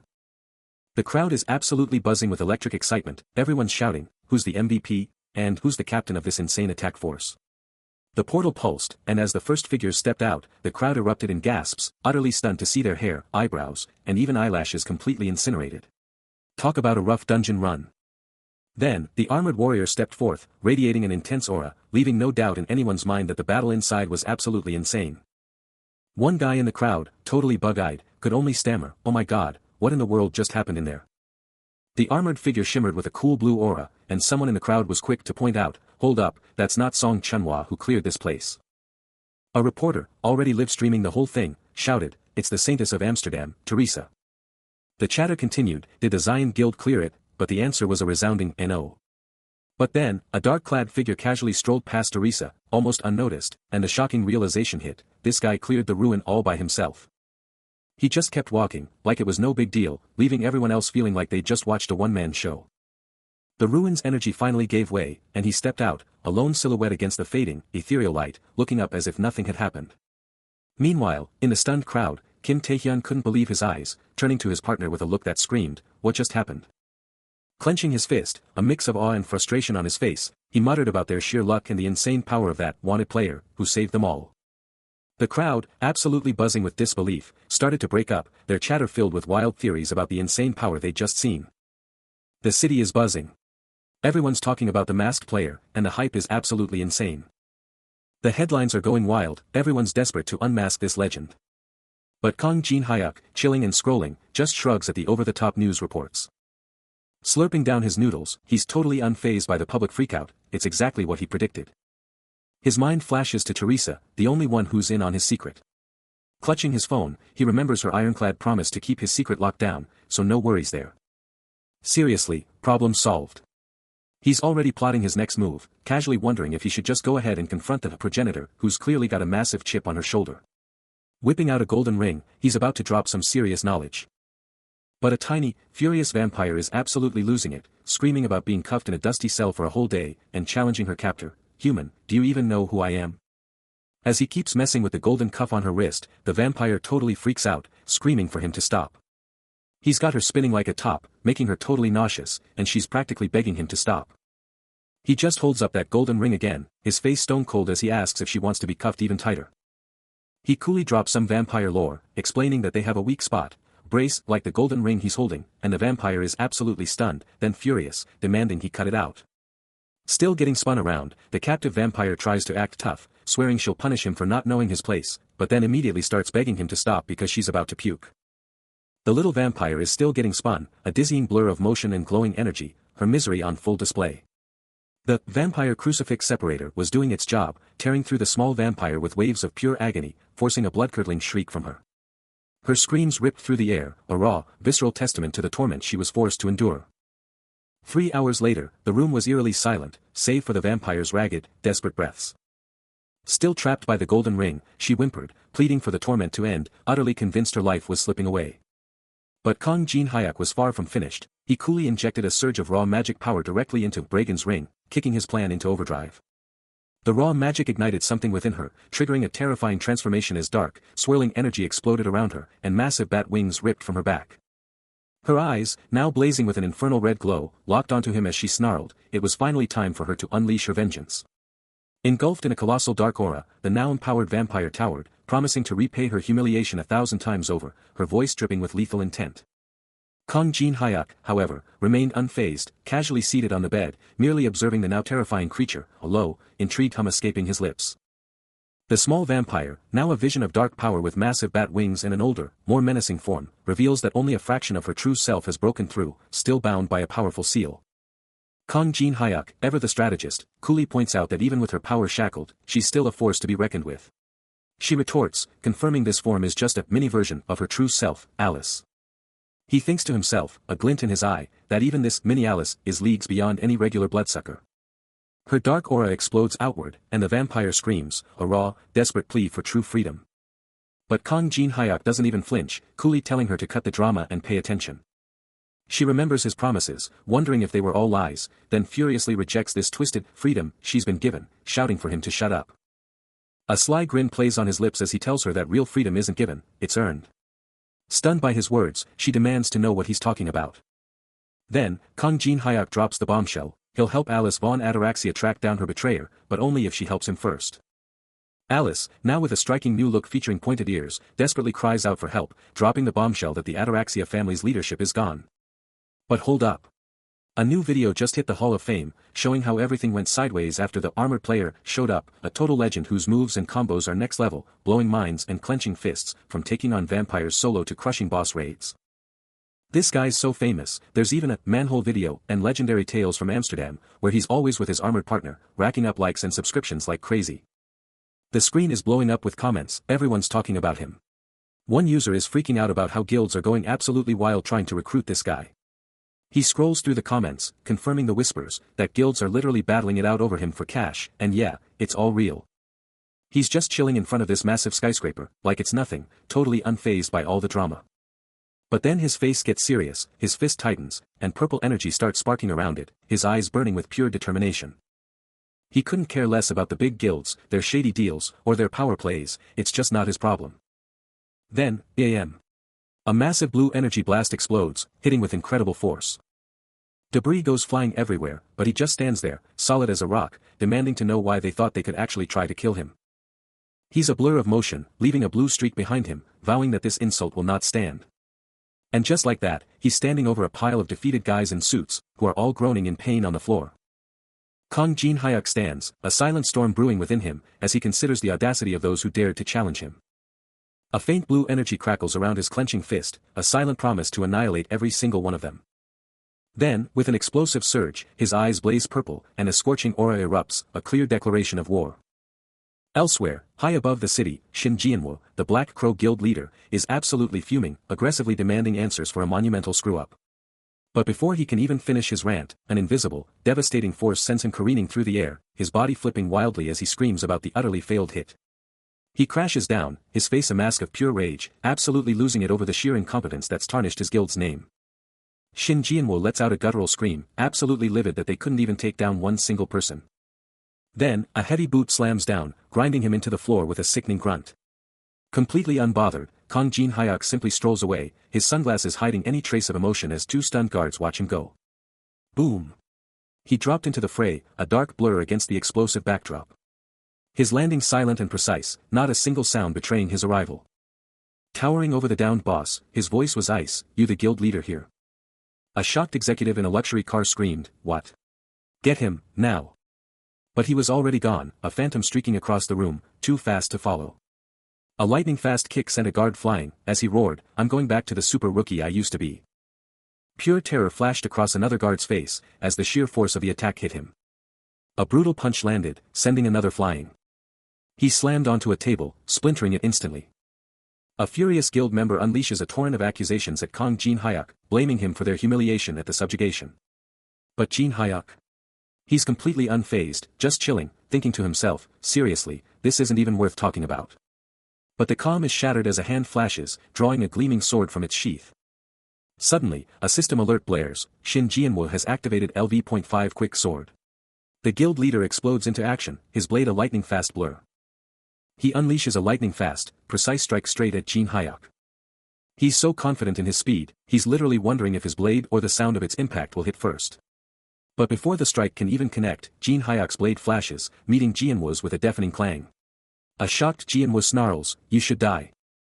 Jin Hyuk's counter is brutal and instantaneous, his glowing blade cracking Jianwu's sword into pieces. Leaving the guild leader utterly stunned, staring at the shattered hilt in his hand. He leans back, a confident thud marking his rhythmic foot tap.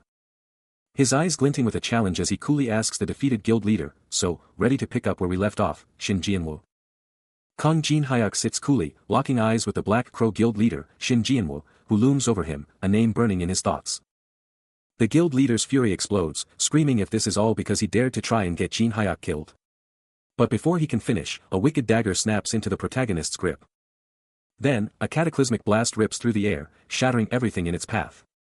Shin Jianwu can only gape in horror as the entire structure implodes, demanding to know if this insane power is truly necessary. The answer is clear as Jin Hyuk's hand ignites with raw, crackling purple lightning, the true source of the devastation.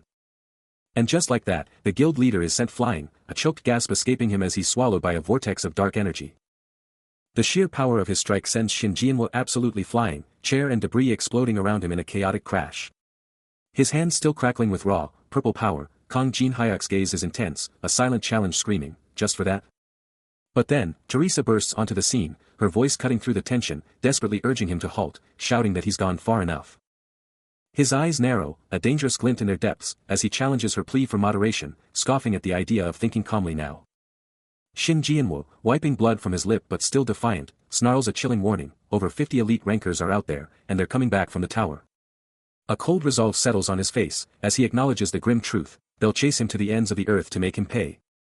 Jianwu's voice rises, a desperate edge to it, as he screams if he even grasps the sheer scale of the trouble he's in.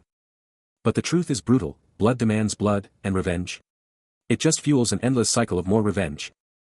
Because as long as one side refuses to let go, the slaughter will simply never, ever stop. He clenches his fist, a dark thought brewing. "Funny how that's coming out of your mouth," he mutters, but it tracks.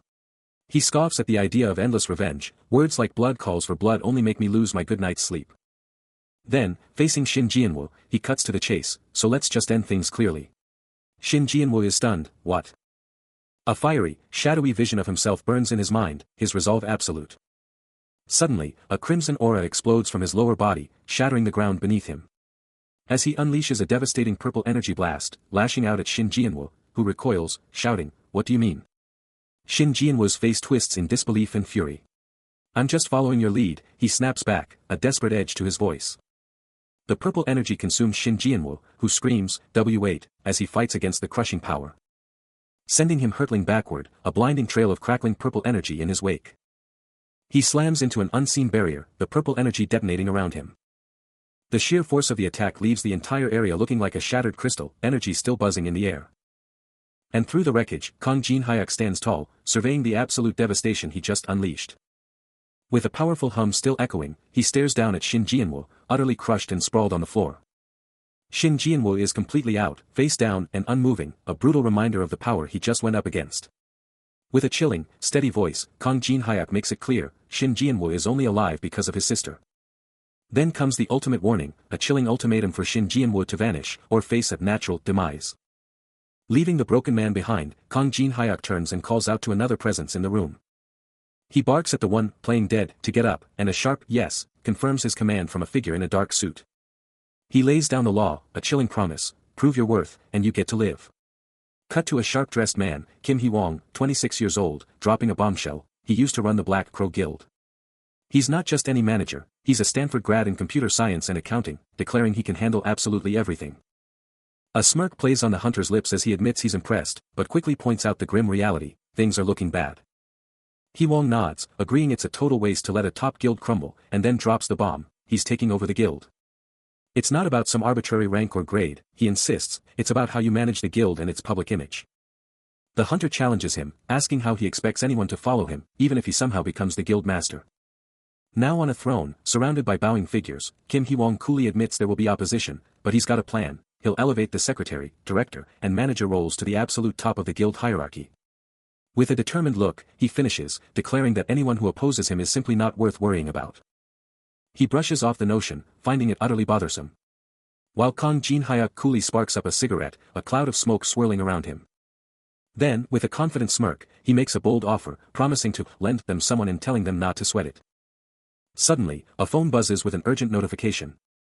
Flashing a critical alert about players trapped in a dungeon, the message screaming that everyone's stuck, unable to budge, and the whole thing is not good. Meanwhile, a dark-haired woman grits her teeth in pure frustration, uttering a sharp TSK, and demanding to know why everything's so chaotic, especially with an emergency brewing. Strolling alongside two other guys, one of them grumbles about being caught mid-raid. The discussion heats up, as another voice chimes in, insisting they have no choice but to tough it out, but it's just too much. A massive crowd, a mix of sharp suits and battle-ready armor, has converged on a building. His face a mask of pure annoyance, a brown-haired man in a dark suit can't believe the chaos, muttering about the sheer number of people. The masses just keep moving, a low, restless hum filling the air. And he's not holding back, confronting two other suited figures, ordering them to clear the building's entrance immediately. Then, a jarring cut to pure destruction: a mangled car, its hood utterly destroyed, and a man in a suit, utterly lifeless, sprawled across it, surrounded by a field of glass and wreckage. His eyes, wide and empty, scream the horror of his final moments. The devastation continues inside, furniture is trashed, walls are ripped apart, and the chilling truth is laid bare: the guildmaster is dead. Urgent footsteps pound through the corridor. His face now a mix of alarm and fierce determination, the brown-haired man sprints through a sleek building, shouting for answers about the emergency gathering. Kim Hye-young, caught off guard at his desk, snaps his head up, a name escaping his lips in disbelief. But before he can even react, a blur of motion. The figure from before, his hand already blazing with raw, electric blue power. His voice a thunderclap, demanding answers, demanding action. Then, a devastating strike, tearing through the very air with explosive force. And in an instant, Kang Jin-hyuk is there, his grip like iron on Kim Hye-young's collar. Kim Hye-young, utterly blindsided, can only gasp in shock. The immediate threat contained, Kang Jin-hyuk scans the room, a sea of suited figures, and his frustration boils over at the sight of even more new faces, muttering about the sheer annoyance of it all. But elsewhere, a new player emerges. A striking woman with flowing silver hair, her presence undeniable, her gaze sharp. Each step she takes is measured, purposeful, a silent declaration of her arrival. A dark-skinned man is absolutely floored, demanding to know if this child is seriously the cause of all this madness. Her silver hair frames a face now burning with pure rage, as her eyes ignite with a terrifying crimson glow. And with a voice dripping with pure indignation, she snaps back: "Did you just call me a child?" Kim Hye-young, meanwhile, can only stare, his face a mask of utter disbelief and growing fear. Then, out of nowhere, a massive building in the distance just explodes with a blinding orange energy, a raw, destructive power tearing through its top. The entire structure just gives way in a cataclysmic boom, showering the city below with a deadly rain of debris. Down below, Kang Jin-hyuk and two others snap their heads up in pure shock, one of them screaming, "WOAH. Something exploded." Snapping open his phone, Jin-hyuk quickly apologizes to Alice for being late, his mind already racing as he pinpoints exactly where the culprit must have flown. Just then, a critical message flashes across his screen, a red alert notification: a dungeon gate has opened, and he's ordered to the test center immediately. The world order had been drastically shifting since the tower's appearance 2 months prior. With people quickly adapting to this new reality at a matching pace. News channels were even broadcasting special programs about the enigmatic masked player. This figure had drawn immense attention, having single-handedly cleared an S-class gate that an entire attack force couldn't manage. Only 2 individuals knew that he, who had initially entered as a mere porter, was in fact the masked player. One was Mr. Kim, the porter leader, who had joyfully accepted his request to keep the secret. The other was Teresa, who had also promised to keep his identity hidden. Kim Hyung had joyfully accepted his request to keep it secret. The man who wore a mask and the man who did not were one and the same. With this dual identity, he would be able to act much more easily. The city's towering giant stands sentinel under a brilliant sky. But inside, the real game is about to begin, with a voice confirming, all the conditions have been fulfilled. A door bursts open, flooding the space with light, and the protagonist's mind races, and no more restraints. Kang Jin-hyuk's eyes gleam with ambition, declaring, now, it's truly time for me to monopolize everything. The city lights up as the sun dips, revealing the epic scale of the Awakened Association's HQ. These massive buildings just scream power, catching the last light of day. But check it out, Kang Jin-hyuk is just chilling, scrolling through his profile on his phone, thinking, okay, this certificate actually looks legit. Way more than I thought. Then, a subtle buzz from his phone, and he looks up, ready for whatever's next. Suddenly, he hears a shout, Jin-hyuk Appa. It's Yanhwa and Taemin, totally hyped to see him, asking, how have you been? He joins the crew, and they're all like, we're doing great. We even leveled up a ton. Yanhwa then adds, oh, and by the way, these guys said they're with you, so we were just chatting. With a confident grin, he tells them, alright, I'll introduce you all. As he prepares to introduce his companions, first up is Alice, a powerhouse player from Northern Europe, who just gives a cool humph with her arms crossed. Next up, he introduces Kim Hyung, the new manager of the Black Crow Guild he just took over, who's gonna be handling all the big stuff like dungeon scouts and more. Kim Hyung, looking sharp in his suit, immediately declares that if they're friends with Representative Kang, he's all in to help them out with everything he's got. But deep down, a bitter thought flashes through his mind. This guild was supposed to be his big reward from the organization he worked for, until Jian was swooped in and took it. With a smooth smile, Kim Hyung doubles down on his offer, telling them to hit him up for favors anytime, which makes one of the companions nervously ask if he's actually the Black Crow Guildmaster. Kim Hyung quickly clarifies that he is the Guildmaster, but he's the real Guildmaster, which gets a shocked, wow, from the other two companions. Kang Jin-hyuk then faces the whole crew, ready to keep the introductions rolling, kicking it off with a laid-back now or. Later, high above the city lights, Alice lets out a soft sigh, standing right next to Kang Jin-hyuk as all the introductions wrap up. Kang Jin-hyuk is absolutely fuming, ranting about how he was provoked and it was totally their fault for pushing him too far. He swears he didn't mean to go that wild. He just can't wrap his head around it, how anyone could stand that building for millennia. But Alice, cool as ice, fires back, pointing out he couldn't even handle 1,000 years of provocation. Stunned, Kang Jin-hyuk protests, claiming tons of others provoked him just like that. Shifting gears, he proposes they go hunting, but Alice, ever the pragmatist, asks if he can't just hunt solo. Strolling through the urban sprawl, he queries if she's talking about a full-on horde. Taking in the sprawling cityscape, Kang Jin-hyuk then muses if there are even any unknown hunting grounds left out there. A cryptic system message flashes, revealing the 15th floor is still locked down, and the very stream of light is under divine control. With absolute conviction, he states, there are no unknown hunting grounds left. Or so everyone thinks, the voice booms, setting the stage for a hidden reality. He stands, a figure of quiet contemplation. As the first floor of the Tower of Trials opens before him, a luminous expanse, ready for action. This is Moon Lake, a place renowned for its breathtaking scenery within the tower, but don't let its beauty fool you. Walking amidst the broken white pillars under a vast, starry sky, he surveys the tranquil landscape, but his mind is already on the hunt. It's been a long time since I've been here, he muses, a quiet thought escaping him. It's quite an elegant place, he observes, but how are you going to hunt here? The challenge is set. He pauses, a subtle sound escaping him as he contemplates his next move. A voice challenges his approach, asking if he's really going into the lake, then instantly fretting about his pants. 12 colossal statues stand guard around the serene Moon Lake, each a silent, imposing guardian. But among them, one specific statue captures his focus. He stands before it, meticulously examining its intricate details. This statue, though, clearly has a hidden purpose beyond just gracing the lake, making someone wonder if it's actually a secret button. Kang Jin-hyuk shifts to another, even more ornate statue, his eyes locked onto its base. Hundreds of hunters must have spotted the weird groove carved into its surface, but its purpose remains a total enigma. The online community is absolutely buzzing with theories, with users like Jinha even guessing it's a coin slot, but despite everyone's best efforts, no one has ever found a key for this mysterious slot. He stares at the statue, a sudden realization hitting him, this isn't just some random chunk of metal, it's a puzzle, a key. A mystical, soft glow pulses from the statue, and he knows instantly, it's moonlight energy. His hand instinctively reaches out, tracing a hidden groove on the ancient stone. But to truly unlock it, he needs more than just moonlight, He needs to match its frequency, using the essence stone he found hidden deep within the groove. With a satisfying click, the essence stone locks into its slot. Fully inserted, the stone flares with power, bathed in the statue's ethereal moonlight. A deafening rumble shakes the very earth as the ground splits open, revealing a hidden underground passage. The massive entrance, now fully revealed, invites him into the unknown depths below. He plunges into the newly opened passage, ready for whatever lies ahead. A heavy thud signals his arrival on the lower ground, the first floor of the legendary Tower of Trials, and there, a mysterious white-haired woman with dark wings is already waiting. Below, a terrifying horde of shadowy figures with glowing red eyes begins to stir, shocking the woman who can't believe such a stage exists in the tower. She stares down at the awakening horde, a wave of forgotten memories hitting her as she confesses it's been too long since she felt this power. Closing her eyes in deep thought, she whispers about a song of freedom she'd completely forgotten. Standing right next to him, taking in the scene, she then asks him how he's feeling, teasing if he's happy about their contract.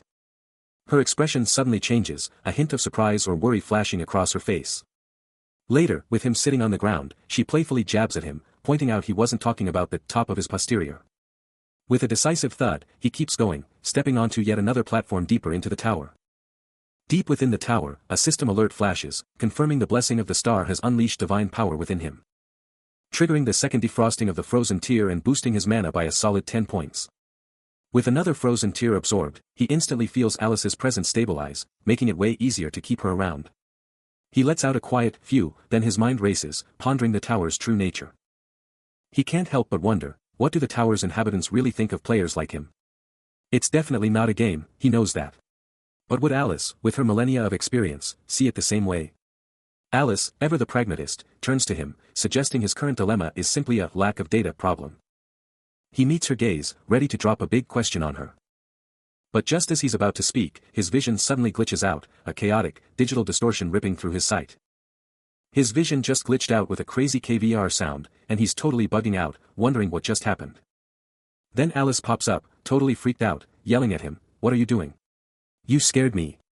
Talk about a jump scare. But then it hits him, all the tower's secrets are totally locked down from anyone living inside it. And the kicker.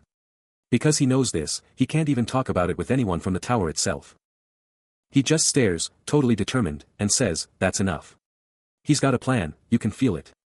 But then, Alice's eyes snap open, and she gasps, "Someone's coming. Uh-oh, trouble's brewing." Just as a blade flashes, he conjures a fiery orb in his hand, totally ready to throw down. Now, in this massive, dark chamber, he's calling the lower ground's first floor a spawning ground, sounds like things are about to get wild.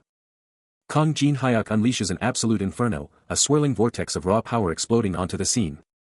But from the heart of that fire, a colossal, multi-legged creature starts to emerge, its dark silhouette burning against the intense heat, the ultimate reason for this chaos. The fiery explosion just keeps ripping, consuming everything in a blinding, orange blaze. Flames are going wild, crackling and painting the entire area with pure destructive energy. Then, with a earth-shattering impact, one of the creature's massive, clawed legs slams down, shaking the very foundations. It lunges, its powerful limbs lashing out at some poor, indistinct figure caught right in its path. Kong Jin Hyuk just watches the madness, a determined smirk on his face, his eyes faintly glowing with pure, unyielding resolve. Smoke and embers choke the air, turning the battlefield into a dangerous, hazy twilight. And then, he launches himself, a fiery silhouette against the raging inferno, soaring straight into the heart of the monstrous threat. The fight explodes, and from the heart of the chaos, a monstrous, multi-limbed terror bursts forth, shrouded in a maelstrom of devastating, fiery energy. Suddenly, a terrifying giant beetle Gekarad, a level 25 monstrosity, unleashes a blood-curdling shriek. Alice immediately recoils in pure horror, her face contorted in disgust as she cries out, "UGH. Disgusting." But before that beast can even twitch, Kong Jin Hyuk is already there, sword flashing, barking, "Alice. Get back." Then, his eyes ignite with an intense electric blue, and he thrusts out a hand, a massive surge of power already building. A blinding golden light explodes around him, as the system confirms the activation of his ultimate unique ability, Blessing of the Star. With an earth-shattering crack, a swirling vortex of golden energy, laced with raw purple lightning, explodes from the ground, directly beneath the monster. The sheer, unbridled force of it rips the very earth apart, sending massive fissures tearing across the cavern floor. And then, the energy culminates in a blinding, concussive explosion, engulfing everything in a brilliant, devastating golden light. The blinding flash fades, but the air still crackles with raw power. And he stands there, amidst the settling dust, staring up at the fading light of his devastating attack. The monstrous Gekarad are sent reeling, their guttural cries of agony ripping through the dungeon. A system message pops up, confirming the monster's defenses are slashed by 50%, and he turns to Alice, practically daring her to unleash her full power. Alice glares back, a mix of shock and outrage on her face, as she starts to snap back about having to deal with such repulsive monsters. But a smirk plays on his lips, a silent challenge that shatters her noble composure. With a furious roar, she unleashes a torrent of crimson energy, a red blur as she charges straight into the fight. The vibrant red magic absolutely rips through the monstrous Gekarad, shredding its hardened shell. Its entire body dissolves into a cluster of glowing, ruby-red orbs, leaving nothing but shimmering motes of light behind. A monstrous red beast, all eyes and razor claws, explodes into action, radiating pure, unadulterated menace. But that beast never stood a chance. A confident smirk flashes across his face as Kong Jin Hyuk unleashes his purple-bladed fury, ready to dominate. The Rift stat kicks in, closing the level gap instantly as a barrage of purple energy slashes rips the monster apart, a crimson explosion of gore. One last, brutal strike, and a giant sword skewers the beast, the system screaming he's leveled up 3 times in a flash. He stands victorious over the fallen monster, thinking, man, I was sick of holding back. He knew he was strong, even at level 1, but this was next level. Suddenly, a dark, swirling vortex erupts around him. He glares into the void, challenging whoever dares to face him next. Then, the system confirms it, Grave of Swords activated. He's consumed by dark power, surrounded by an army of spectral blades, ready to unleash hell. Meanwhile, away from all the action, we cut to a massive, super fancy building. And inside, in the Olympus Guild conference room, things are getting serious. A serious-looking guy, hands clasped, kicks off the meeting, announcing, all right, looks like everyone's here, let's get this show on the road. Patrick, the Titan Guild's rep, drops a bombshell, revealing, so, as you all know, the mission to clear the 4th floor. Total bust. Out of 15 attack teams, 100 people strong, the number who actually made it back. Just 9. 9. The expedition was a disaster, and the truth is, the remaining floors are absolutely swarming with monsters. You can practically feel the danger radiating from the screen. A massive, ancient statue just watches, unmoving, as everyone grapples with the impossible question, how in the world are they going to take down 100,000 enemies? A fist clenches, practically sparking with raw frustration and resolve. Patrick, looking utterly defeated, can only shake his head at their repeated failures, even with all their power. He's asking the big question, how do they even begin to tackle this impossible number when everything they've tried has just crashed and burned? Alice and a sharp-looking guy with glasses are locked in, and he's dropping some serious truth bombs. The 2nd and 3rd floor raids were just too fast, leaving zero time for players to actually level up. This is Marcus, the Olympus Guild representative, and he's thinking out loud, if only they had more players over level 50, things would be totally different. Alice just nods, agreeing completely. Out of nowhere, a furious white-haired man explodes, his eyes blazing. Are they talking about guilds like Zhonghua, who are literally hogging all the magic crystals by controlling the dungeons? Marcus looks totally caught off guard, quickly averting his gaze, as the white-haired man stares him down, demanding to know if he just said something out of line. The white-haired man's fury just keeps building, his voice booming as he vows he won't stand for this kind of disrespect without solid proof. Marcus is practically shrinking in his seat. The tension was palpable as a white-haired man fired back, claiming anyone could spew 30,000 lies on command. Marcus, clearly fed up, snapped at him to cut it out, reminding everyone this was not the time for petty squabbles. But elsewhere, addressing the entire guild assembly, Patrick laid down the law, they were here to solve the problem, together. Back in the thick of it, the white-haired man cornered Marcus, demanding to know if he'd actually thought of anything useful. Just yesterday, before dawn broke, Marcus was already deep in thought, mulling over the sheer cost of whatever shady deal had gone down. The room's mood shifted, a red-haired woman and a black-haired man exchanging shocked glances, as the white-haired man kept up his furious tirade. He roared, incredulous, demanding to know if they seriously expected them to team up with those criminal scumbags, those demon-dealing freaks. Then, a brown-haired woman chimed in, stating the obvious, everyone was sickened by any guild that dabbled with demons. She pressed on, her voice filled with despair, exclaiming that it was no shock they were so pathetic, with guild power now dwarfing even the governments. A blonde woman, radiating a subtle red aura, cuts through the tension, demanding to know if anything truly matters more than this moment. As a man in sleek dark attire confidently strides through the hall.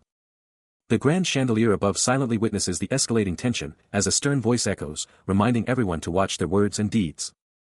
But then, a surge of raw purple energy rips through the room, making glasses on a table violently shake as a panicked voice cries out, "What do you mean we're trapped?" A man at the table coolly declares the virtue of truth, even as a hand below unleashes a devastating burst of purple energy.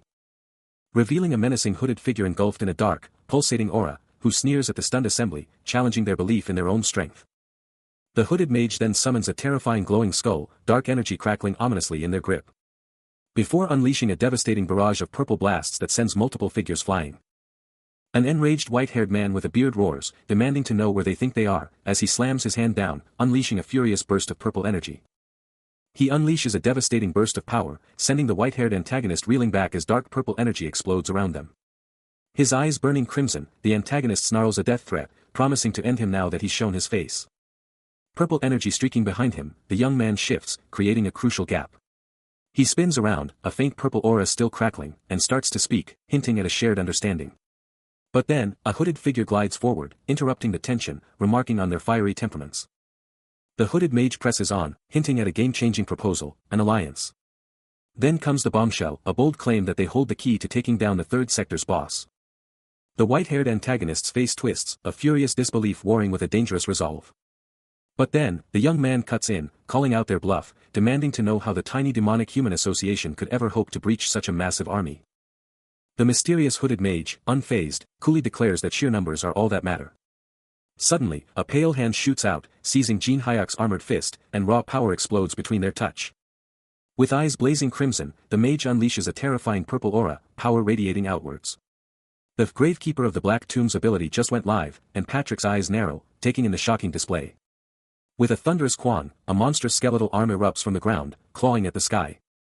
The white-haired antagonist coolly assesses the situation, realizing that centuries of conflict have left a literal graveyard beneath their feet. The skeletal arm morphs into a full-blown, towering warrior, and the mage proudly declares that necromancy is a common, terrifying skill among their demonic human ranks, a chilling display of their true strength. Staring up at the colossal undead, Jin Hyuk recognizes the mage as a necromancer, but the sheer magnitude of this summoned army leaves him stunned. And there it is, a massive, silent army of skeletal warriors, arrayed before an ominous, ancient building, a chilling testament to the mage's overwhelming necromantic might. A guild rep spots something wild, a staff with a glowing skull, and he can't help but let out a shocked, "Oh." This isn't just any old stick, it's the legendary Staff of Greed, a super rare item that only appears when you sacrifice top-tier materials. Jin Hyuk can't help but feel a little awkward, the sheer power of that staff hitting him hard. He's already calculating the worst-case scenario. What if this legendary Staff of Greed gets combined with a necromancer's power? With Alice by his side, he admits that even with all the danger, there's still a shot at winning this third round, shouting, "10-way SSI," to someone unseen. The tension is thick as Marcus explodes at Baek Jinho, screaming, "What are you even saying? These guys are evil demonic humans." But Baek Jinho just coolly replies, "We know. And we have to pay them back." Baek Jinho, unyielding, presses on, hinting that if the demonic humans ask for a secret deal, it could totally work. Jin Hyuk, fully invested, decides this risky play is totally worth a shot. Marcus is absolutely floored, confronting Baek Jinho, demanding, "Even you, Baek Jinho SSI." But the leader just fires back, "We have no other choice." Am I wrong? The blonde guild rep is absolutely reeling, wondering how everything went so sideways. And she just can't wrap her head around this wild idea of teaming up with demonic humans, it's pure madness. She desperately wishes Kong Jin Hyuk was here, convinced he'd have a game-changing solution to this mess. But without him, she's completely adrift, with no clue what to do next. Then, a sudden die-ring rips her from her thoughts, a video call request popping up out of nowhere. Her eyes snap open in shock, a mix of hope and dread flashing across her face. The system asks if she'll take the call, and the caller ID reveals the one person she just wished for, Kong Jin Hyuk. Suddenly, a sharp chime cuts through the air, announcing an incoming video call request from outside. He accepts the call, and instantly, Alice's face pops up, her voice bright and eager, "Hey, have you been well? Did you level up a ton?" But Jin Hyuk's face twists into a grimace, his eyes locked on something off-screen, demanding, "What the heck is going on here?" Then, from the depths of the shadows, a cloaked figure steps forward, their hand casually resting on a sword hilt. Their voice echoing with a chilling challenge, "Who are you? Why hide behind a screen when you could just show yourself?" A sharp ding announces a system update, the video call will be changed to a collective call. Alice's eyes widen in shock. While the hooded mage, now crackling with vibrant, glowing energy, coolly responds, "As you wish." Back in the office, a red-haired woman stares at a dark-haired man, a burning question on her lips. But elsewhere, a mysterious masked figure, a dark silhouette against glowing energy, remains an enigma. As the story rewinds to the super rookie, who solo cleared the first floor ruin, leaving everyone absolutely stunned and asking, "Who is this guy?"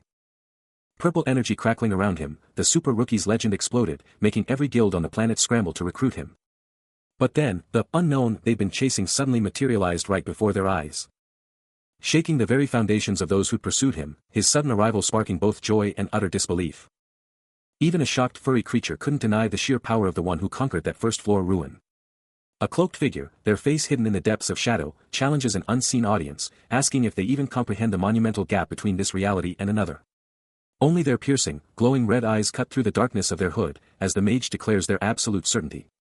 A tense assembly of guild representatives, their expressions a blend of shock and unease, hangs on every word as the mage boldly proclaims their limitless power, asserting that with so many summons, nothing is beyond their grasp, and the reps can't help but agree. A chilling smirk barely registers on the mage's obscured face, as they utterly trash the idea of success with what they contemptuously label fake stuff. A blonde guild rep snaps back in utter shock, her voice exploding with disbelief at the bombshell accusation of fake stuff.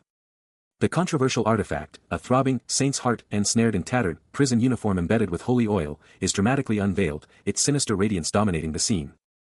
A sharp-eyed, white-haired guild rep dissects the artifact, instantly deducing it was cobbled together from just those two components. Patrick, the Titan Guild's rep, corners the hooded figure, grilling them for confirmation and flat-out demanding proof. The authentic Staff of Greed, boasting its iconic red gem nestled in an orb, is then showcased as the undeniable real deal, exposing the mage's claim as a total sham. These summoned skeletal soldiers are seriously weak, only able to move across 3 floors. They're so flimsy, they wouldn't even survive half a day in the boss room. As the hooded mage watches, a chilling thought crosses their mind, he's totally going to ditch everyone. And in the middle of all that confusion, people are already snatching up coins and loot. The hooded mage's red eyes flare with fury, cursing someone as an arrogant bastard and promising they'll regret turning down the deal.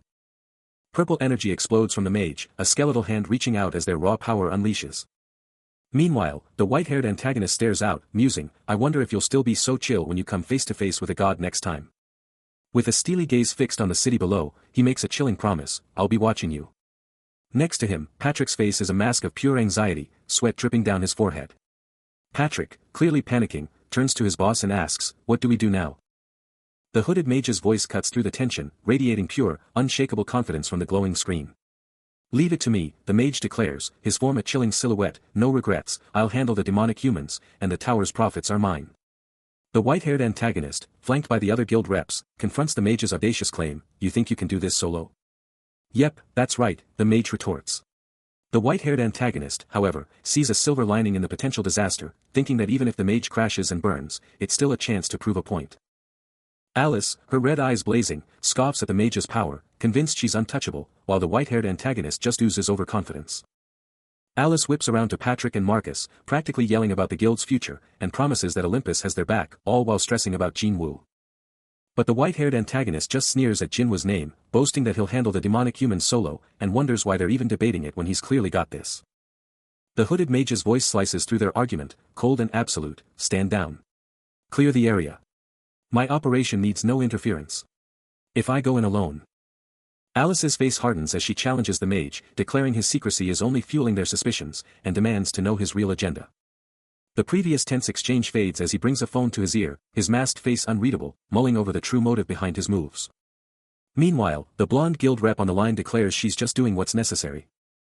Her face flushing as she passionately adds it's all for the one she calls her precious comrade. But Jin Hyuk, on his end, can't help but internally recoil, absolutely cringing at his own dramatic lines. He pivots, walking away, the call still active. The blonde woman, a soft smile gracing her lips, looks contentedly at her laptop.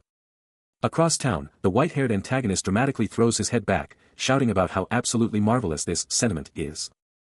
Clutching his chest, he proclaims it true camaraderie, but then, as a guild rep, he's suddenly speechless. Gazing intently at a screen showing the masked hero, he confesses this whole thing is making him seriously reflect on his own life. A camera lens is locked on, blue light flashing, this whole thing is being recorded. Back at the office, the Titan Guild rep is fuming, saying any normal person would have taken the deal, but some just don't get the big picture. Our hero, however, is playing chess, not checkers.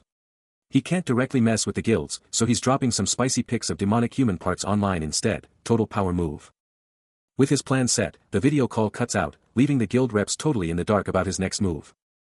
A game status screen pops up, showing him at a measly level 5, but he's secretly flexing, knowing he's actually a beast at level 500. He checks his phone, muttering nonsense, when a tiny, shadowy figure in the back screams his name. The hooded mage, now a full-on tiny demon with glowing red eyes and wings, is absolutely furious, demanding answers, but our hero just shrugs, saying he'll do whatever he wants because he's strong enough. The little demon is still raging, asking if this is all a joke, and the hero drops the bomb. It's not a contract, it's a slave contract. Leaving the mage stunned on the floor, he just walks off, announcing he's off to find a new supplement. But a simple mana supplement? That just wouldn't cut it for him. He stares down at the mage, now revealed, who snarls back, demanding to know if it's really not enough, but he just brushes her off, scoffing that her mana is too weak to even touch his reserves. She fires back, saying if her mana is low, then he gets nothing. Her crimson eyes blaze, fangs bared, as she snarls, vowing to take back every last drop of mana she'd ever consumed, making it clear that's why she couldn't give him anything. But before she can even twitch, his hand snaps out, seizing her wrist with an iron grip, red energy exploding around their connection. Mana starts to siphon away from her, and he just casually tells Alice to chill, a sickening suck echoing the drain. His grip tightens, the red energy flares as the mana torrents into him. The drain becomes a monstrous, slurping vortex, leaving a blinding red aura in its wake. Alice's eyes go wide with pure shock and utter exhaustion, her fangs still bared as her very essence is ripped away. Now shrunken and utterly drained, a pathetic shadow tail dragging behind her, Alice barely manages to croak out how much mana he just sucked, feeling like she could pass out. He just smirks down, totally juiced, and asks, so, what's next? He's diving into some serious shopping, tapping away at a holographic screen. A system message flashes, confirming his haul of random items, but Alice is totally baffled, calling his purchases a bunch of junk. He calmly tells her everything has a purpose, then drops her name, getting a confused HM, in return. Perched on the edge of a massive, shadowy chasm, he announces that things are about to get seriously intense. He lays out the mission: clear the entire first underground floor by today, with Alice watching him intently. Alice tries to speak up, but something interrupts her. Without warning, he just drops into the void. Mid-fall, a strange glow bursts from his hand, plunging headfirst into the inky blackness. A frantic voice screams down, questioning his reckless dive into the unknown. But he just smirks, revealing he's been here countless times, knowing every inch of this terrifying drop. Alice, aghast, peers over the edge. As Jin Hyuk unleashes reverse gravity, defying the fall itself. Her voice, a mix of awe and exasperation, labels him utterly reckless, debating if it's pure skill or insane luck. Her eyes blaze with raw power. While Jin Hyuk coolly lands on a hidden ledge, igniting element of fire and declaring the situation under control. He then zeroes in on a bizarre, ticking device, confirming his perfect arrival. Out of the abyss, a booming, dismissive voice roars, scoffing at the pathetic, swarming insects. But our hero, unfazed, just keeps walking towards the ominous red gate, a confident smirk on his face as he challenges the unseen foe. You know me? A chillingly confident smile is his only reply, confirming everything. This is it. The legendary, terrifying hound who roams the desert, its blazing red eyes burning with intensity, has finally revealed itself. Its colossal, armored body fills the entire space, an absolute titan of destruction. Kong Jin Hyuk faces down a monstrous reptilian beast, its scales shimmering, and he's not here to play games. The beast unleashes a terrifying roar, its massive maw wide open, practically laughing at Jin Hyuk's challenge. Jin Hyuk charges forward, and the monster can't believe his nerve, while Alice is practically screaming for him to fall back. He just turns to Alice, shuts down her worries with a smirk, telling her to watch the show, and she's absolutely fuming. Suddenly, the hound's eyes blaze with a sinister purple glow, and its colossal body coils, ready to strike. Then, with a lightning-fast, devastating sweep, its glowing purple tail whips through the air, a pure blur of destruction. The hound who roams the desert unleashes a booming challenge, demanding an answer, but then scoffs, calling its foe a mere mortal who can't even grasp its language. And just like that, the first question of its deadly trial drops. This is the judgment of Anubis, a skill the hound always busts out in a fight, an absolute judgment that activates just by answering its questions. Jin Hyuk instantly gets it: the way to copy this skill, he's gotta shatter Anubis' consciousness by making the hound lose its cool. Because only by pushing its buttons, can he snag the power to ask the ultimate question. With a sly look, he mutters, how could he possibly be here? Boom. Question answered. The hound, clearly thrown off, questions his common sense, and then, bam, the second question drops. Clutching a glowing purple orb, he spills his real motive, casually mentioning it's worth a fortune on the black market. And just like that, he's answered the target's question again, pushing his strategic game with the ancient skill even further. The hound who roams the desert isn't holding back, throwing down a gauntlet, demanding to know if he seriously thinks he can walk away from its territory alive.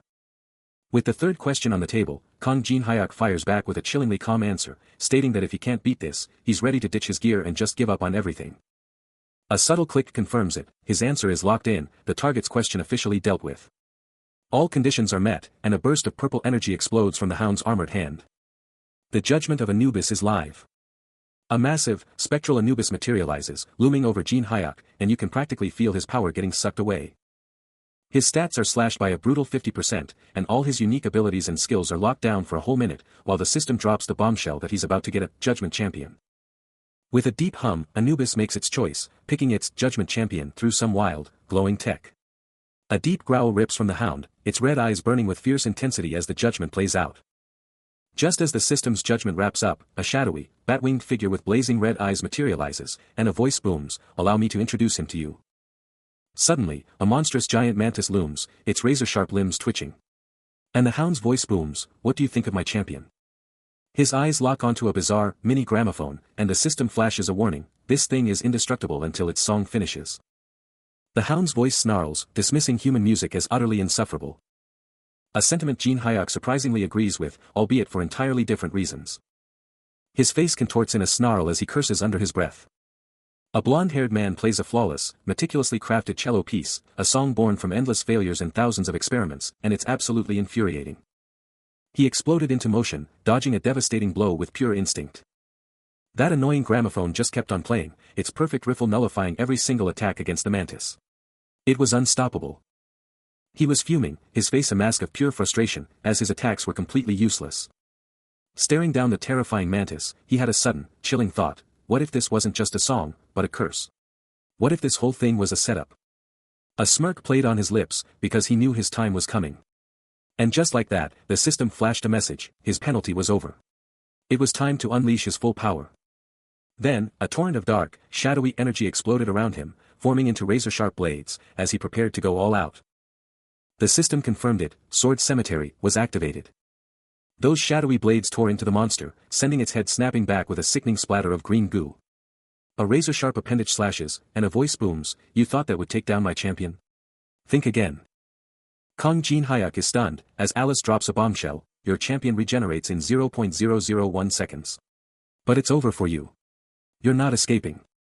Her hand tightens on her blade, but I can make sure it loses all will to fight. Even with its insane regeneration, the mantis is rocked by the hit, its huge body reeling. Its full, terrifying form is on display, a true titan of terror. Alice's face twists in shock and anger, as she shouts, "What? He's just playing around with it." Her mind is blown, realizing his insane power. "I knew he was strong, but this is next level."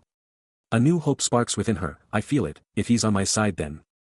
A sly smile spreads across her face as a plan forms, "He might actually be the key to my revenge." The mantis's glowing red eyes burn, a silent, terrifying threat. "What are you doing? Keep fighting and stop backing down," a furious voice demands, as the colossal mantis monster is absolutely rocked, forced to stumble backward. Its armored head recoils violently, chunks of its shell exploding into the air. This was supposed to be a proud warrior, chosen by the gods, the champion, but now he's just a stepping stone, as heavy boots land with crushing finality. This is the ultimate humiliation, completely breaking the will of a warrior who thought he was invincible, as a hand crackles with raw power. Talk about insult and provocation. He just casually sits down on the monster's head. The mantis thrashes, its massive frame struggling, but it's no use. Its very core, once a beacon of power, now just a desperate, dying red glow. Anubis champion has been defeated. A bloody, undeniable victory.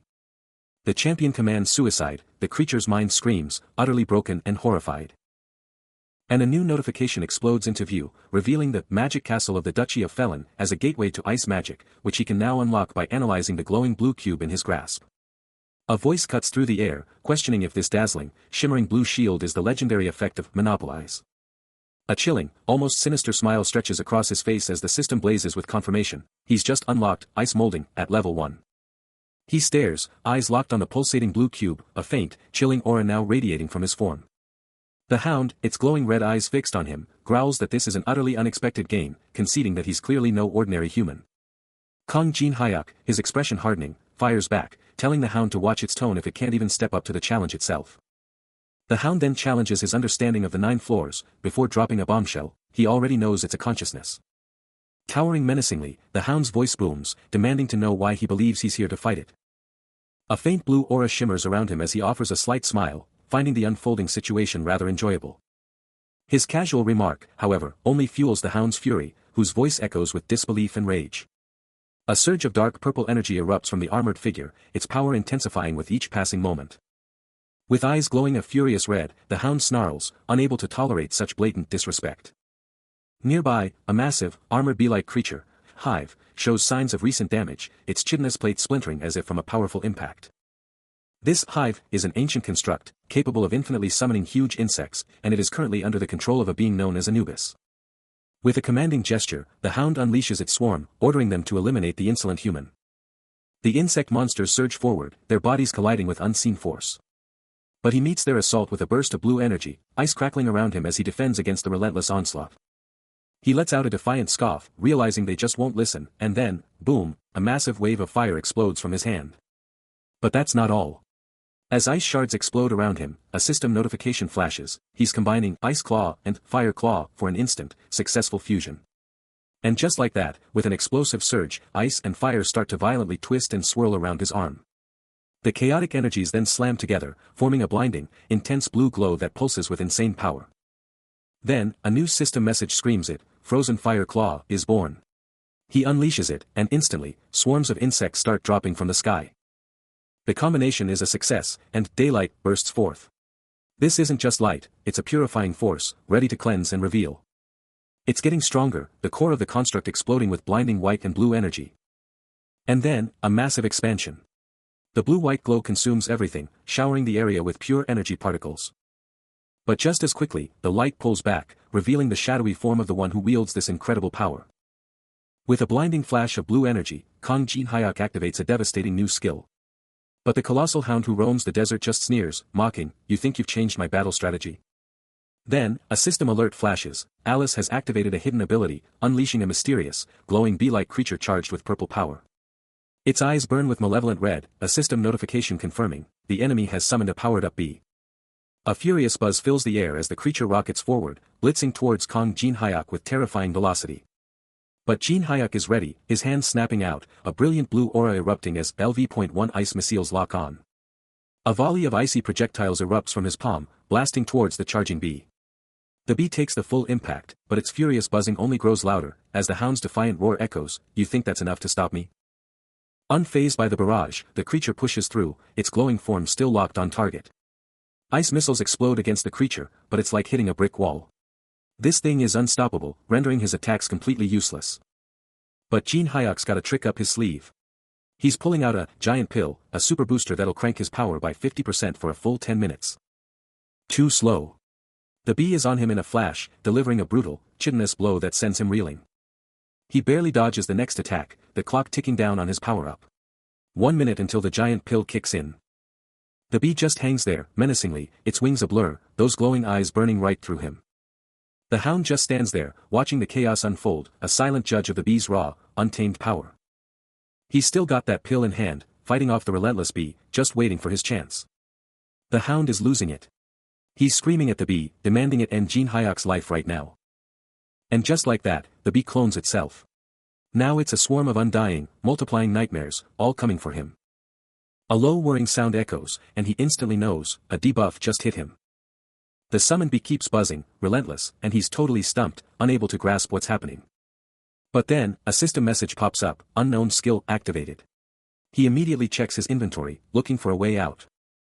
He quickly grabs an ability booster, sticky glue, cobwebs from the Kalturi's forest, and 100 milligrams of twin-head ogre snot, declaring they'll combine to supercharge his unknown skill, and with a decisive thump, he locks it in. The holographic screen flares, cracking with raw energy, as the skill goes into overdrive. A blinding aura bursts from his hand, slamming into the summoned bee, hitting it with the full force of his new power. The outcome is undeniable, his skill element is live. This isn't just a power-up, it's a game-changer that will rewire his entire strategy, concluding with a final thump. A giant pill just dropped, and its effects are already kicking in. Jin Hyuk's system confirms the new arrival. And then, more of these mysterious pills just keep on dropping, filling the space around him. It's a full-on pill shower. Every single one a new notification for Jin Hyuk.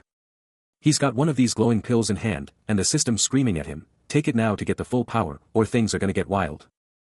He's thinking it over, realizing this pill is a perfect copy of something he knows, and honestly, what else could even go wrong in this messed up world? Out of nowhere, a terrifying, shadowy monster with glowing red eyes appears, roaring in confusion. What's going on? Trapped in a glowing blue cube, Jin Hyuk isn't backing down. He's not just waiting for trouble, he's gonna make the trouble and set the new trend. A soft blue light pulses around him as he stares down, absolutely sure of his next move. That blue energy just explodes around his hand, as he gets ready to grab the future by the horns. A monstrous, hound-like figure lets out a guttural sound, its purple eyes blazing as it extends a clawed hand, declaring the end of the wave. A massive, dark fist clenches, surrounded by crackling energy, as the system confirms that another wave has been utterly destroyed. A distant explosion of light erupts, leaving Kong Jin Hyuk stunned, wondering what just happened, admitting he's not sure. The hound-like creature, its purple eyes burning with raw intensity, offers a chilling choice, demanding absolute submission. It lets out a thunderous roar, its form growing even larger and more imposing, radiating an overwhelming, terrifying aura of power. The creature's voice booms with absolute fury, repeatedly declaring the defiance it faces as utterly disrespectful. Its warning echoes, a final, forceful command that chills to the bone. The monstrous figure reiterates its demand, urging submission and a plea to cling to its power, but Kong Jin Hyuk remains utterly unfazed, deep in thought. With his eyes now blazing with a fierce blue light, he considers his options, not sure if he will submit, or if he will be the one to utterly dominate the monster. He gets the ultimate confirmation: Anubis's vessel is absolutely obliterated. And just like that, a new message pops up: conditions met. A save button flashes, ready for his command. This epic feat unlocks a brand new, game-changing skill, Anubis's Grace. He can now channel the power of a god onto anyone who dares to meet Anubis's conditions. The system spells it out: activate this skill, and the sheer, unadulterated power of Anubis will be unleashed through him. But wait, there's more. A chilling message reveals that the ancient Egyptian gods themselves are now watching his every move, deeply invested in his fate. But this isn't all good news. A chilling update warns that some of these cosmic beings are already gunning for him, and he's just thinking, seriously? So petty. Out of nowhere, Alice materializes, her voice sharp with confusion, demanding to know what in the world is going on and what he meant by that cryptic wave comment. He brushes off Alice's questions for a second, pulling up his status window, checking out his new level 19 and all the juicy stats. He mutters to himself, realizing this is the very first time he's ever gained a level in this specific zone. His stats are blowing up. Strength and dexterity just shot from E to D dash. He's thinking about how to dump those sweet stat points, when suddenly, a video call notification blares across his screen. He shoots a look over, surprised Alice is hitting him up right now. It's Cheon Yusun on the line, and he's got a snarky comment ready, asking if Jin Hyuk finally remembered him. Jin Hyuk's like, "What's that weird place behind you?" but Yusun shuts him down fast, saying it's not his problem. Yusun cuts to the chase, dropping a proposal on Kong Jin Hyuk, and Jin Hyuk's gut is screaming, "Bad news." Yusun lays it out: the association's throwing a global arts tournament, and only the A rankers and up, including him, are getting in. He drops the bombshell: they've already been wiped out twice trying to take down the final boss. Jin Hyuk's jaw practically hits the floor. Yusun hammers home the win or lose stakes, but Jin Hyuk, still not buying it, snaps back: "Why would I even bother wasting my time on that?" Cheon Yusun shuts down any doubts, declaring that if it were just about copying a skill, maybe things would be different, but there's no way his target could ever refuse this offer. A dramatic pause hangs in the air, as he leans in, ready to drop the bombshell. Then, with a smirk, he flashes a gleaming golden card, a ticket to untold power, revealing his ace in the hole, an invitation to the legendary black market.